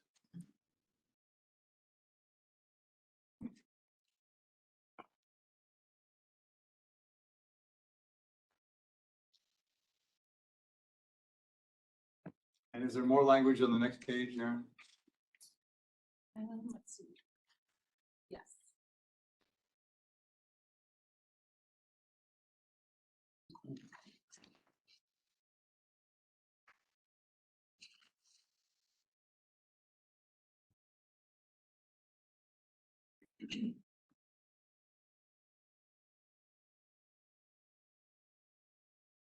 So it's interesting to me, this is this is a bullet where the word consultation comes up with the board, communicate effectively with customer owners, employees, government authorities, other stakeholders and public in general.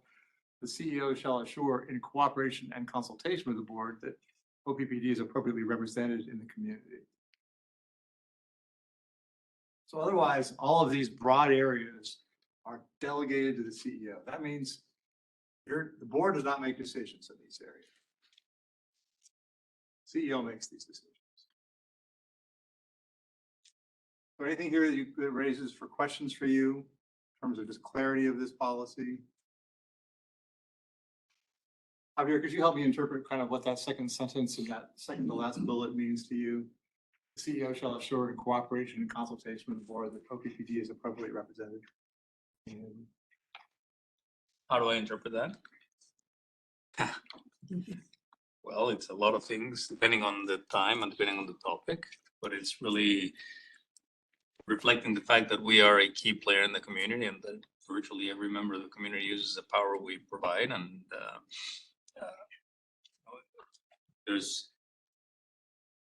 there has to be, and I hope that there is a healthy dialogue with board members about the public engagements that we have,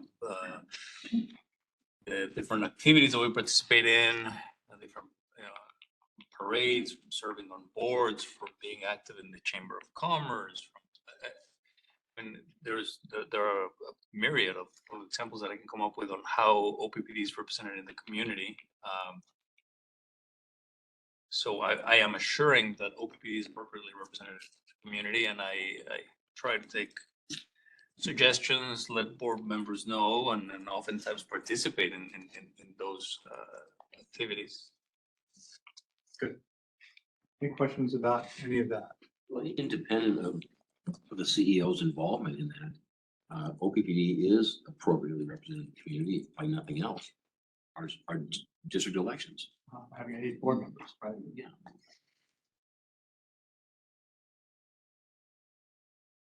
Hey, I don't want to spend a lot of time on this one, but I just want to kind of anchor the discussion and understanding. This is the fundamental role of the CEO as you defined it. So can we go to BL7, please?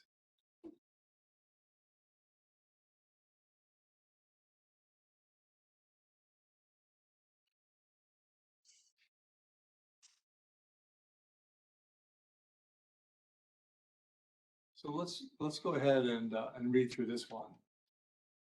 The board will instruct the president and chief executive officer through written policies that define the results the organization is to achieve and which describe the delegations. Specifically, and you can see points 1 through 4. Let's go to point 5. You can scroll down just a bit. The CEO shall use prudent judgment in the exercise of the delegations and in a manner that is operationally and economically sound, serves the best interests of OPPD's customer owners of the community, employs prudent business practices, balances the risks and benefits of the actions, and does not expose OPPD to unreasonable risk. If the CEO reasonably determines that an activity related to the delegations presents, regardless of the size of the financial commitment, a unique and significant operational risk, a significant impact to customers, a significant impact to community relations, a significant impact to OPPD's reputation, or materially compromises the policies and goals established by the board, the CEO shall inform the board in a timely manner and may request that the board take appropriate action. So much of the discussion I heard this morning revolves around this last bit here, shall inform, and also the bit around, is it just 1, 2, 3, 4, and 5 that are the material areas where this communication takes place. But to me, this is a linchpin policy of policy governance. There are 3 or 4 that I think are, if you peeled it all back, it would be kind of these policies. So this is certainly one, this paragraph is a key part, because when the board asks, how do we delegate effectively without relinquishing oversight? It's in this set of clauses that magic is supposedly happening.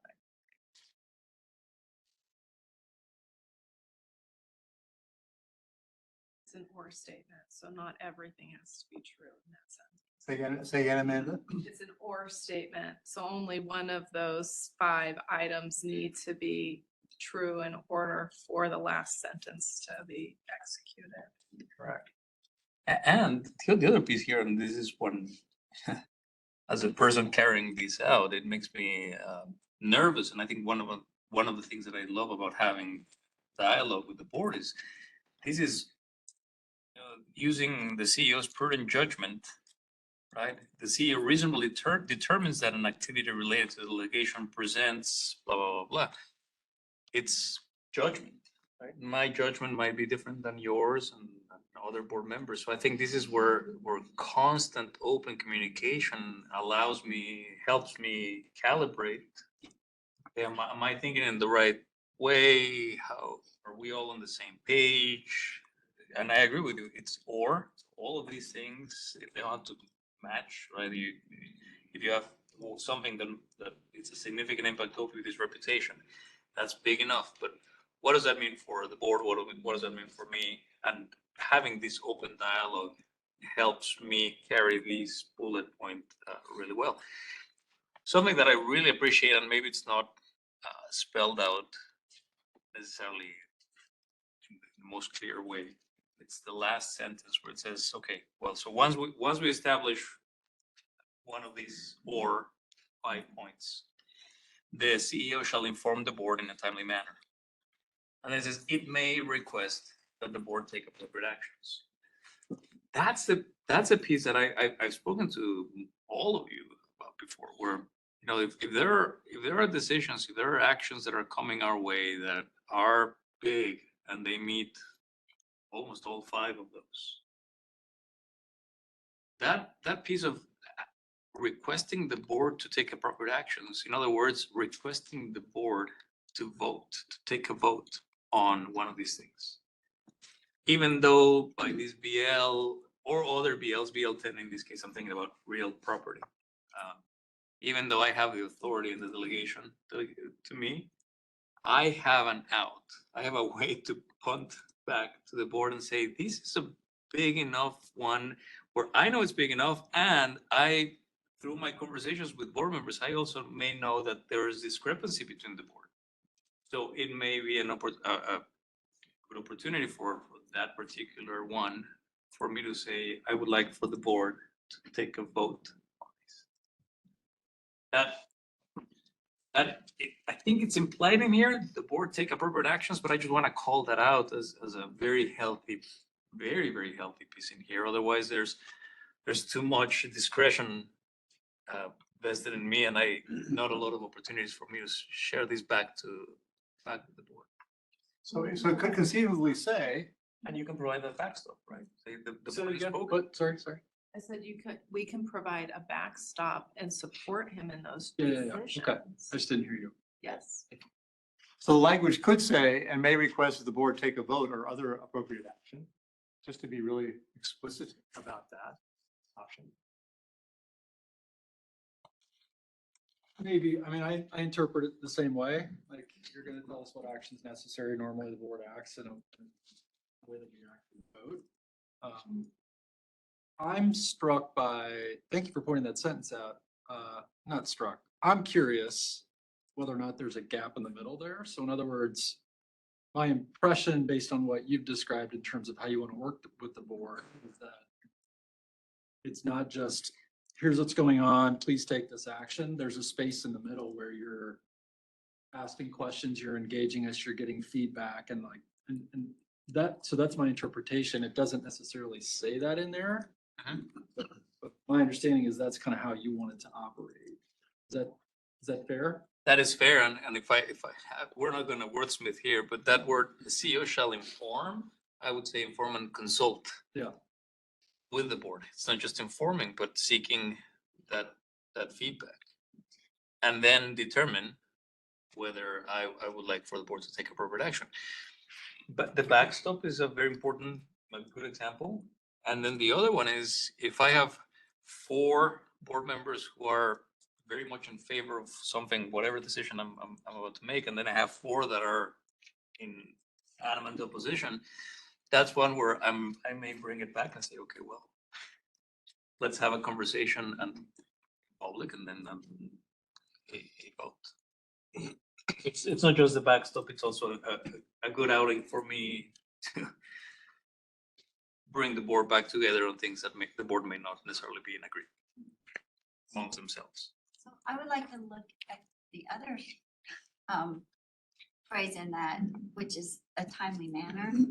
Because, you know, sometimes it feels like by the time we get information, so much work has been done on the backside that, and conclusions drawn before we even have any idea of what has been, what the issue is.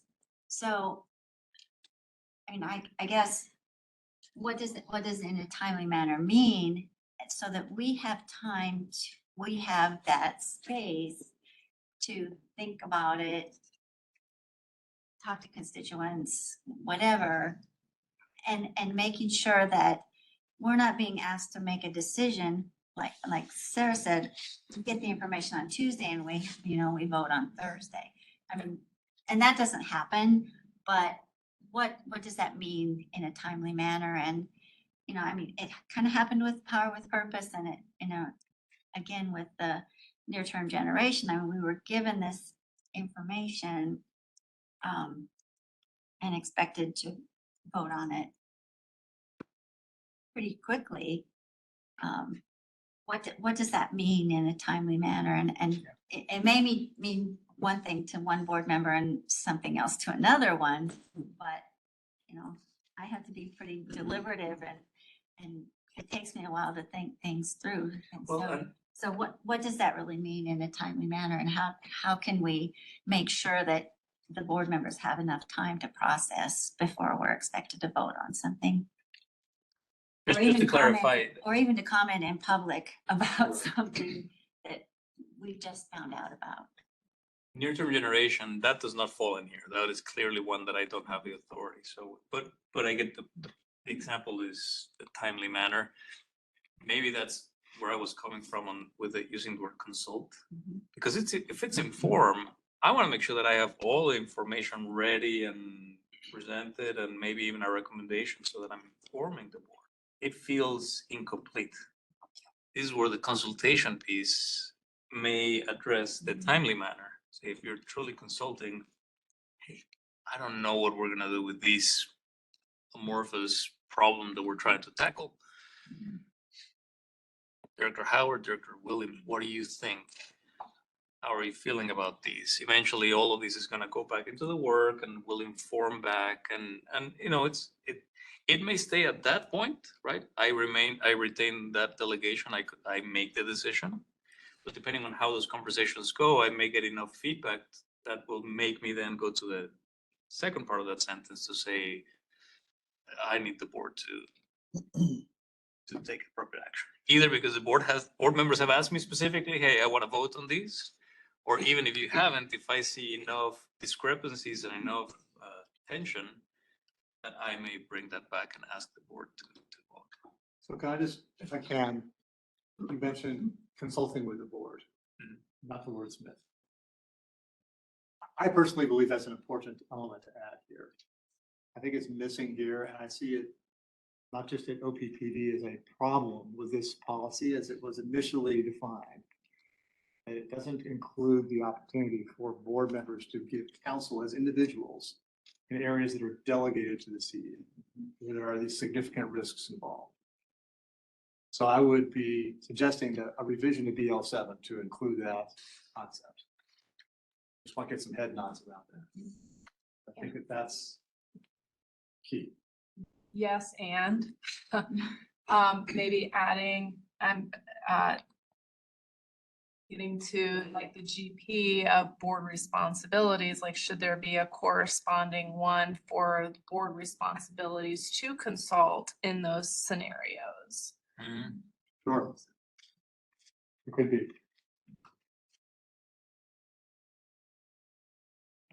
If I could add on to the BL7, what I like about this is the timeliness so that we feel like we have language somewhere that gives us that runway. But that language isn't also reflected in BL1. So if you look at in our diligent, it's I think slide 98. But the first bullet in BL1 on the second page is you attend meetings of the board and you give us ensuring that we have sufficient information, but we don't have timeliness there as well. And I think having timeliness reflected in both BLs so that there's sort of a clear understanding that we need time. It's not just enough information, it's enough time for that as well. And if I could add a little bit on to that one, again, there's this binary distinction I'm trying to help you draw out between what is the responsibility of the ELT to bring you information in areas in which the board has retained decision-making authority.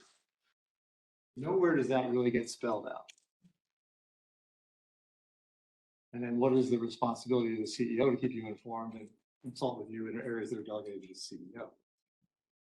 I think a little bit of a gap in the policies that I don't see anything in the policies that really speaks to, only in GP1, I mean, BL1, would there be a kind of a suggestion of the responsibility of the CEO and ELT to bring information in a timely manner as it pertains to things that are still within the board's decision making? Eric, is the phrasing anything around time in a BL or any of the other governance documents intended to dictate something? One thing this company is very good at is adhering to a process. So we created processes before where we said the board needs to have this a month in advance or 2 months in advance because they want time to not only absorb it themselves, but to share it with their constituents or whatever it is they need to do. So is there intended to be on the back end of this something to that effect? Because I still don't know if us presenting the information timely is going to be enough. I think if there is a need or desire, or the ask is, we want to get that specific relative to if we're having something over $1 billion, that we get it, the month before or something of that nature. Are we going to be able to articulate that outside of these documents? I don't know if we want to be, I don't think the intention is to be inflexible and rigid. But we're going to have to come to that type of agreement as well, I think. My simplistic governance brain, which is probably too simple, goes, well, that could be an operational policy that the CEO promulgates, informs you about, this is how we're handling this. You can give feedback to that CEO policy, but it's still not in your policy domain. It's in his policy domain to determine the how to implement these broader BLs.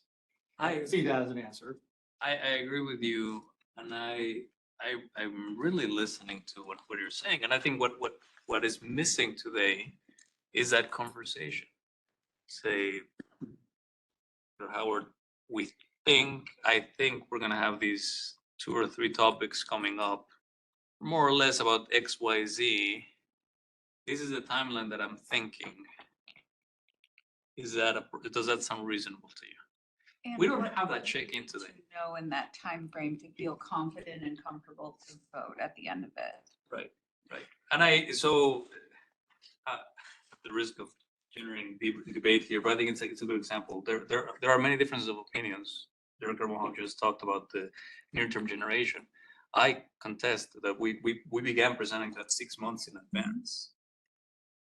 Some around the table may disagree, or some may agree, yeah, 6 months, but maybe 6 months wasn't enough.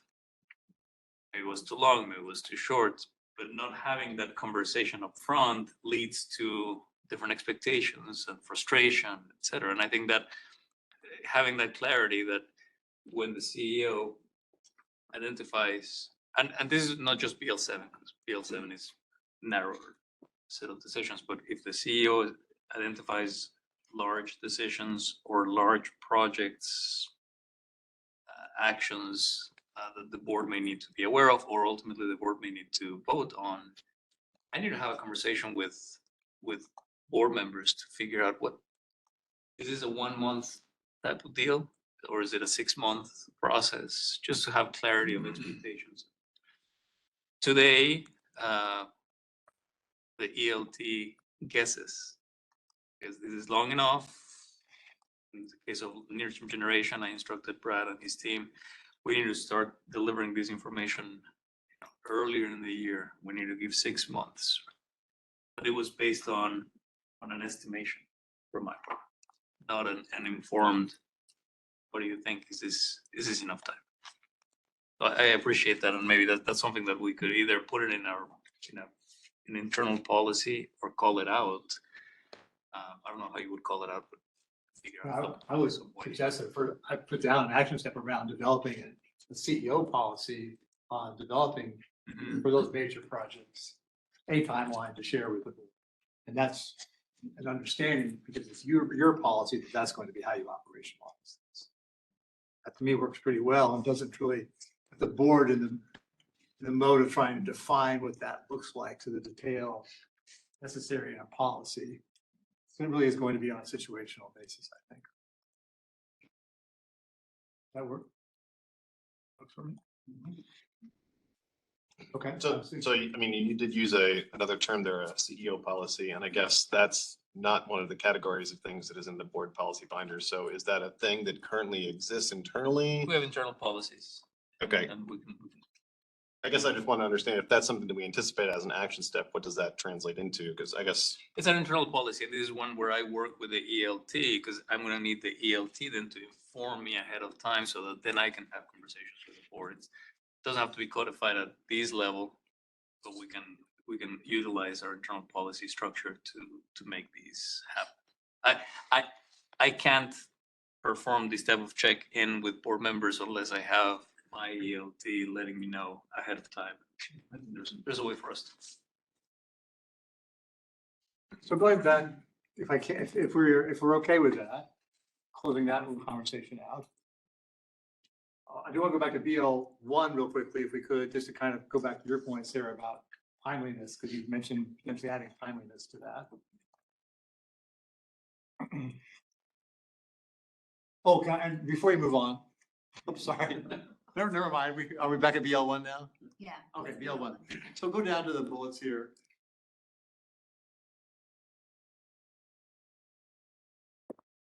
Cool. So up just a little bit.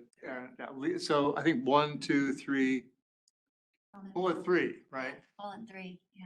Bullet 3 says communicate regularly and effectively with the board on the business of OPPD. Doesn't say timely. And I actually thought it was the one on the next page, the first one on the next page. Okay. But yes, timeliness can be added there as well.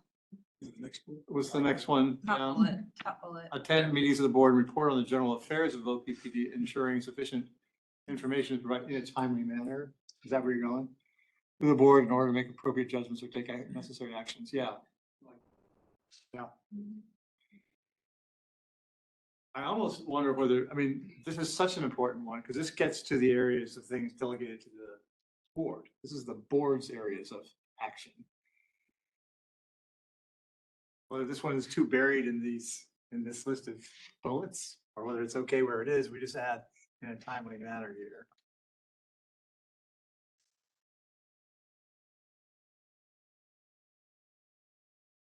The reason I asked that a little bit is because it's prefaced by attend meetings, as though that's the only format in which this happens. Well, it doesn't say board meetings specifically. It could be one-on-one meetings. It could be pre-committee meetings. If you interpret it liberally, then I withdraw my. I would suggest this is one where you break it into two. Right? It's not about attending the meeting necessarily. That's important. The other one is providing sufficient information in a timely manner, regardless of the meeting or the mean. It could be a email. I would almost strike that first 5 Yeah. 6 words. What was that? I didn't hear that.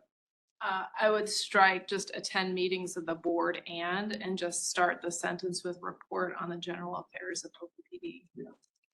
Huh. Yeah, you're gonna show them. Right, yeah. I'm sure We're good not giving mind. you a pass. We're not giving you a pass on that.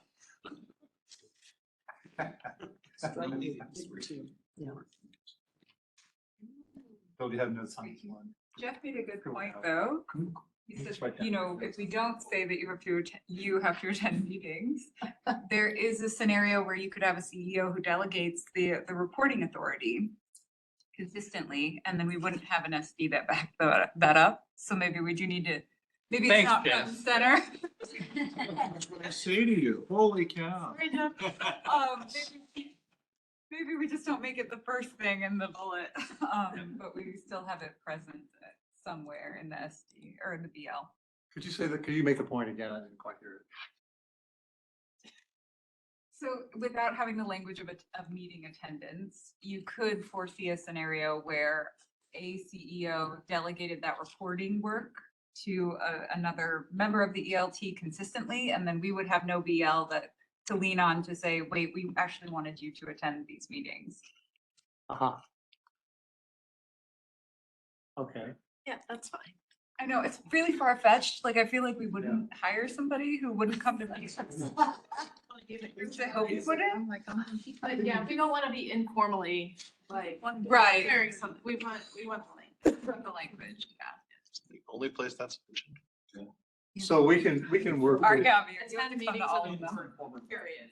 I feel like I'm looking at Steven, because this is the type of thing that a lawyer would be like, yeah, you probably wrote this back. Yeah. So we can work with Scott to make sure we come up with some ground numbers around it. So I hear action steps go around, some modifications to GP, the BL1 and the BL7. And also look at GP 102 to have the corresponding responsibility of the board to provide counsel to the CEO. Right? Okay. So I think we've, Can I ask a question about DL1 there? So second to last bullet talks about the CEO and the public and government authorities. And I'm just referencing back to your vision, Javier, that you started with. I don't believe that's listed for the board responsibilities. And should it be if the vision is to do what that says, but at the board level, if that makes sense. And if you can hear me. that would be in a GP, not in a BL. Well, but it's a similar comment that Sarah made earlier about, Sarah or Amanda, but you have these, and then you have the corresponding responsibility in the GP. Is that what you're talking about? Well, yeah. So you're saying that would not be in the upper part that talks to the board's responsibilities here. English. The upper part here is supposed to be kind of a summary of the GP. Having the language mirror, but for the. Well, where it says the board of directors shall at the beginning. Go up to the top of this policy, Aaron, please. Sorry. Sorry, Aaron.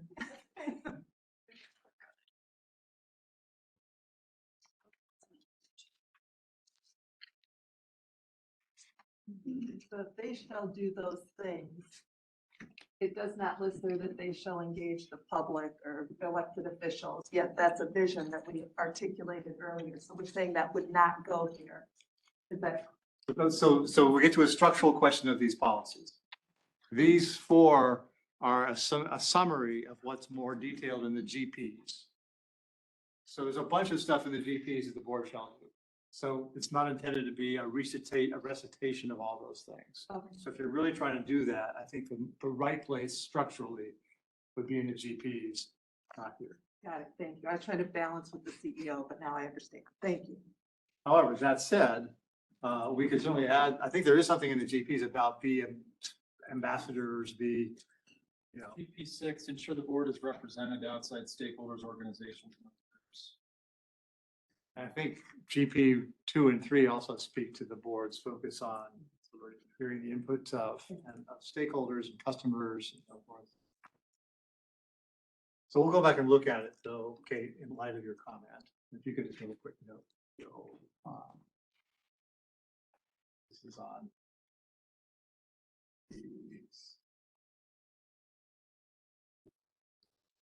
And I guess, Javier, to this point, we want to start to codify this partnership with the board in meeting with stakeholders, including customers, employees, elected officials. It may be useful to call that out in the GPs as a way to assure that as you're monitoring the GPs, you're reminding yourselves, this is the role we've carved out for ourselves. Right.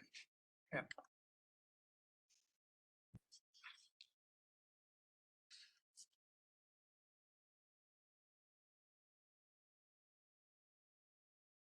Okay. So I'm going to check the box on at least this initial topic here.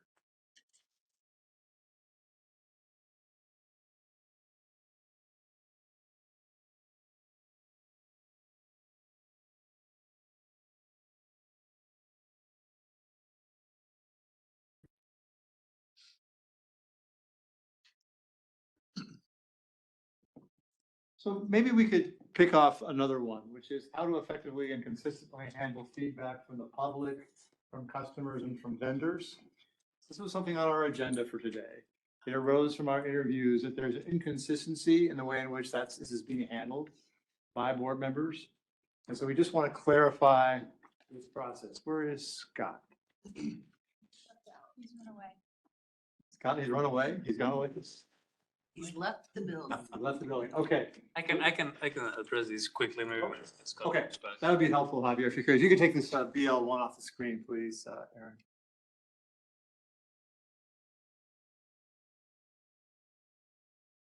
So on these one, I think it's a reflection of many things. One is we have relatively newer board members. We have new ways of communication. COVID certainly changed the way in which not only we communicate, but members of the public communicate. We've had many different large topics, North Omaha extension, near-term generation that we've developed these very robust stakeholder engagement process through OPPD Community Connect. All of that is to say we have a lot more means of communication with customers, and we think we need a little bit of if not a reset, at least a timeout. Here's the manual of how do we, board members, deal with all of these requests that are coming all the time from different places. Who's handling it? How do I, Matt, for example, you've been with us now 8 months. You've already had your fair share of customer contact. I think we provided a little bit of a guide of how do we deal with customer contact, how we process customer contacts, but not exhaustive. I think there's an opportunity for us to clarify, when you get text messages directly from some customers who have your phone number versus getting a board connect message through the website versus an OPPD Community Connect or a phone call through the call center, etc., or a piece of mail. Our mail. We internally have processes. I would say not all of us understand those processes 100%. So if we don't understand it, I think even less the expectation for the board is probably higher because it's hard for us to understand how do we handle this. So I think the commitment here, what I would like to do is take this internally and develop a quick, how-to little manual of if these, then that. Who do you connect with? Keep that updated with phone numbers, with email addresses, etc., for you to know the tools that you have at your disposal to address those comments. Scott, I'm talking about the how do board members connect with customers? How do they disposition of comments? And my suggestion is, well, we can and we should create a manual that it's updated all the time with context, with specific steps for the different ways in which board members get connected, and then also a clarification, something that we developed a few years ago that I found very useful is a log of all customer comments, regardless of where they're coming from. We keep that log. And how can you access that log? And how frequently is that log updated? Anything to add? I was pinch hitting for you. And thank you, and I apologize. So if this is redundant, forgive me. I do think that it's really important that we have a full customer record. And that whatever contact we're having with customers is understood and clear. Because what does happen in absence of that, and I can think of examples in the last 6 months with different folks where customers have reached out to you directly and we don't really have ways of knowing or acknowledging or whatever, and then it can lead to real confusion internally. Because what our customer folks would be doing is doing something in conflict with perhaps conversations you've had or not or whatever. So how do we create real clarity and have a full customer record of the conversations that are happening? I think is really, really important for you and for us. But otherwise, I think some collision points that are unintended, but are real nonetheless. If I can just jump in, it surfaced in our interviews that there's inconsistency in this.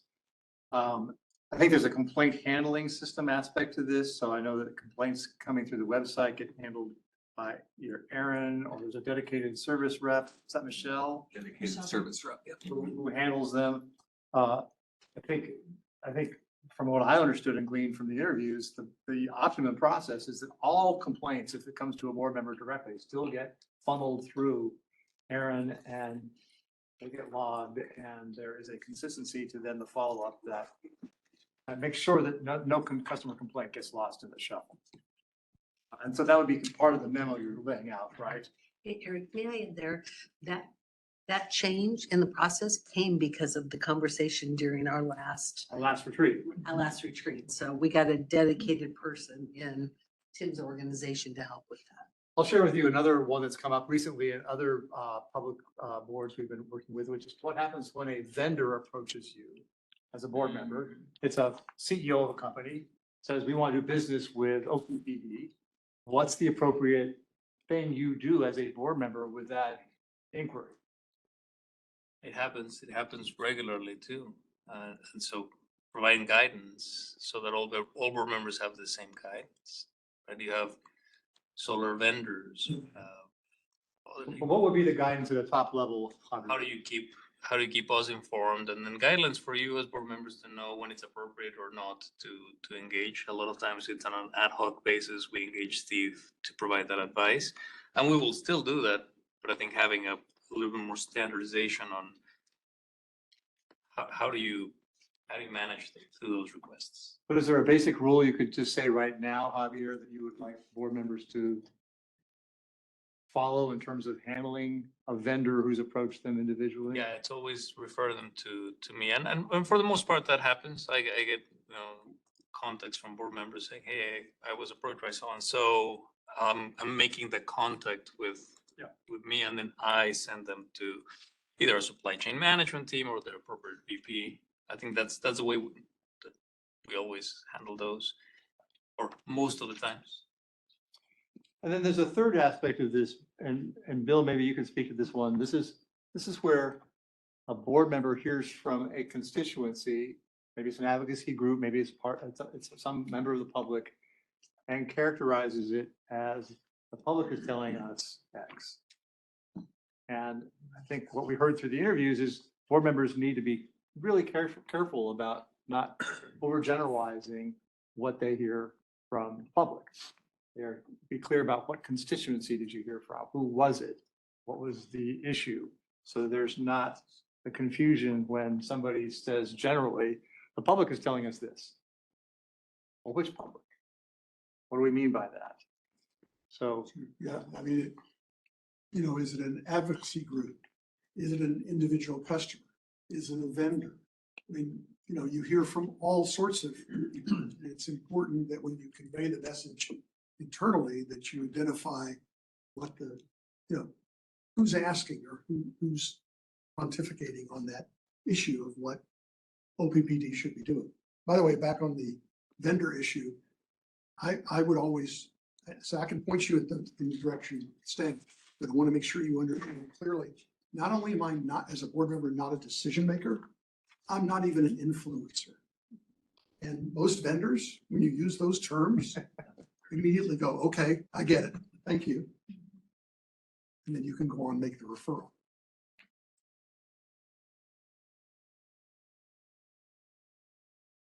I love how tidy two of those things were. I want to come back to the customer one for a moment. If I can. I mean, if we were to provide direction, like that would be helpful in process.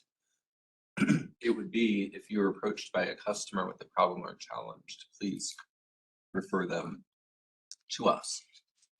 Oftentimes we'll be in a space where the solution has begun to kind of unfold, and there will be maybe two or multiple efforts towards unfolding a solution, and that creates chaos. because everybody wants to help. Everybody wants to. And so how we're organizing that help can become problematic if there's multiple people helping without unified communication around what that is. So say I'm a board member, I get a complaint from a customer, somebody texts me, it's my neighbor who's got a problem. What would you tell me to do?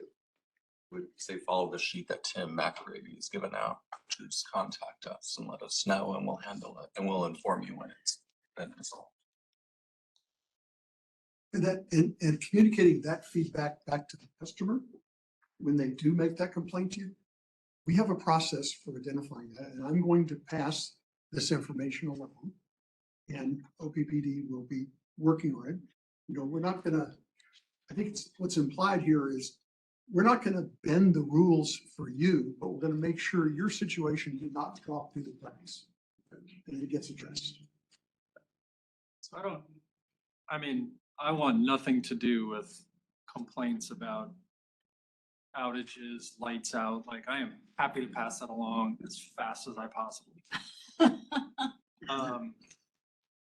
But I feel like there's a gray area here that we haven't really talked about. So help me understand, and maybe need to use examples, like, let's do it, but like, we still represent, 100,000 people, respectively, each of us. And on occasion, we get an influx of people who are trying to influence decisions. So that's a place where, I guess, help me understand what the proper protocol in that situation would be. What do we need to just sort of accept, digest, say, okay, I'm hearing this from people, but it's not anything that needs to be passed along, versus help me figure out that gray area there, because part of what I don't want to do is get into a really cumbersome reporting situation, because I think you'd be surprised at how often we're having random conversations with people who are advocating. And I don't think you want us to report those, and I'm confident that we don't want to go through those steps every time we have one of those conversations. Or maybe we do. Maybe not cumbersome. Maybe there's a way for us to know that. Scott mentioned something very powerful earlier today, which is all customer contacts need to be recorded. You're meeting with a lot of people, and many of them may be stakeholders. Many of them may live in Lincoln or outside of state, and they're people who you're sharing ideas with. They're sharing ideas with you. All that is fine. There is a line, and it's a gray line maybe, when you have a customer owner asking you or telling you about something that he or she may want. And we don't have a way to record that. And we do have ways to record other customer interactions that are not necessarily complaints, right? So it's hard for us to know, well, Greg, you've had 30 of those during the month, but we don't know. So how do we best support you? I get your point about not making these too complicated, and maybe having you at the end of the day get on your computer and type in for half an hour. Your phone log and see how many. Right, you don't need to do it, but we don't have to solve for these right here, but it would be nice, helpful for us to hear the voice of customer owners that you were hearing. In the same way as we're trying to share with you the rest of the voices of customer owners that you don't get to hear, because it's just impossible to get all these phone calls. But at some point getting them all in common repository for all board members to hear these. Oftentimes, the customer owners you're hearing from may not even be from your district. How do you make sure that the other 7 board members are hearing the same feedback you're hearing from that customer owner? Not the stakeholder, not the out-of-state person, not the vendor, but the customer owner. So that's just me red teaming a little bit of that. Yeah. How do we still share that with the rest of the board? If I could, I think this is one of those conversations, to be candid, may need us to get into some level of specifics and very specific examples. And for sake of customer and customer privacy information, I'm not entirely sure that some of those things should be surfaced in an open forum.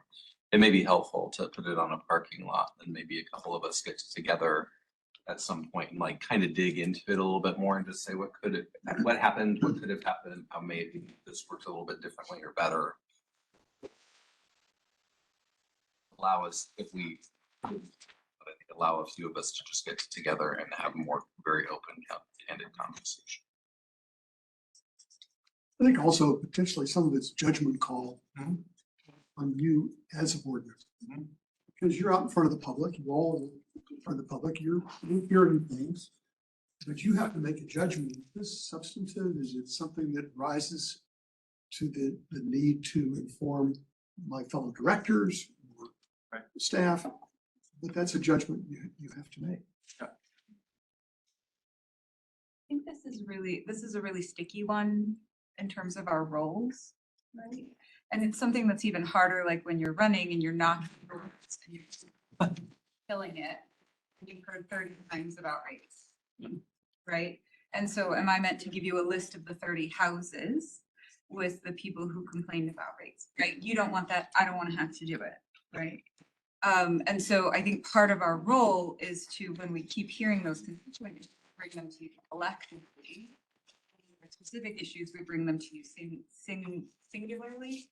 But I think what's hard about this and what's sticky about it is that our role is to speak for those 100,000 customers, right? And I think in a dream scenario, you would know exactly who our loudest voices were in our districts, but I think that's what makes it really difficult. I agree, and I think that's why I'm thinking maybe some of these scenarios would ferret out some of the distinctions Sure. there.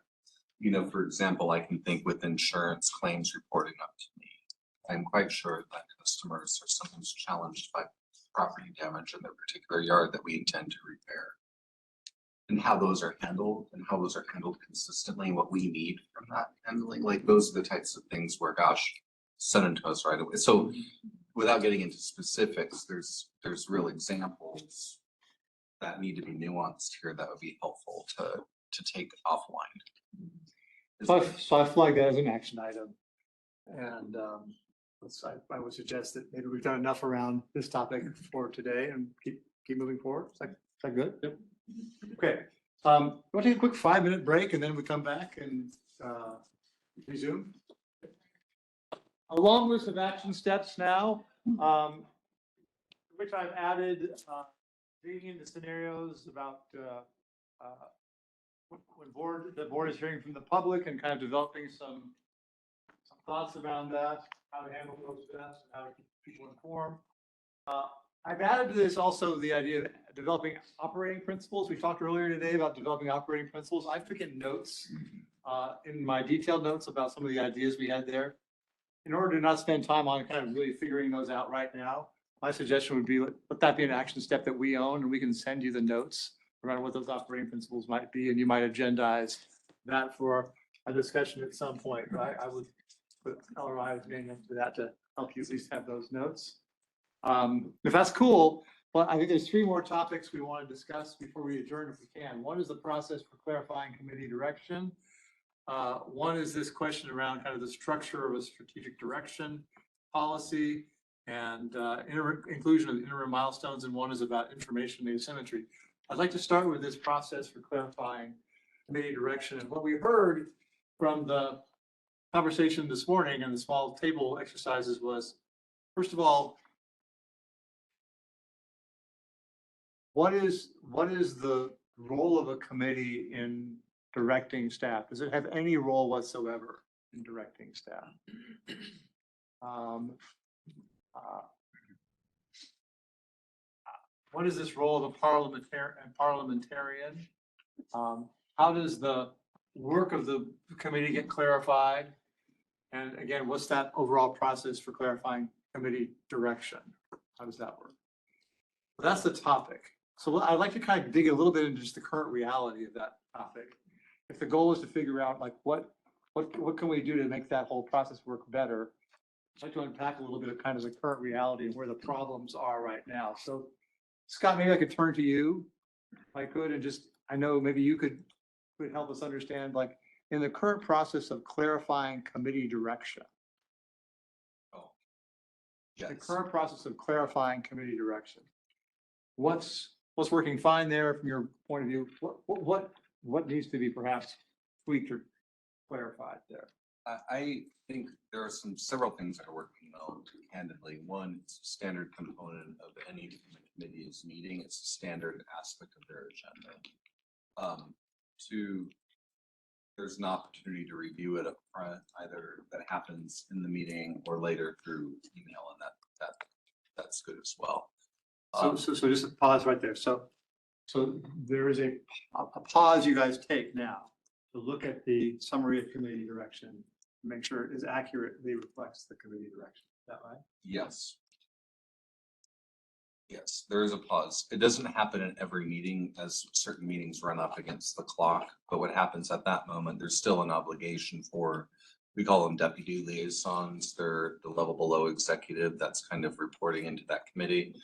And they're accountable for pulling up something that then goes back out. So there is something that's created that highlights what this is. Okay. And there's opportunities to weigh in on it and shape and say, yes, that's what we.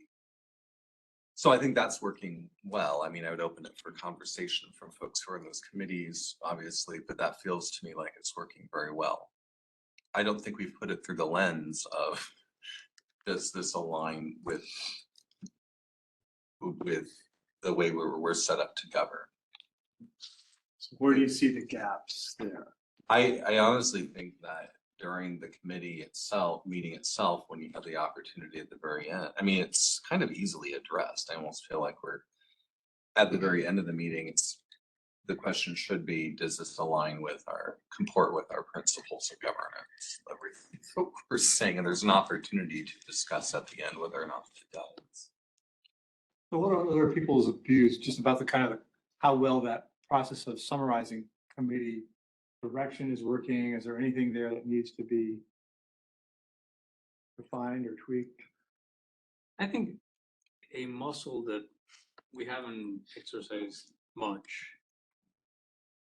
is one where, let's say you have committee sense of committee direction. There are no votes taken in the pre-committees, right? But there's a sense of, is there anything missing? Was this information useful, etc.? But let's say that somehow during those discussions, there's direction that three or four board members in that committee say this is a good idea to pursue.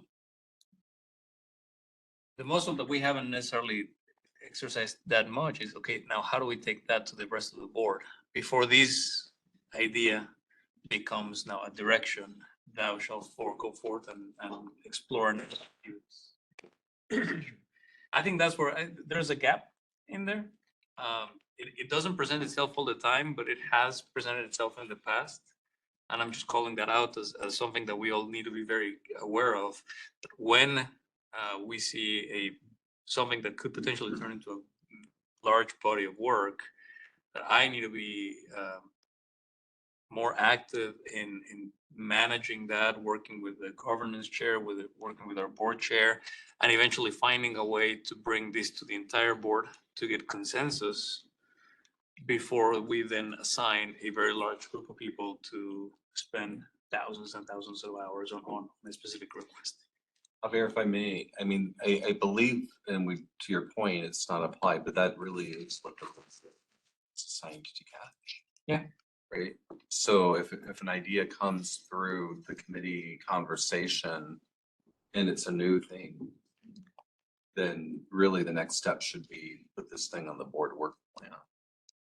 The initial conversation is with the board to say, yeah, that I know it rises to the occasion of something that we think should be pursued. And then it comes to you. It doesn't even come to you before, because you can't, by policy, forgive me, when you said that, but technically as CEO, you shouldn't be taking, you should be saying no unless it's gone through that conversation. Right. So the board work plan is, So that all sounds right to me. Is that how it's working today? I would say it's getting there. I would say what we're really talking about is scrutinizing that last bit of action to say, does this comport with that? And I would say that in absence Does of, it comport with what?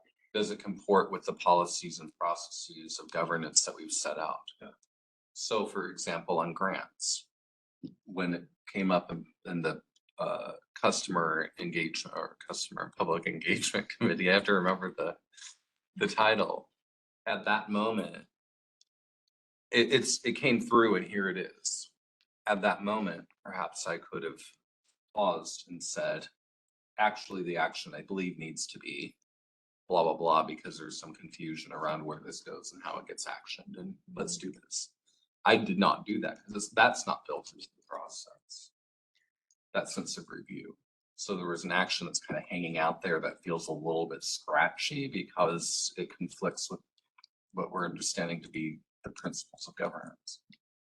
In what way? It's not assigned to that committee.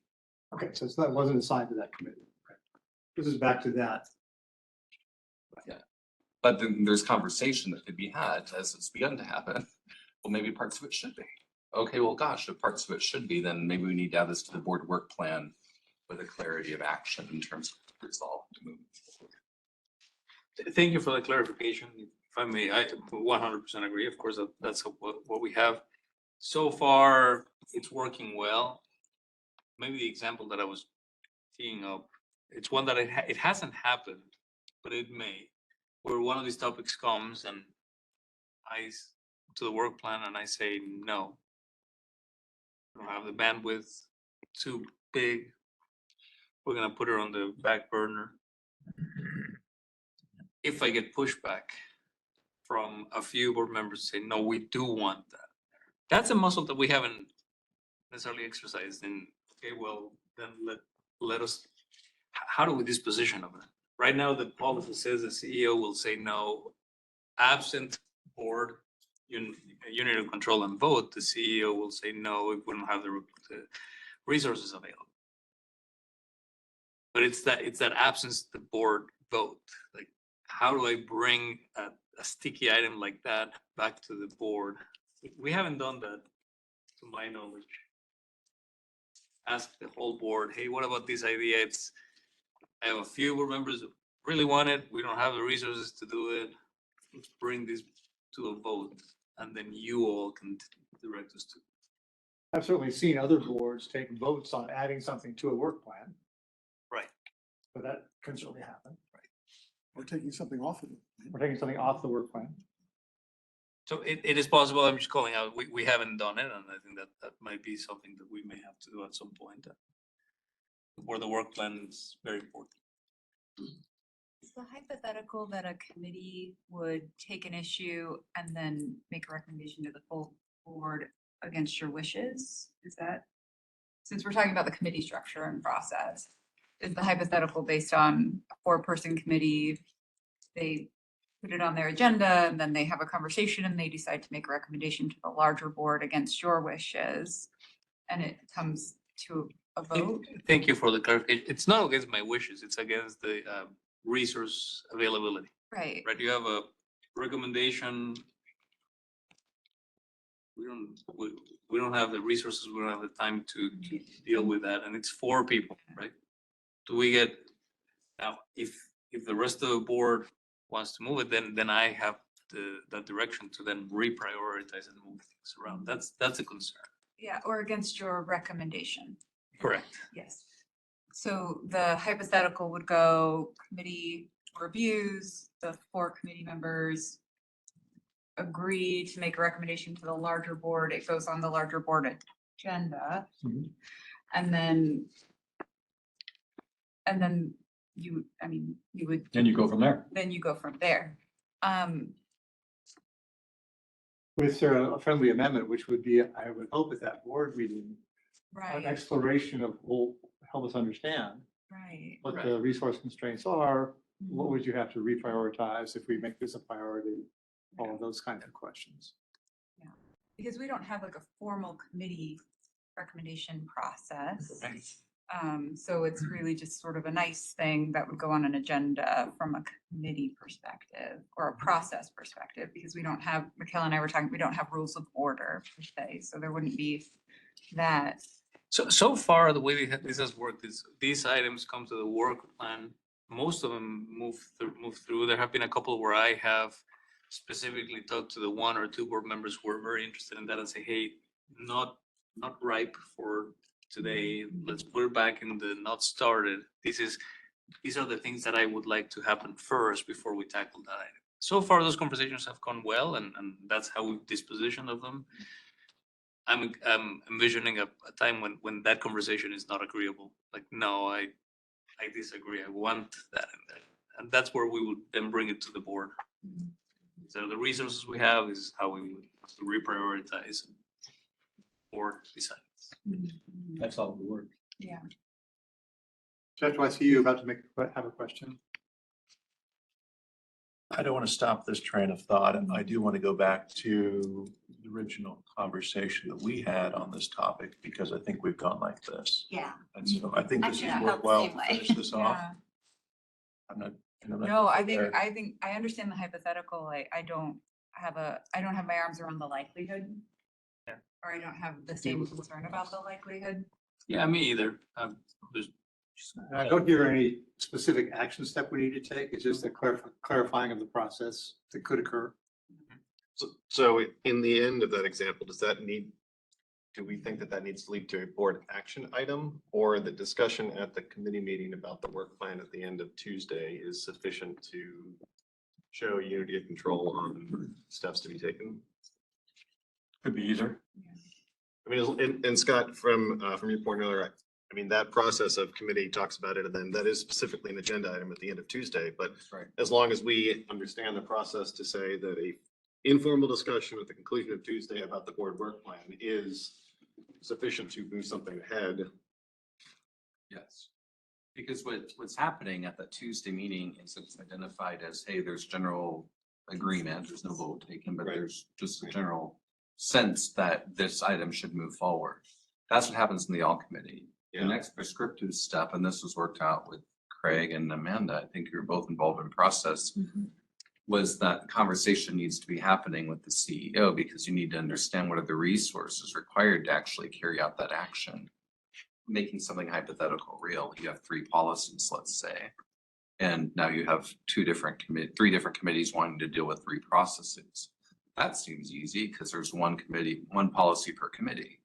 But the same 6 people in the organization, all of their time is now being absorbed with the rewriting of 3 policies where they really need to be going out and doing solar installs.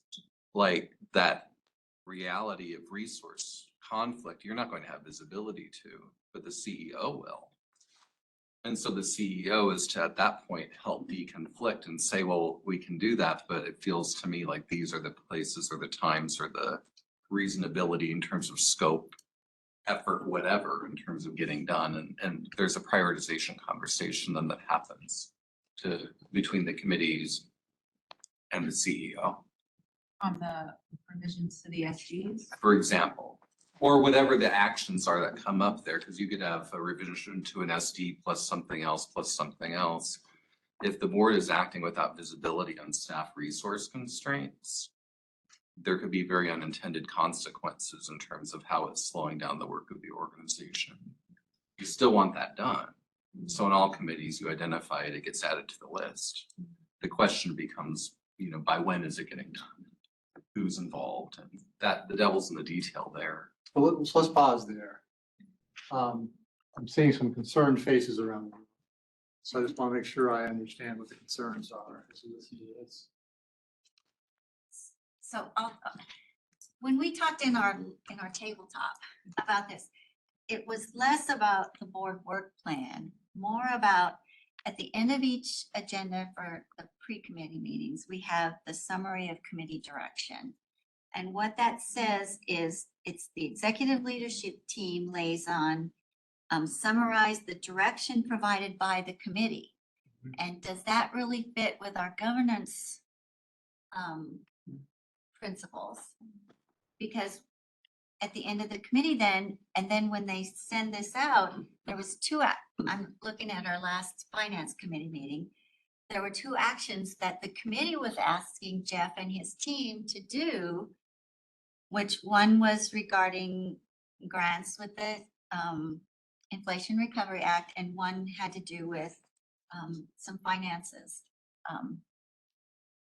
So does that agenda item really fit? And is that committee really under our charter?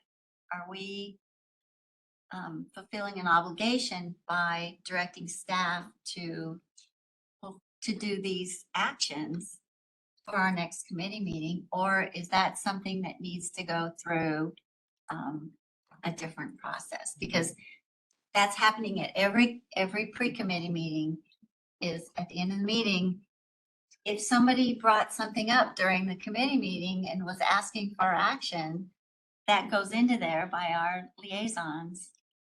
And then they, then Jeff and his team or whatever ELT. It's work, and it's work. You're asking for work. And so the committees are, by this framework, are directing staff to do things Do work. that may or may not fit in our governance process. So that was kind of what we were getting at, not so much the board work plan, but this direction by the committee for staff to do work. So I think that's, Scott, what you're describing is like, there should be a second qualifier at the end of the summary committee direction, which was, and does it comport with the board's current policies, right? So like you want us to do this, but do the policies allow for as much to occur?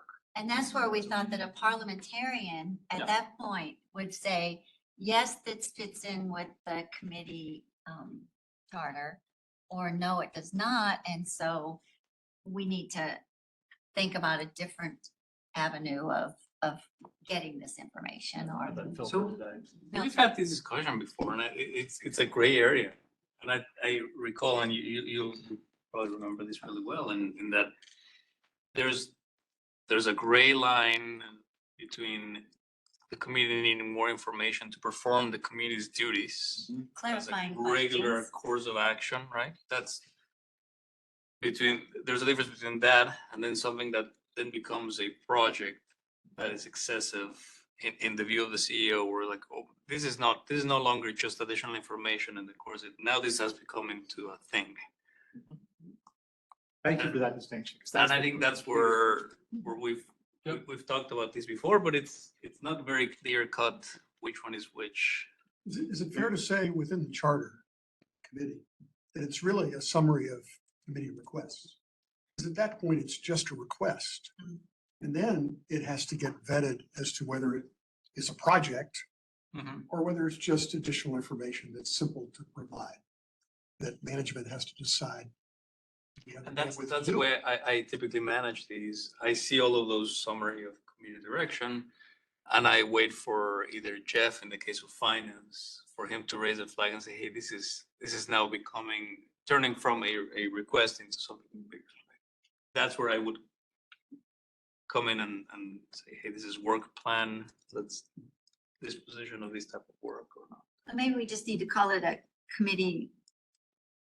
Instead of summarizing direction provided by the committee, of requests from the committee, instead of direction by the committee, because the way that we have it on the agenda, it sounds like this is direction provided by the committee, we're directing staff to do something. So maybe it's requests from the committee, and then those go to you for vetting, and then you determine if they're valid or not. I don't know, Jeff.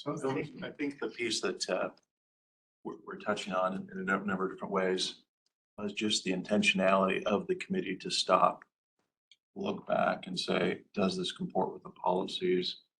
Because we don't do that in its entirety today, and by virtue of that, things will come through that might be contrary to the policies, creates a bunch of extra work for staff. So it's just the intentionality of inserting that step as part of these committee meetings for the committee to reflect back and stop and say, does this meet that? So it's almost a hygienic move of sorts, but being more intentional around it. Yeah, well, and even not more, like to be intentional Be around it, yeah. because we've not By thought which is through that this. lens. It'll be part of the meeting. Yeah. Right. So it was meant to be fairly tactical, I think, in execution, but hopefully increase effectiveness of the committee. But it puts that responsibility on the committee as well. Versus us need to go back to you, Javier. Again, we've got an intentional control, if you will, or process there to ask the question and hopefully get that addressed. I'll say though, that if you say no, that is turning into a project, my ELT member has suggested we don't do that. That's then a prompt for us to talk about it all committee and decide whether it goes on the work plan. It doesn't have to be resourced right away, but then we as a larger board take this step and say, we will at some point resource it.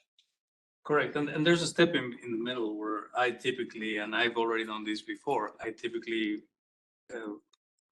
connect with the one or two board members who seem to be initiating these, have a conversation first, align, and then we could come back in here. And I think so far everything has worked out well and we have good conversations. If there's still tension, this is where then it goes back to the board and we align and.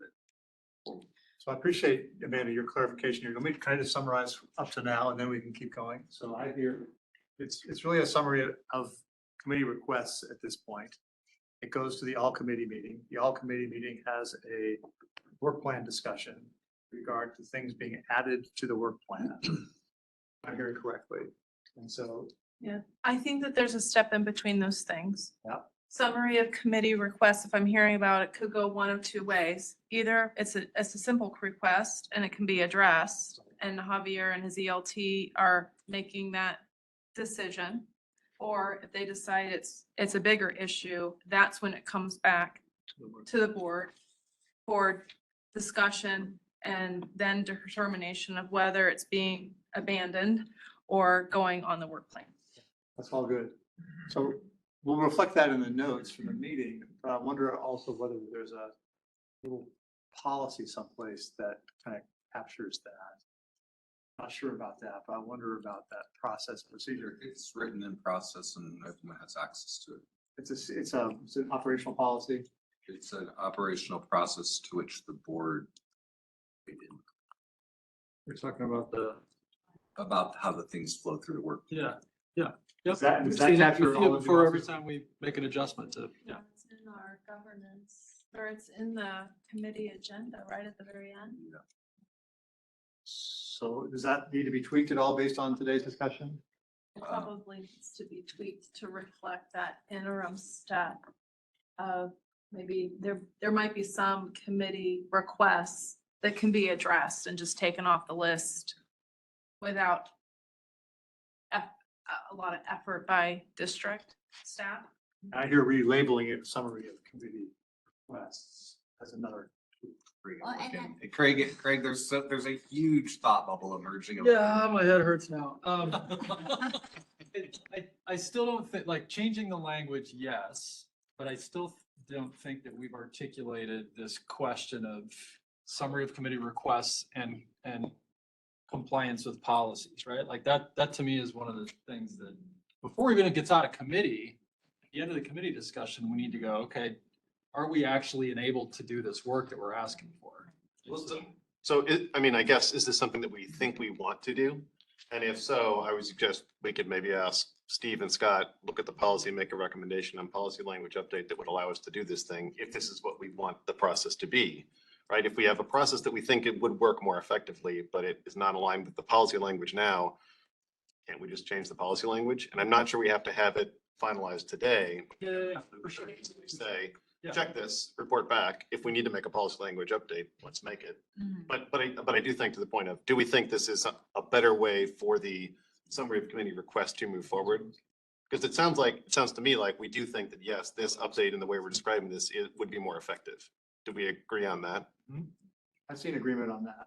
Yeah. It feels like that's right, given policy governance. Right. And I think it's unlikely we're going to go through all these deals right now and find out, are we? Yeah, no, that's not the objective. Yeah. But let's just kick it over to these two and say, if we need an update, please bring us an update that would allow us to do this thing that we want to do. So earlier, Matt, I saw your hand go up. Well, I might be getting off a little bit, so I was trying to keep it down. Go for it.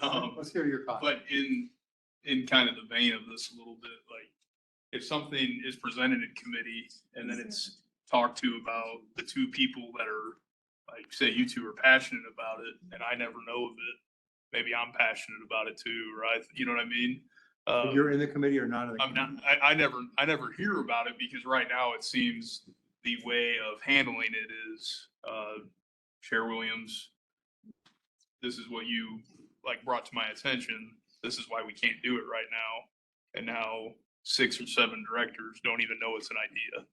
And is there a way through all of this to make that a process? And we can say, as a board, no, let's put that on the back burner, or yes, let's go forward with it. That was my interpretation, which is why I was looking flummoxed, because after it comes out of committee, before it even goes to Javier to say, can we resource this? My impression was that it comes to the full board. That's what's supposed to happen. Hey, the committee has this idea, full board, what do you think? Here's kind of what we're thinking. And at that point, all of us get an opportunity to weigh in and say, yes, no, I don't like it, amend it, different. And then it finds its place on the work plan, and the question then becomes, does the CEO think we can resource it? So that was my impression of when the other 4 non-committee members would see it, would be at the next board meeting before we even, now this is different than like a request for information that's going to help something that's working within the committee, right? Like, it's not a big thing. These are the big things would go to the full board, but there are always sort of things that come out of committee meetings where, hey, we got a monitor report. Can you add this? And I'd like to see this. Like, no, that's not what we're talking about here. Yeah, I guess I'm just asking, is that happening? I think so. We know that it's happening. So we did that with the rate design project. Yeah. Came up through finance and then brought up to all committee. That was an example. I think we're talking more about, Janice wants 5 years of puppy adoption names, and we've got to go pull the data. And Yeah. that's where we would hygienically look back at the end of the meeting and go, is this really a request that we should have the staff work on? So maybe an observation. So question. The hypothetical things that maybe a couple are passionate about, or eventually the whole board gets passionate about, where does that fall in the hierarchy between a simple request for information and revision of an SD? It feels like the whole conversation revolves around, I want you to go do the how this way or that way.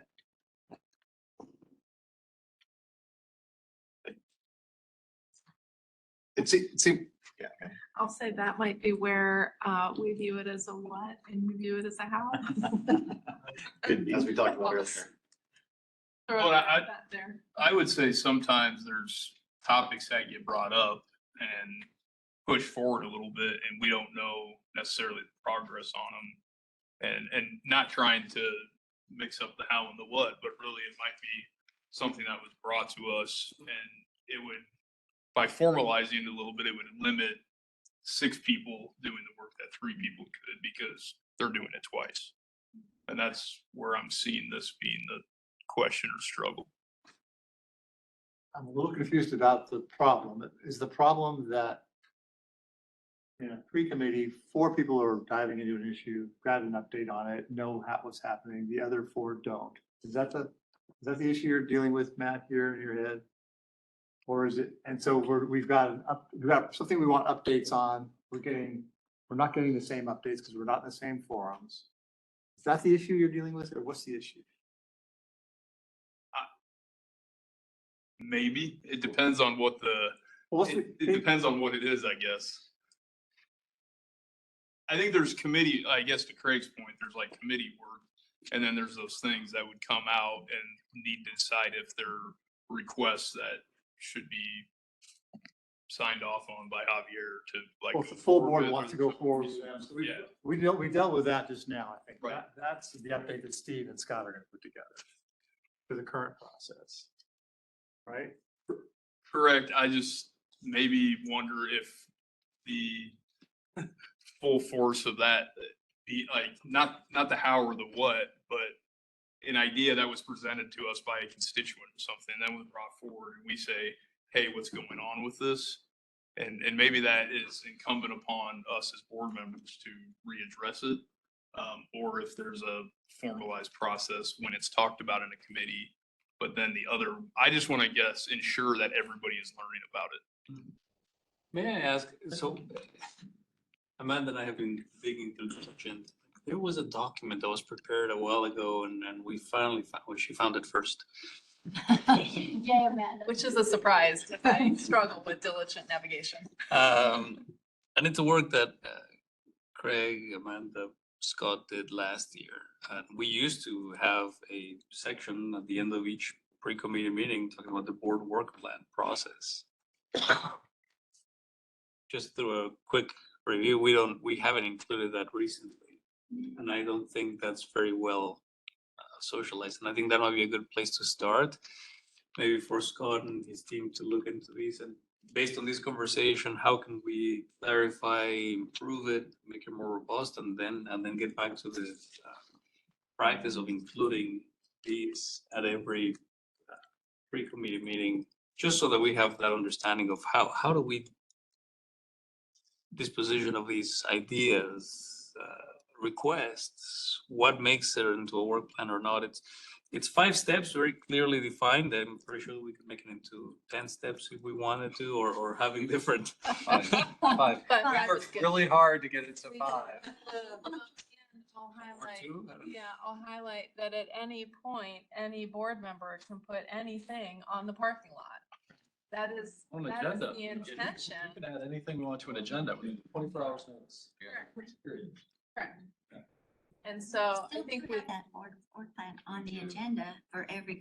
It's pre-committee. Well, it's an agenda item. I think that what Javier is referring to is the process Okay. slides. Okay. We had to go back in the archive to find those slides that lay out 1 through 5.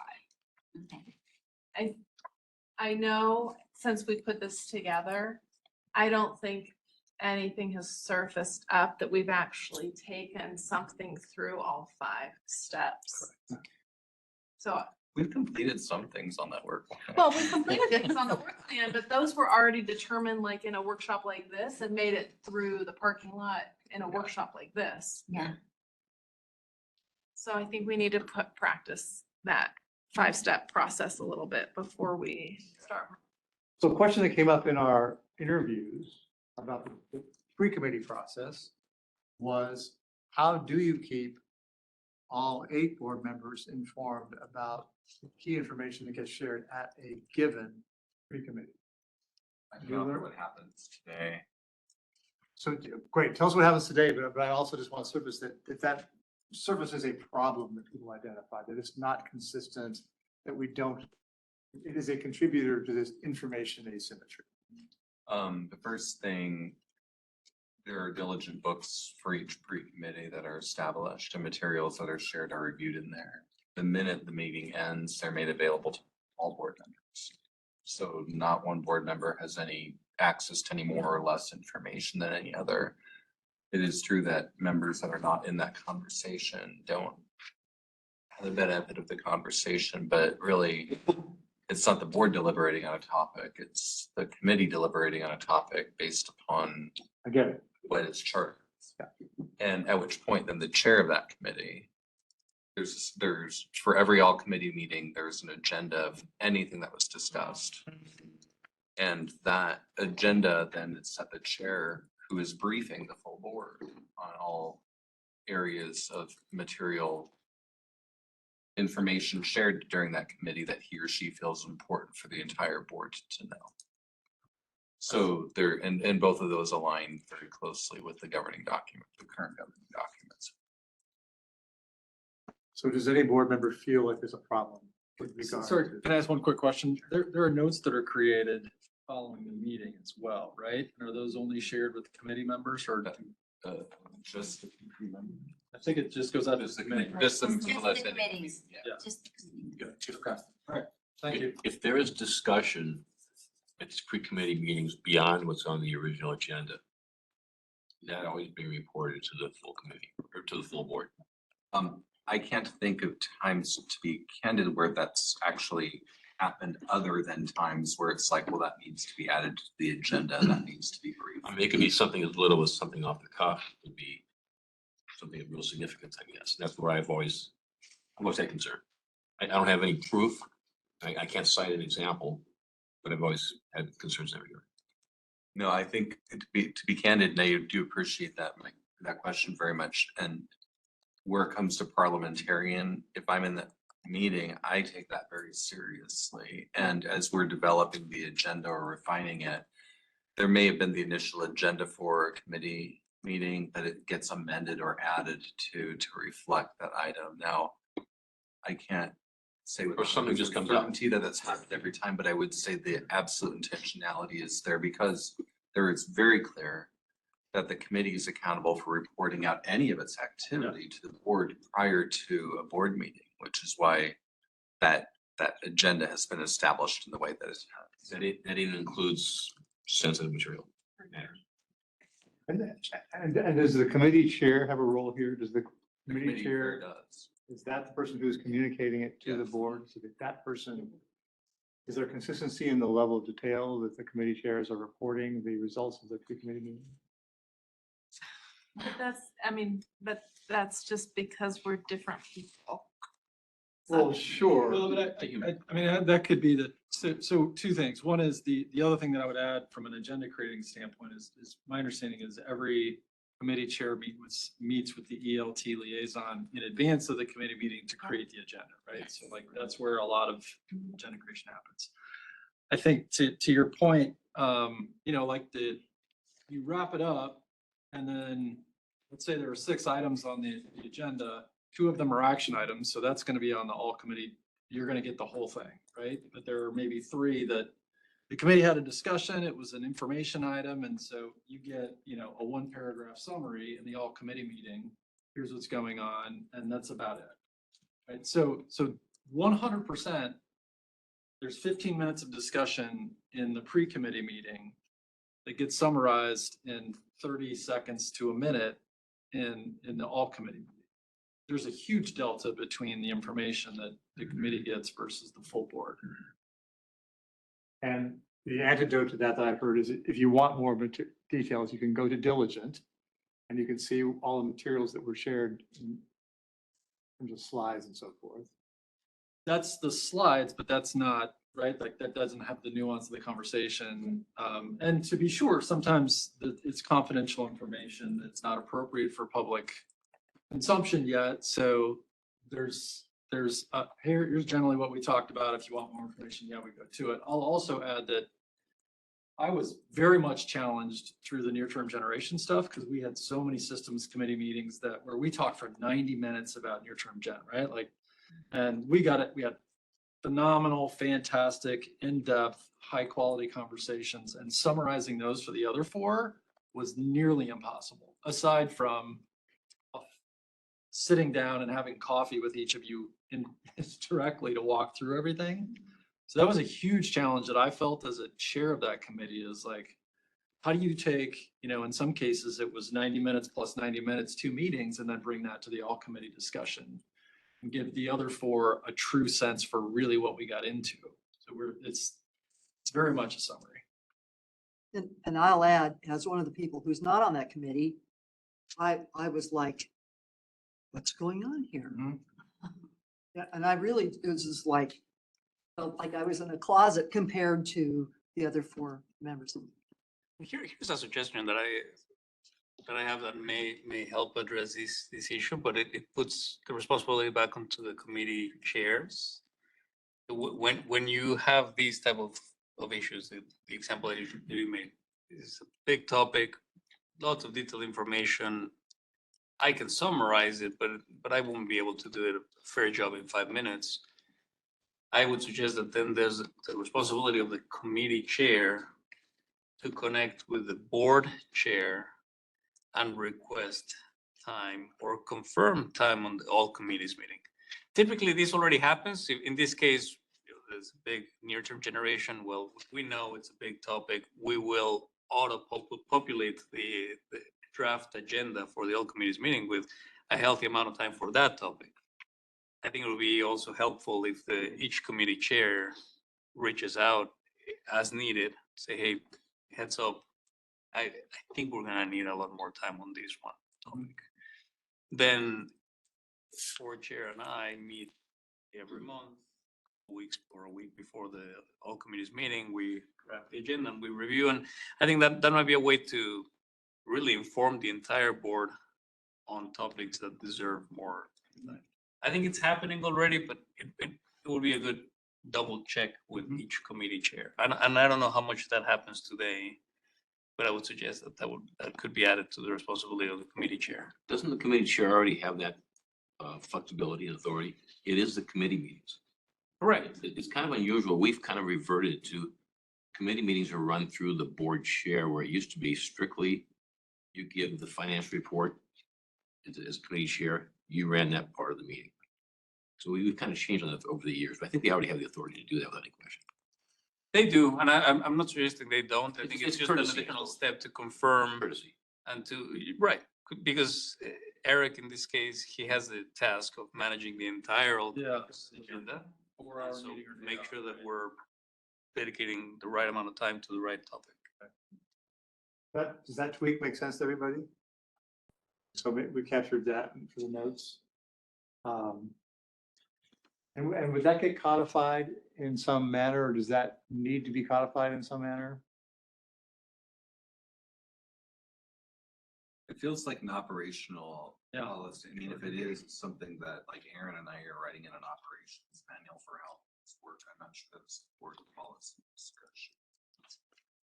We'll reflect it in the notes. Hopefully you can sort of start to build a muscle around that and see how that's working. I think that I want to come back though to the conversation we had as a group, and that was this notion of parliamentarian and making sure. I was gonna say that too. And I really think it's an easy step. We just haven't done, just added to this policy. Again, we have the work plan. Did anything get added to the work plan? What are the summary of requests? And does this comport with our principles? We don't ever go back to say, oh, the charter tells us that we can only do these things. The board has given this authority to the board. Does this align with that? And I think it would just be almost a good housekeeping seal of approval at the end of every meeting, and it would probably feel pretty good because we're refreshing our memory and being intentional about the list of things that are coming from that. I literally. Board principles, Scott, are you talking about the board committee charter principles? Or are you The talking? committee charters. I'm talking about the policies. I'm talking about the governing documents that we know, which is why it's a parliamentarian type role, because that person will have a perspective and be able to raise a questions. So who will serve that role? Easy, done. I think it would be me. Are you But in it's a all of very the? awkward role to have if people aren't agreed in principle that that's what should be done, because otherwise you're in this weird space of saying, well, excuse me, chair, but I really think you might want to be thinking about that differently. And if he or she isn't asking for that type of feedback, it feels very awkward as a staff member doing it. You feel as board member that you want Scott? to put it Oh, on? very much so. 1,000 times. I mean, whether or not it's, whether or not it's you, it doesn't matter. I mean, I'll speak for myself. When I'm trying to run a systems meeting, the issues are so complex and I'm just trying to understand like the technicalities and those kinds of things. I probably don't know the policies as well as I should, right? So like my ability to to run the meeting, understand the nuance, know the technicalities, and then apply any sort of path forward against the policies is a huge challenge. So having assistance, somebody to sort of like double check and say, you're out of bounds, like 100%. Just a backstop. Yeah, for sure. Or we may need to consider this, because I think there's some questions here before we take for action, if that's all right. It's that type of. Adding that to your job description. Yeah. Making that part of the operational manual. Yeah, I mean, you just really. insert that step in the meeting. Parliamentarian, do you have any observations? So Matt, I do want to go back to you to make sure any questions you have around this, you feel you've got enough clarity on. Cool. We move on to the last, let's see, what's the last one today? Well, the last one we wanted to talk about was this kind of idea of the structure of the SDs and this idea of adding interim milestones when we're dissatisfied with just the articulation of a long-term result we're trying to achieve. So just my own take on this as a policy governance guy is that in the monitoring report and the metrics, the metrics are defined well. A lot of what you need to be able to know whether the goal is being reached, because you will see the progress through the metrics and targets. Milestones to me are like in SMART goal language, you would say, okay, we want to achieve this result by this time. And I know in SD9, you've now incorporated some language like that. That's a kind of an interesting innovation. Haven't seen it before in policy governance before. So kudos to you guys for coming up with a creative way to address an issue you were grappling with. Creative, he calls it creative. But it is an interesting thing to sort of try to do it that way, as opposed to really lifting your sights to like, what are we really trying to achieve? What are the principal tenets through which we want to achieve it? And then what are the metrics and targets we're trying to achieve? So, I mean, my own opinion was, had you had more time with SD9, and this is just my opinion, you might have constructed it differently, but you were under some pressure to get it done and get the things you were concerned about addressed. And so you did what you did. So just curious to get perspectives on like, the world is not going to get simpler. Certainly the energy generation world is not going to get any simpler, and the procurement world is not going to get any simpler. How do you wrestle with this idea of setting direction through the strategic directions, being able to exercise oversight and making sure that the CEO and the ELT and the organization is achieving those things you want to achieve, while staying again at that, mostly at the what and some high level how level? I'm just curious to hear, and I'm also curious to hear any thoughts if you have them around kind of the potential negative implications of starting to try to add more interim milestones or more interim kind of targets to, or not targets, but like activity milestones that would be part of that. Let me make a distinction clear. I think it's fine to say we're going to achieve this level of decarbonization by this year. That's a metric and a target.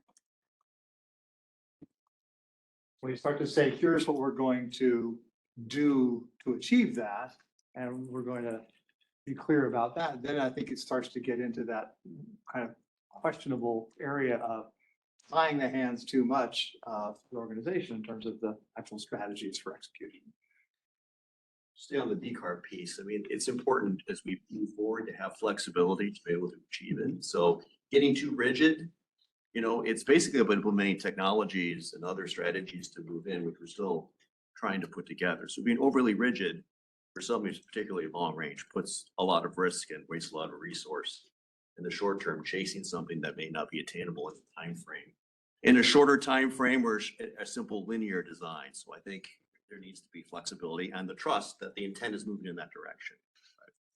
Right. But maybe add to saying, maybe connect some dots with that one and a couple of the steps that we noted in blue, which is the longer term and more material and impactful some of the milestones and the outcomes may require some acknowledgement of, look, we have known unknowns and we may even have unknown unknowns in this that we can't foresee.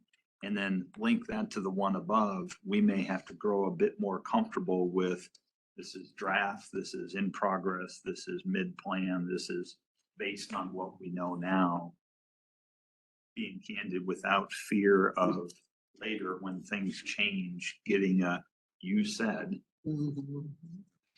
I just throw that out there is I think one of the challenges of we all want to get there. We all want to be able to create certainty and achievements and milestones. There's some complicators to that. It doesn't mean not to do anything. We need to do the measurable things first and get that flywheel spinning and start growing the program with the basics and start rolling that along. Instead of sort of jumping ahead to the larger, more complex issues, which we take time to figure out, and we have a longer time horizon. So we just, I mean, with the North Omaha delay, we experienced what it was like to have to deal with something that had been codified with a specific time frame, you know, and then we had to walk that back and then it makes it look like we're untrustworthy. So I think we just have to be really, there may be a place for some interim metrics, but I think we have to be really careful about how specific we make those and that we give the staff time to work through those challenges of technology and also contract commitments and all of that. So I appreciate what Mike said at the board meeting. That, you know, it's really difficult to put specific dates in SDs because I think it was appropriate for SD9 just because of the way that things went, but to put specific dates in an SD is, yeah, we can change it in the future, but then it makes us look like we're indecisive or didn't know what we were doing in the first place. The last thing you want to do is put management in a position where they either have to violate policy or perhaps not act in the best interest of the utility. And sometimes that can happen when you have these firm, milestones and deadlines and stuff. Again, thanks for bringing that up. That's exactly why I voted no in this case. But I'll do it in the past. Your thoughts on this one? For a counterpoint, because I like dates, right? I like knowing that we will have to revisit an issue that's major for our constituents by a date certain. Have you done it? Have you not done it?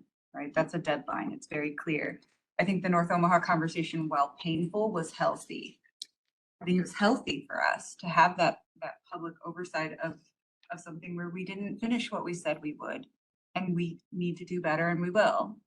And so I think that's sort of the tension, right? Because I don't know how to reach into oversight when there is no day when I'm asking you to finish the thing. And so that, I think that's the tension and the challenge with dates and the STs.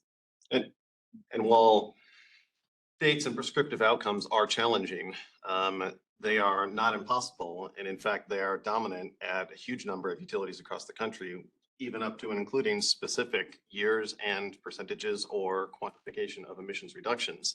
And my major interest here is that by currently not having any more definition in the policy other than something that will certainly be here, will not be achieved fully until all of us are gone by a long shot. What we end up with is path dependence in the interim, where if we do not have more specificity by 2030 or 35 or 40, we allow things to be pushed out further and we do not end up with the early steps, which might be difficult, but are necessary in order to get to the desired longer term outcome. And that has been my concern for a few years now. I have been very interested in specifically related to the carbon emission reduction metric, but in other areas as well. It is more difficult to commit to the work necessary to achieve the outcome if there is not anything guiding the necessity to achieve it. And so while saying we need flexibility toward the long-term outcome, the long-term outcome is so far into the future that it does not require any difficult decisions to be made in the short term. And this is why in our discussion, I highlighted specifically the separation between a long-term goal and the immediate steps that we're taking today, but a huge gulf between where we don't really know what the interim 5, 10, 15, 20-year steps and accomplishments will be. And so it is very difficult to see how the presentation of, again, for one specific example, emissions that was given during the near-term generation does show an increase and then a leveling through 2032. And from the first time we had this discussion in 2019, We specified a desire to see potential pathways toward the long-term outcome. We even created 4 of them. But as of now, we don't have any guidance on which of the pathways we are on or which the board or the people that we represent would like to see accomplished. And without that, I don't see any mechanism by which we're going to have any accountability or oversight on delivering any of them. And my concern here is that that does lead to a path dependence and the continual sliding of the necessity to have complicated discussions that we know will be necessary eventually. And without any timeline, as Sarah said, we have to do better and we will, but as of now, there is no expectation or specific instructions from the board on when that will occur. And I'm concerned about that. And so I hope that we are able to come up with additional mechanisms that provide specificity. Emissions is one area. We talked earlier about customer-owned generation and distributed resources. We had, at the conclusion of the decarb report, guidance that we would have advanced feasibility studies in that area particularly. That was 2 years ago, and I have not seen any report since. And we have no metric on what is our desired level of distributed resources or what are we going to do to accomplish it. And so again, we have developed a program and it's working, and we just saw a milestone achieved with our 2,000 customer-owned generation systems. But there is no additional projection on where we will go in the future because there is no metric and there is no milestone. And so how do we answer what is it we expect to happen in the future if we don't have any policy guidance on it? I really struggle to say, here's what we think was going to be happening, because the board has not taken the time to develop what is it that we expect and how do we convey that to staff. If I may, and Eric, I appreciate that. I hear the passion. It becomes really hard for me to do these when not all metrics are equal. Right? So I hear you loud and clear about interim metrics for decarbonization and customer-owned generation. We're gonna have that discussion. I need to have the same interim metrics for customer reliability, street lights out, customers waiting in the queue, resilience, affordability, all those interim metrics, so that we can then have a balanced approach. So, and I'm sorry to jump in, I don't mean to, but in particular, several of those areas do have metrics now that we measure on an annual basis, including the reliability and the affordability. And if we need to develop metrics on streetlight outages or on the time for customer queue, I think that would be a great idea. But I don't see that as a reason to, and I understand your position, but I feel like that supports the need for development of additional metrics, because there are some that are top line reportability on our name tags right now that have specified metrics that we measure annually in the monitoring report. And this is another area where, quite frankly, we just have not put in the work to do that. No, and so where I was going with this, there's natural tension between all of these SDs. And for management to say, well, number one, whatever interim metrics we put in, they have to be achievable. I hope, and I know we will consult with the teams on, hey, what can be achievable. And then when the time comes for us to have conversations about, we did not achieve these because the trade-off was between these, and this is exactly what we did. And, the board can vote, no, we did not comply with SD7. However, we did comply with SD whatevers, right? And I think that homogeneity between all of the SDs would be helpful. Today we have, and we discussed this at the Systems Committee a few weeks ago, about how we have some SDs that are aspirational versus others that are more urgent, right? We're striving to achieve X percentage of rates below the regional average. We don't have a date. They're aspirational. We have others that are very prescriptive. We have to be under 90 minutes of SAIDI. We don't have, SD7 is both aspirational. We do have one interim metric for 2027.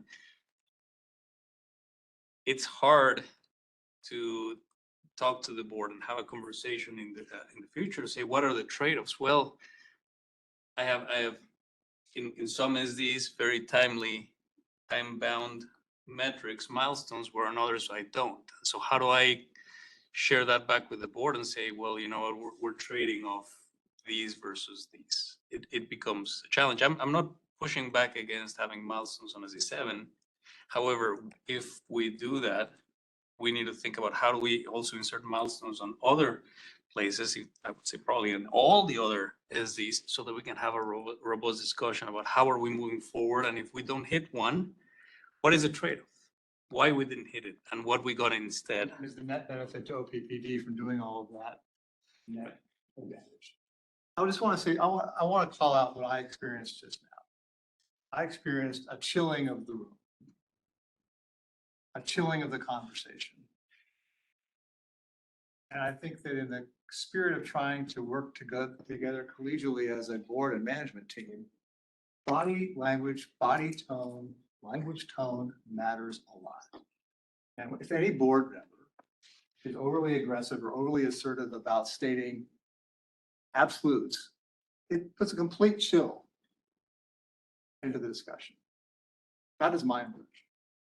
And so I want to really caution board members around the table that you have to really hold yourselves accountable for the way in which you approach any of these issues. Your voices speak loudly. And when you try to be so assertive that you've chilled the ability to have other people ask questions or challenge your point of view, you've shut down the conversation. I would prefer to see board members asking questions, asking how could we incorporate interim metrics? What kind of interim metrics would be appropriate for us to use that would strike a fair balance in the way we operate the utility and direct the utility? So I will just flag that as a challenge that I see. I think to make sure that we try to do better. And without any follow-on, I will apologize because I realize it is very specific, and thank you for the identification. Leave it there. Thank you. I wonder, the first sentence in SD7, and interim metrics, I know comes back to SD7, so I don't think I'm out of line there. The first sentence actually says that we'll strive for continuous improvement. And so if our emissions are going up, then we've not met that standard. We've not improved. So then that means when we come to time to review SD7, we'll say, no, you didn't meet that. And what are you gonna do to meet that next year? So wouldn't that, if you're saying you want continuous improvement and then you don't get improvement, you get an increase in emissions, you've not met the standard. So isn't that in itself isn't interim metric, because that to me says every year our emissions will go down. So a great question to ask yourselves, I think, as a board at that point, Denise, is, so what do we do about it? Yeah. Well, Yeah. I can say something. Go ahead. We're going to keep in mind it's net, our goal is net zero. So absolute emissions is not the pure answer. And there may be, for a variety of operational reasons, movements. It's not going to be just a straight linear line down. It may take time for various reasons. And there's other things we can show in terms of continued operational improvements and efficiencies that we can build. But now you're trying to get to the performance. I'm trying to get to the system and the process by which the board can then address what they perceive to be a failure, essentially, to achieve the policy goal. So. Right, I envision that conversation. That's a fantastic point. We've had in the past a few SDs where the board has voted no, not in compliance, and we're working on it. I think in this particular example, it's, yeah, emissions are going up. Does the board feel adequately informed of why emissions are going up? Does the board feel adequately informed about why the delay in the North Omaha station refueling happened? It's not management will do better. We've done everything we could. There were external elements that caused that. Still vote no. We can still vote no, and have an understanding of, okay, what can be done better next time? What are things that are outside of our control? And for us to have that conversation. I think that's a healthy part of the SDs. I often chat with the team, and I remember Tim Burke used to chat with us and say, hey, I know we're all overachievers and we're A+ students. We want to have all SDs always approved, but that's not reasonable all the time. And having healthy discussions, but hey, we really wanted to get there, but for a bunch of other factors, we weren't able to get there. There's an acknowledgement that we still want to get there. I mean, And what can we do next year to get us closer to those? So one of the best questions I ever heard somebody ask in the monitoring discussion, Denise, was if we had another $100 million to throw at the problem, what would we do? What could we do? Could we do anything that would change this trajectory? That's an interesting question. If we had $10 million, it starts to get at like, is this a question of resources? Is this, or this is a question which is within our control to some extent? Or is this a question of things that are literally outside of our control and we're just having to contend with? Does anyone know off the top of their head which SD deals with outages, the length of outages for? SD4. Okay, let's just say this year we have another 13-day outage in October, ice storm, branches everywhere. Terrible deal. Don't jinx us, Mike. This is an acknowledgement that Craig is leaving us. Bye, Craig. Bye, Craig. We would probably not meet our goals under SD4. But should that be a negative reflection on the operations of the organization, i.e. management? No, of course not. That those are issues that sometimes occur outside of their control. So just because you don't meet these, this is why I'm biggest supporter of SD, period. But just because we don't meet those goals doesn't mean we didn't perform properly. So I guess that's my thought. This is similar to what we're facing, obviously, with North Omaha being able to go offline. Did we meet that goal? No, but sometimes there's concerns outside of our control. And if I may, and I know we talked about this morning about this not being a performance evaluation piece, but that's a super important point. Like where I would welcome the board coming together in that particular example, saying, you know what, this year we didn't meet SD4, we didn't get to the 90-minute SAIDI. We're acknowledging that's exactly what happened, and the board votes no. The board can still support management, say how you reacted to the storm, how you restored power, the way that you engage other communities, other mutual aid was fantastic. It's still, we're doing really good work. We didn't meet the 90 minutes. And we're gonna declare that publicly. We didn't. And our goal continues to be meeting the 90-minute SAIDI. Going back to performance evaluations, and I'm putting to our chair of governance. You know, how management gets evaluated, I hope that in the future, and I hope that this is the common understanding, it's not whether the board voted yes on all 15. It's try to get yes on all 15, but if you don't, it's what are we doing? How are we dealing with these curveballs that are thrown at us either by weather, by other governments, by SPP? That's really the measure of performance. And I think there has to be a healthy conversation about no votes on SDs, and that's okay. I think that those opportunities are rich for learning, right? And I want to hear, what did the organization learn as it didn't meet that metric that's going to inform future different action, so that we do have control. So I think that that's where the rich conversation occurs. Well, and that's an interesting point, because I know it's the natural instinct of all monitoring reports to paint as positive a picture as possible of the utility's performance, even if it's not meeting the terms of the SD. So I think a challenge to throw out to you is like, how do you bring to the board and have that more balanced, nuanced policy monitoring discussion that's anchored in here's how we've done, and here's what we've learned from it, and here's what we're going to do to try to continue to improve. And I think part of the future ready posture of the organization is that growth mindset posture, right? Like to be able to lean in and be okay with not hitting like the level that we set out to hit, but know that we've learned something and that won't happen. You know, like we're not going to fail in the same way again. So. but it's being okay with that. And the organization's getting better at that every day. I appreciate the yes and the no, like did we pass or not pass on the SD, but I would remind us that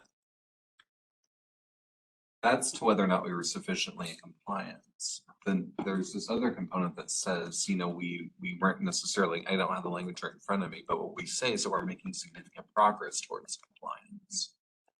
So there, you could vote yes on that.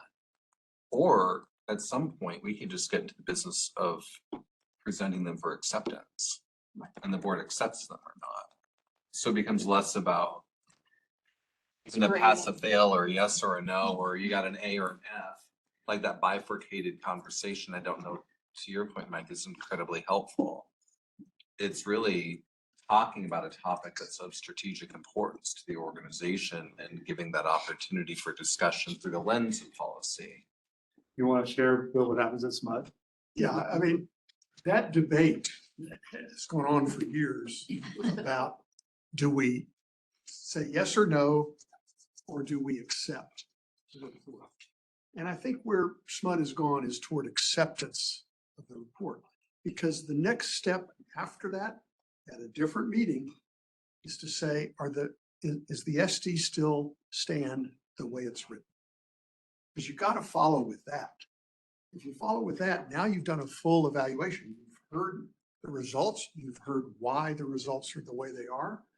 Then the next step is then to say, okay, we still keep the same targets in place? We have that structure built in. Thanks to these workshops, Yes. by the way. Well, it's an outcome of the last Yeah, workshop. and it's actually worked quite well. And it's oftentimes a quick perfunctory, yes, this feels right, but it creates space for conversation beyond the acceptance of the report. Mike, you asked earlier to get a quick comparison of OPPD to other utility boards we work with and other boards we work with. I think.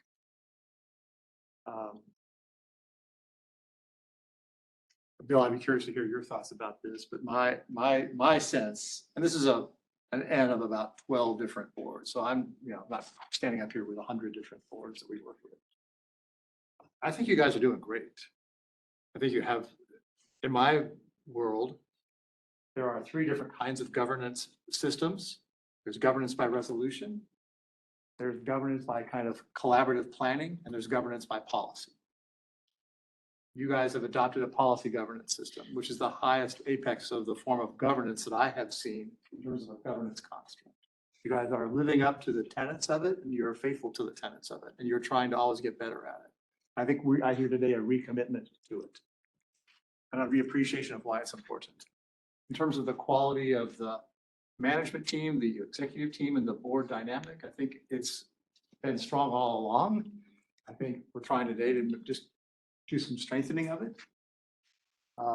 So in terms of governance, board member and ELT communication and coordination and collaboration, in terms of the ways in which you hold yourselves accountable and the board provides oversight, I think you have, through the policy governance system, a very strong system of providing oversight, coupled with these delegations that provide the flexibility, as you know. So, B+, A-, that's kind of where you guys are at. And there's boards we work with that are definitely in the C's and B+. I don't know what you would say. Yeah, I mean, I see it through members of the American Public Power Association and through the LPPC, the large public power. And I know that your management team attends conferences where they talk about the governance systems at various utilities. And I can tell you the level that you're at, along with several other utilities in the country, are at a much higher level in terms of the partnership that's created through this model. Because that's where you're at. You're our partners in this thing. Doesn't mean you don't have frictions from time to time, and that's why we get called back and have a session with you. But the fact is, you are in a partnership and you have bought into that partnership. Now you tweak it and you constantly can refine it and improve it, just like every other target you're trying to do. You got to make improvements in it. But it's at a level that other institutions go, how do they do that? How do they possibly organize themselves? So you should be thankful and you should applaud yourselves for what you've been doing. Doesn't mean that it's always natural and easy. So we've got about 20 minutes left. I want to make sure we close on being clear about what action steps we're taking, and then I'd like to have a reflection from everybody just to about the day. So in terms of action steps, it's a fairly long list, and let me know if I've forgotten something. So as we go through these, I'd like to make sure we're clear on who is responsible for each of these, and maybe even a by when each of these. So starting with commit to regular monitoring and discussion of GPs and BLs using as appropriate a holistic approach. Who's the accountable party to make sure that happens? So I see Scott. Parliamentarian. The parliamentarian. I see our new parliamentarian putting up his, and is this, and what's the times, the sort of the rough time period or timeline? You know, I would like to kind of be able to slow roll through this, I would say by the end of the year. Okay. I think that's going to be important. So that we can have a plan to address these at the. As we step into new committees and all that other stuff. So clarifying the work plans of committees and the process for updating committee work plans. That's us. Yeah. See a trend here. Did you see AB on there? Yeah, I mean, I think that it's, yeah. Good. Yeah. Is this an end of year kind of thing as well, or is this sooner than that? Oh, I think we could probably revisit that in the governance meeting sooner than later, not September, but October. Yeah, I think October, I can say. If we say 10/31, we can. Don't overpromise, just say end of the year. It feels like if we say end of the year and we deliver in October, then we've achieved, we've gone beyond the performance metrics. Fine, end of year. Yeah. Tweak those better. So you want to say end of year on this one? Arbitrary deadline. Yeah. I mean, honestly, what you want to be able to make sure is that the next committees can do their work with any new structure you have in place. So if it takes us until the end of the year, great, that we can get it done earlier.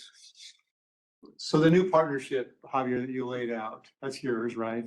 That's mine. Do you have like a timeline or at least a deliverable in mind here?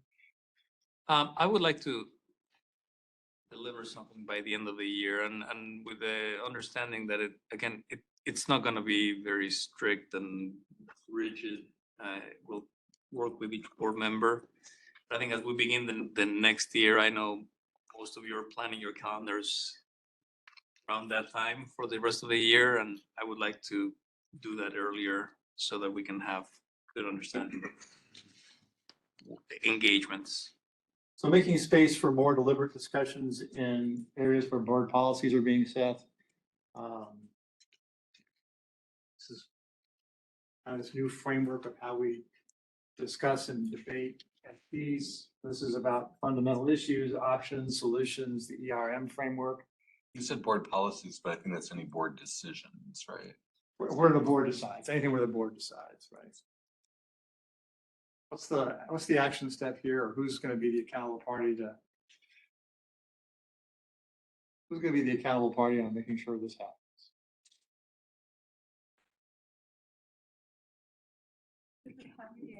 I can't read, sorry. So this is the one around being more deliberate in how we structure and frame the discussions around things the board's got to decide. Oh, that's me. 100%. Yeah, sorry. I couldn't read. I couldn't get it. Yeah. Fair enough. Well, if you can't read it, then then it's hard to commit to it. I honestly, I need new glasses. Well, and I need to write bigger. So by the end of the year again, shall we say this is going to happen? Yes. But should that be in partnership with the board? Yeah. Chair. So this is an EW. I checked out. Okay, BL7, kind of add language around the GM, the CEO will, in those areas that define in BL7, bring them to the board and inform the board in a timely manner, consult with the board, and as appropriate, take action. As Steve and Scott can. Yeah, well, yeah. That's a change to the policy, so that's a. So when can you bring that back, do you think? I think that's a short order, almost housekeeping type of thing. I would say October board. So by 10/31. Yeah. And then also we wanted to add in GP one or GP two, this idea that reciprocally the board has responsibility to consult back. Same time frame, as long as Steve's not concerned about the time. Okay. BL one, we wanted to include in there the a change in bringing information timely to the board and separate those kind of clauses out as we discussed around the pending meeting. So that's the two of you guys again, right? And just for clarity, those are gonna float up to governance. This is also a 10/30. This is also a 10/31. Yeah. The way I envision this for clarity, similar to kind of that we've done housekeeping to policies and stuff before, it's going to be like, hey, here's some red lines, thinking this is scratching the need, we're good. It would go to the policy wherever it belongs. Are y'all good with it? And then we bring it to the full committee, full board for review. Yeah, I agree. Feel good? So there was this, Javier, the CEO policy in your domain on Timeliness. providing timeliness around big projects, time, frameworks and so forth of timelines, consulting with them on those timelines. I'll take that. Is there a time frame for the timeline? I think we can do this by 10/31. 10/31? Okay. The board role with stakeholders, we want to make sure that that's clear in the, back to Kate's point, in the GPs. I think it's there, but it would be a question of going back in the GPs and making clear that this idea that the board has a role as ambassadors. I would take that for initial action, but then that would be reviewing with SH/SF. SH? Sarah Howard's not here, so. I like all the other SFSB is really ABSB. Okay, but you're gonna take the initial look at this and see if, Scott, I think the initial step here is to just sort of see whether or not there's something to be changed there. Is that 10/31 or? Yeah. The memo to the board on handling inquiries, complaints, et cetera. Javier, is that you? Is that somebody else? Javier and Tim. That's Javier and Tim. So.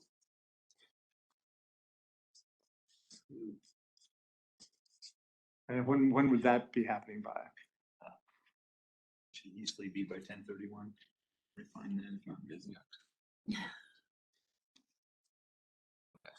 Well, that's just. No one has specified which year. There it is, there it is. Yeah, October of 31. The complaints wanted to go through CP. Thanks, Mike. So digging into scenarios where board members hear comments, how to dispose and keep people informed. Scott, you're going to sort of take some time to. Yes, I would like to, and I would just say what I'd like to do is probably get a little more specific. Yes, I'll take it. Sorry, don't even know what I'm doing. And Okay, by the end of what's the deliverable here? You're going to sort of come up with some suggestions and I think the protocols. challenge with the one that precedes it and this one is that one could be influencing the other. So the memo on how to handle issues, we need to understand what issues and how they're being handled. And so if Javier and Tim are okay, I'm more inclined to push that toward the end of mine at 10/31 and then push theirs toward 11. Deal. I'm putting 12/31 here. Well, actually, if you're putting 12/31, the one above it needs to follow it. So put 11/30 on mine and put 12/31 on theirs. There's going to be scenarios that are going to influence what we go in the memo, is my. Okay. And if Tim McAravey would be so willing, I would love to have SF/TM on number, whatever that one's for. Good. Develop operating principles, phrases, clarifying questions. I thought this would be something that I could take back and I could work on and send you like a draft of what this could look like. And we can send that to you by, how about, How many photos can we send back? how about 9:30? That's good. Yeah. Look at the work plan summary of committee requests, policy and re-socialize. So that's the policy we talked about. Oh, We can, yeah, we already, I thought that was on the list earlier. is that the clarifying? It's an ABSF number, the second item on the first list, clarify. Clarify work plans of committees and process for updating. Okay, so that may be linked to this one here. Let's make it the same thing. Yeah. Yeah. I think it is. So it probably is the same thing. So I'll just say, ties to the. So, see how I can be overachieving. This is my work plan. And then Scott to assume parliamentarian role is the last thing. ASAP. Yes. 1 PM. 15:51. Check. Are there any other actions? I mean, the one action that's not here is that we at LRI will put together a synopsis of the meeting. Is there anything else that we've missed here? Just a quick comment on that last one. And I debated or not whether to mention these, but I think we've talked enough about the parliamentarian. I asked the ELT earlier in the year, one of our shared key accountabilities or shared goals was to develop between Michael, Scott, Brian Adams, Chief of Staff, a roadmap clarity of functions and linkages between the office of the CEO, the executive office, and the office of the board. Roles, responsibilities, who works with whom, how do we make those two groups work together? And in that work, the role of corporate secretary, parliamentarian became loud and clear, very clear in the importance of that role. So it's music to my ears to hear this discussion today and the board agreeing, because it's such an important piece that helps me manage both the office of the CEO and the office of the board. And so thank you for No change to this, just a re-emphasis. re-emphasis. Re-emphasizing. So could we ask each person, just as a last bit of reflection here, just to go around the room and just say, again, a key takeaway for you, a thing that you appreciate about each other or about today? And could I start, Lisa, with you? Oh, sure. I'm so looking forward to SD 11 and SD 13 monitoring report. My reflection is sitting in the room at the Horse Barn at Metro Community College in 2015, how far this organization has come. It's heartwarming. So kudos. And we're, as you've heard me say, we're a learning organization, thanks to what Kevin McCormick always says. And I think that that's what we did today. So thank you. Yeah, thank you. You know, I am cheered by the renewed sense of partnership that I feel in the room, and wish to lend my best to that as I can. And so thank you very much for this opportunity to have all of this clarified. Appreciate it. So I too appreciate the time. I appreciate the candor by the board members, and what I sensed is these conversations seem like they're often teed up so we can talk with each other, and yet often the most mileage comes from the self-reflection that comes out of the conversations. And I sense that in the people in the room, and I think that's powerful. So I just thank everyone for that. Yeah, I'll echo all those, right? And then I guess I'd add that I appreciate everybody that's here and works for OPPD. And I think our general goal overall is always fairly aligned. It's just kind of how we get there. So thank you for that. Just continuing on my journey here at OPPD, learning more as we go all the way through, getting to know people better and enjoying it quite a bit, learning more about how things are done. And I think is gonna be fun.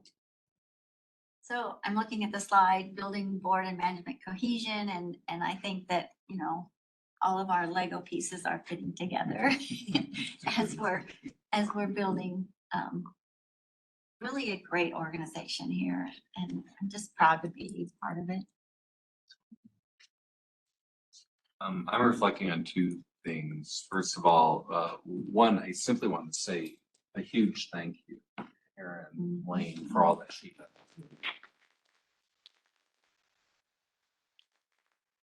And in the spirit of gratitude, I wanted to thank the two of you. We worked together since 2015. And on a more personal reflection, just in terms of being a member of ELT and connection with the board, I'm struck by the amount of transformational change we have in front of us as an organization and what that will take from the board and the ELT, and how important this is to ensuring that foundation so that cohesively we can work really in service for our customer owners, whether it's constituents or non, you know, the entirety of it, because keeping the lights on is so darn important. It's powerful stuff.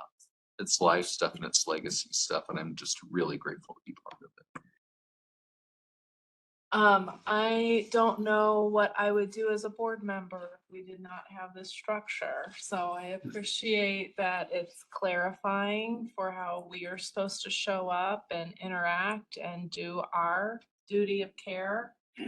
On the note of transformational change, we absolutely have a ton of work ahead of us. And I hope that as we've approached really hard decisions over the last couple years, that along with conversations like this continue to reinforce that the board is willing to make hard choices and support the organization in the way it needs to be supported, because absolutely we are all on the same team. We are talking about things maybe a little differently and using different language here and there, but generally everyone, as Lisa said earlier, comes from a place of passion and interest and wants the organization to succeed. So thank you. Thanks for the time here. This is good.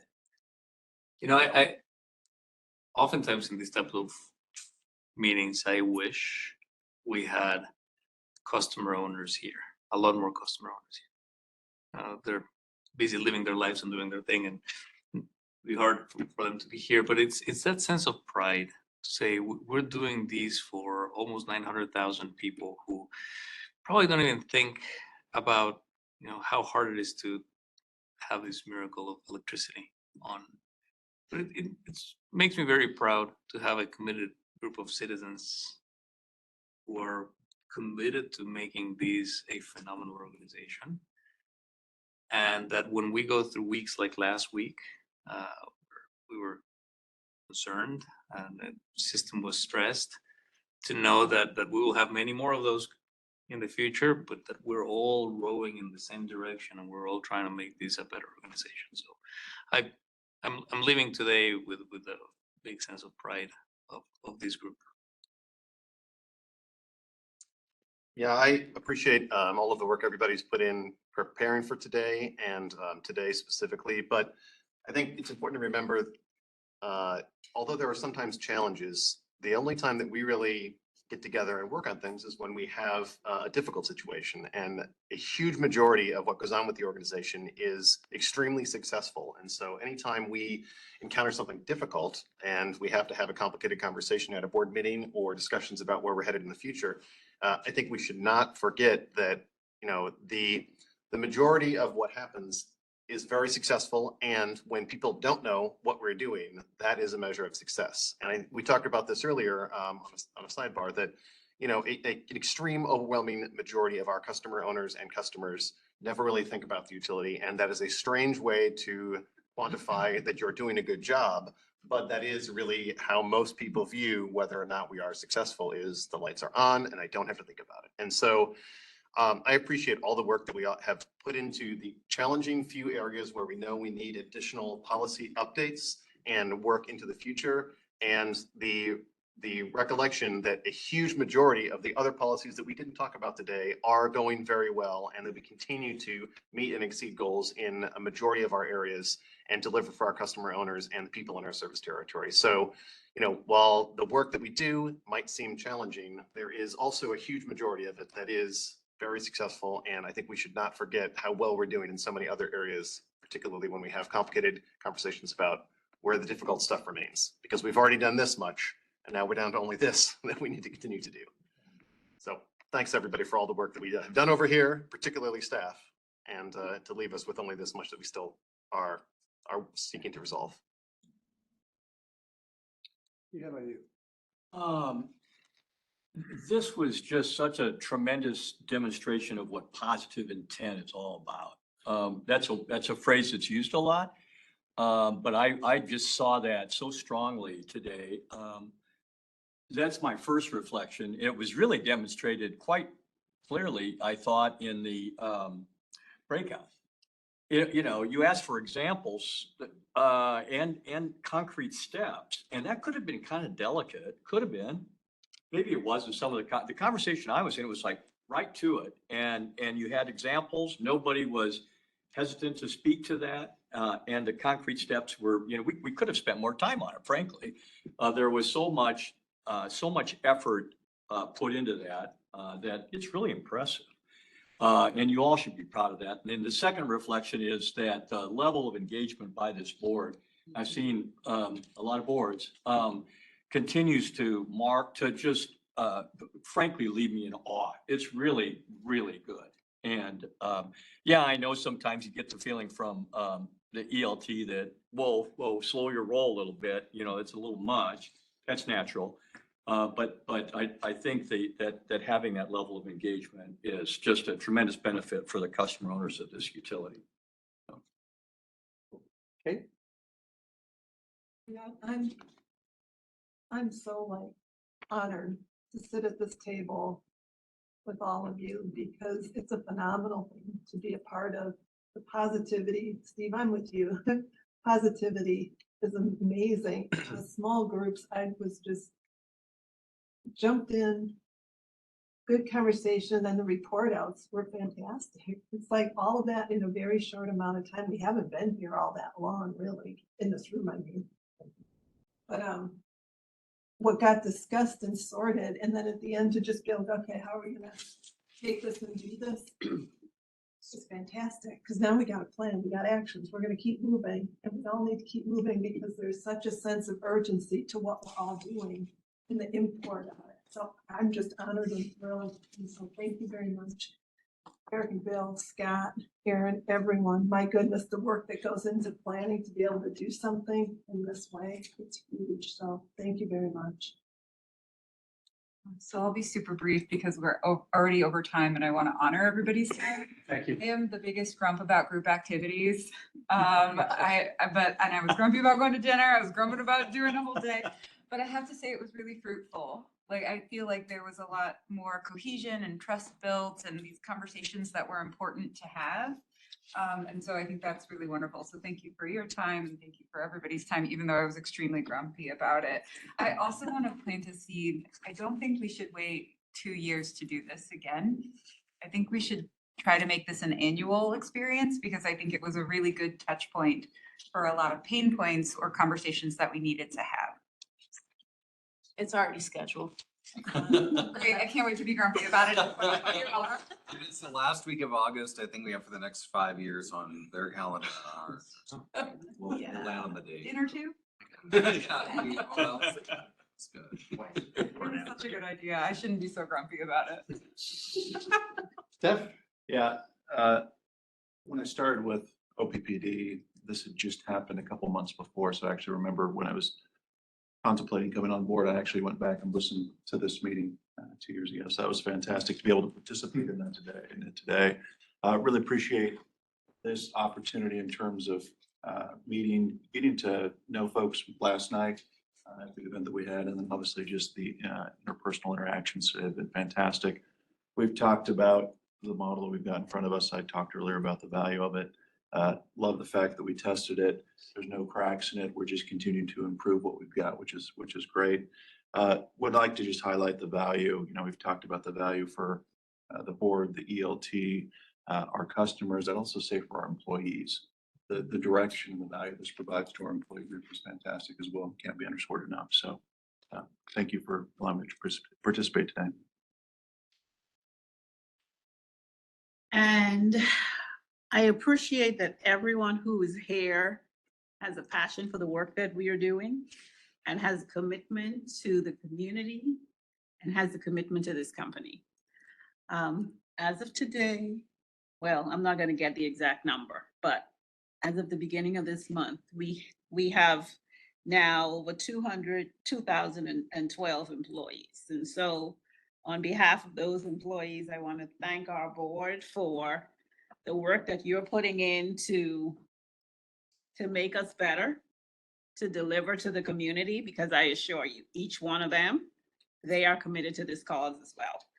So the fact that we can get it together means that they can get it together and keep it together. And so for that, I am grateful and I thank you all. So I'm just grateful that the progress we've made over the years. So that's wonderful. It's better to fine tune something now than start over. So that's pretty good. I also want to go back to Javier kicked off about psychological safety today. And I felt that in the room. I felt people spoke up when they had to. So congrats on that. And then I want to thank Scott and his team for continually pushing us and doing these meetings. Thank you. Initially, when we reviewed the survey, with the board management survey, I was concerned with the management's perspective of that survey, and I hope we can see an improvement in that area. As we got further into the day and basically started to document and discuss what concerns we might have, I don't see a whole lot of major issues here. I think we're in pretty damn good shape, real good shape, I think, looking forward. I have confidence in this organization. I'm confident in this board. We have some major problems, or not major problems, major issues coming up, major programs and accomplishments we need. And I'm confident we'll get there. Feel good. Thanks.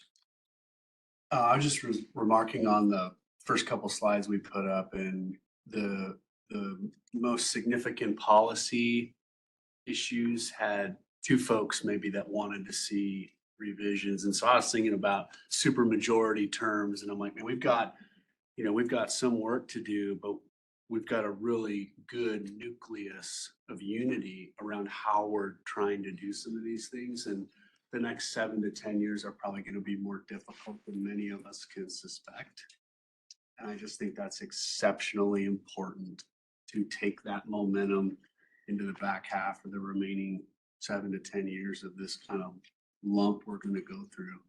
And that's just really exciting. Eric, can I ask, and I don't know if Troy is on the line still. He was feeling under the weather and he participated virtually, but I don't know if Troy, if you're on the line and have a chance to unmute yourself to hear your reflection too. Absolutely. So my reflection is this kind of transparency is pretty unique to public power and provides an avenue for customers to better understand what goes on behind the scenes. I also like the example it sets for our employees as they see the board and they see executive leadership trying to enhance the relationship, better communication, find areas where we can just work together better. And I think that just shows the humanity and willingness for us to try to be a better organization. So that's it. Thank you. Thank you, Troy. Well, I tell you, the luckiest people in the world are the people who live in this community that have this available to them. I mean, public power is so unique, and they are very lucky to have you. So, and it's an honor on our part to be able to be here with you and just help, move it along a little bit. So we've enjoyed it too. Thank you for the opportunity. Yeah, thanks for your service. With that, Sleep. yeah. All right.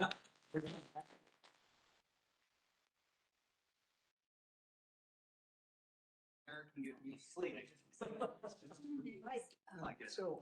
Have a good night. Thanks. It's not even black football. I totally. Implement the old fumble rule. You know, baby. The two of us, we live in.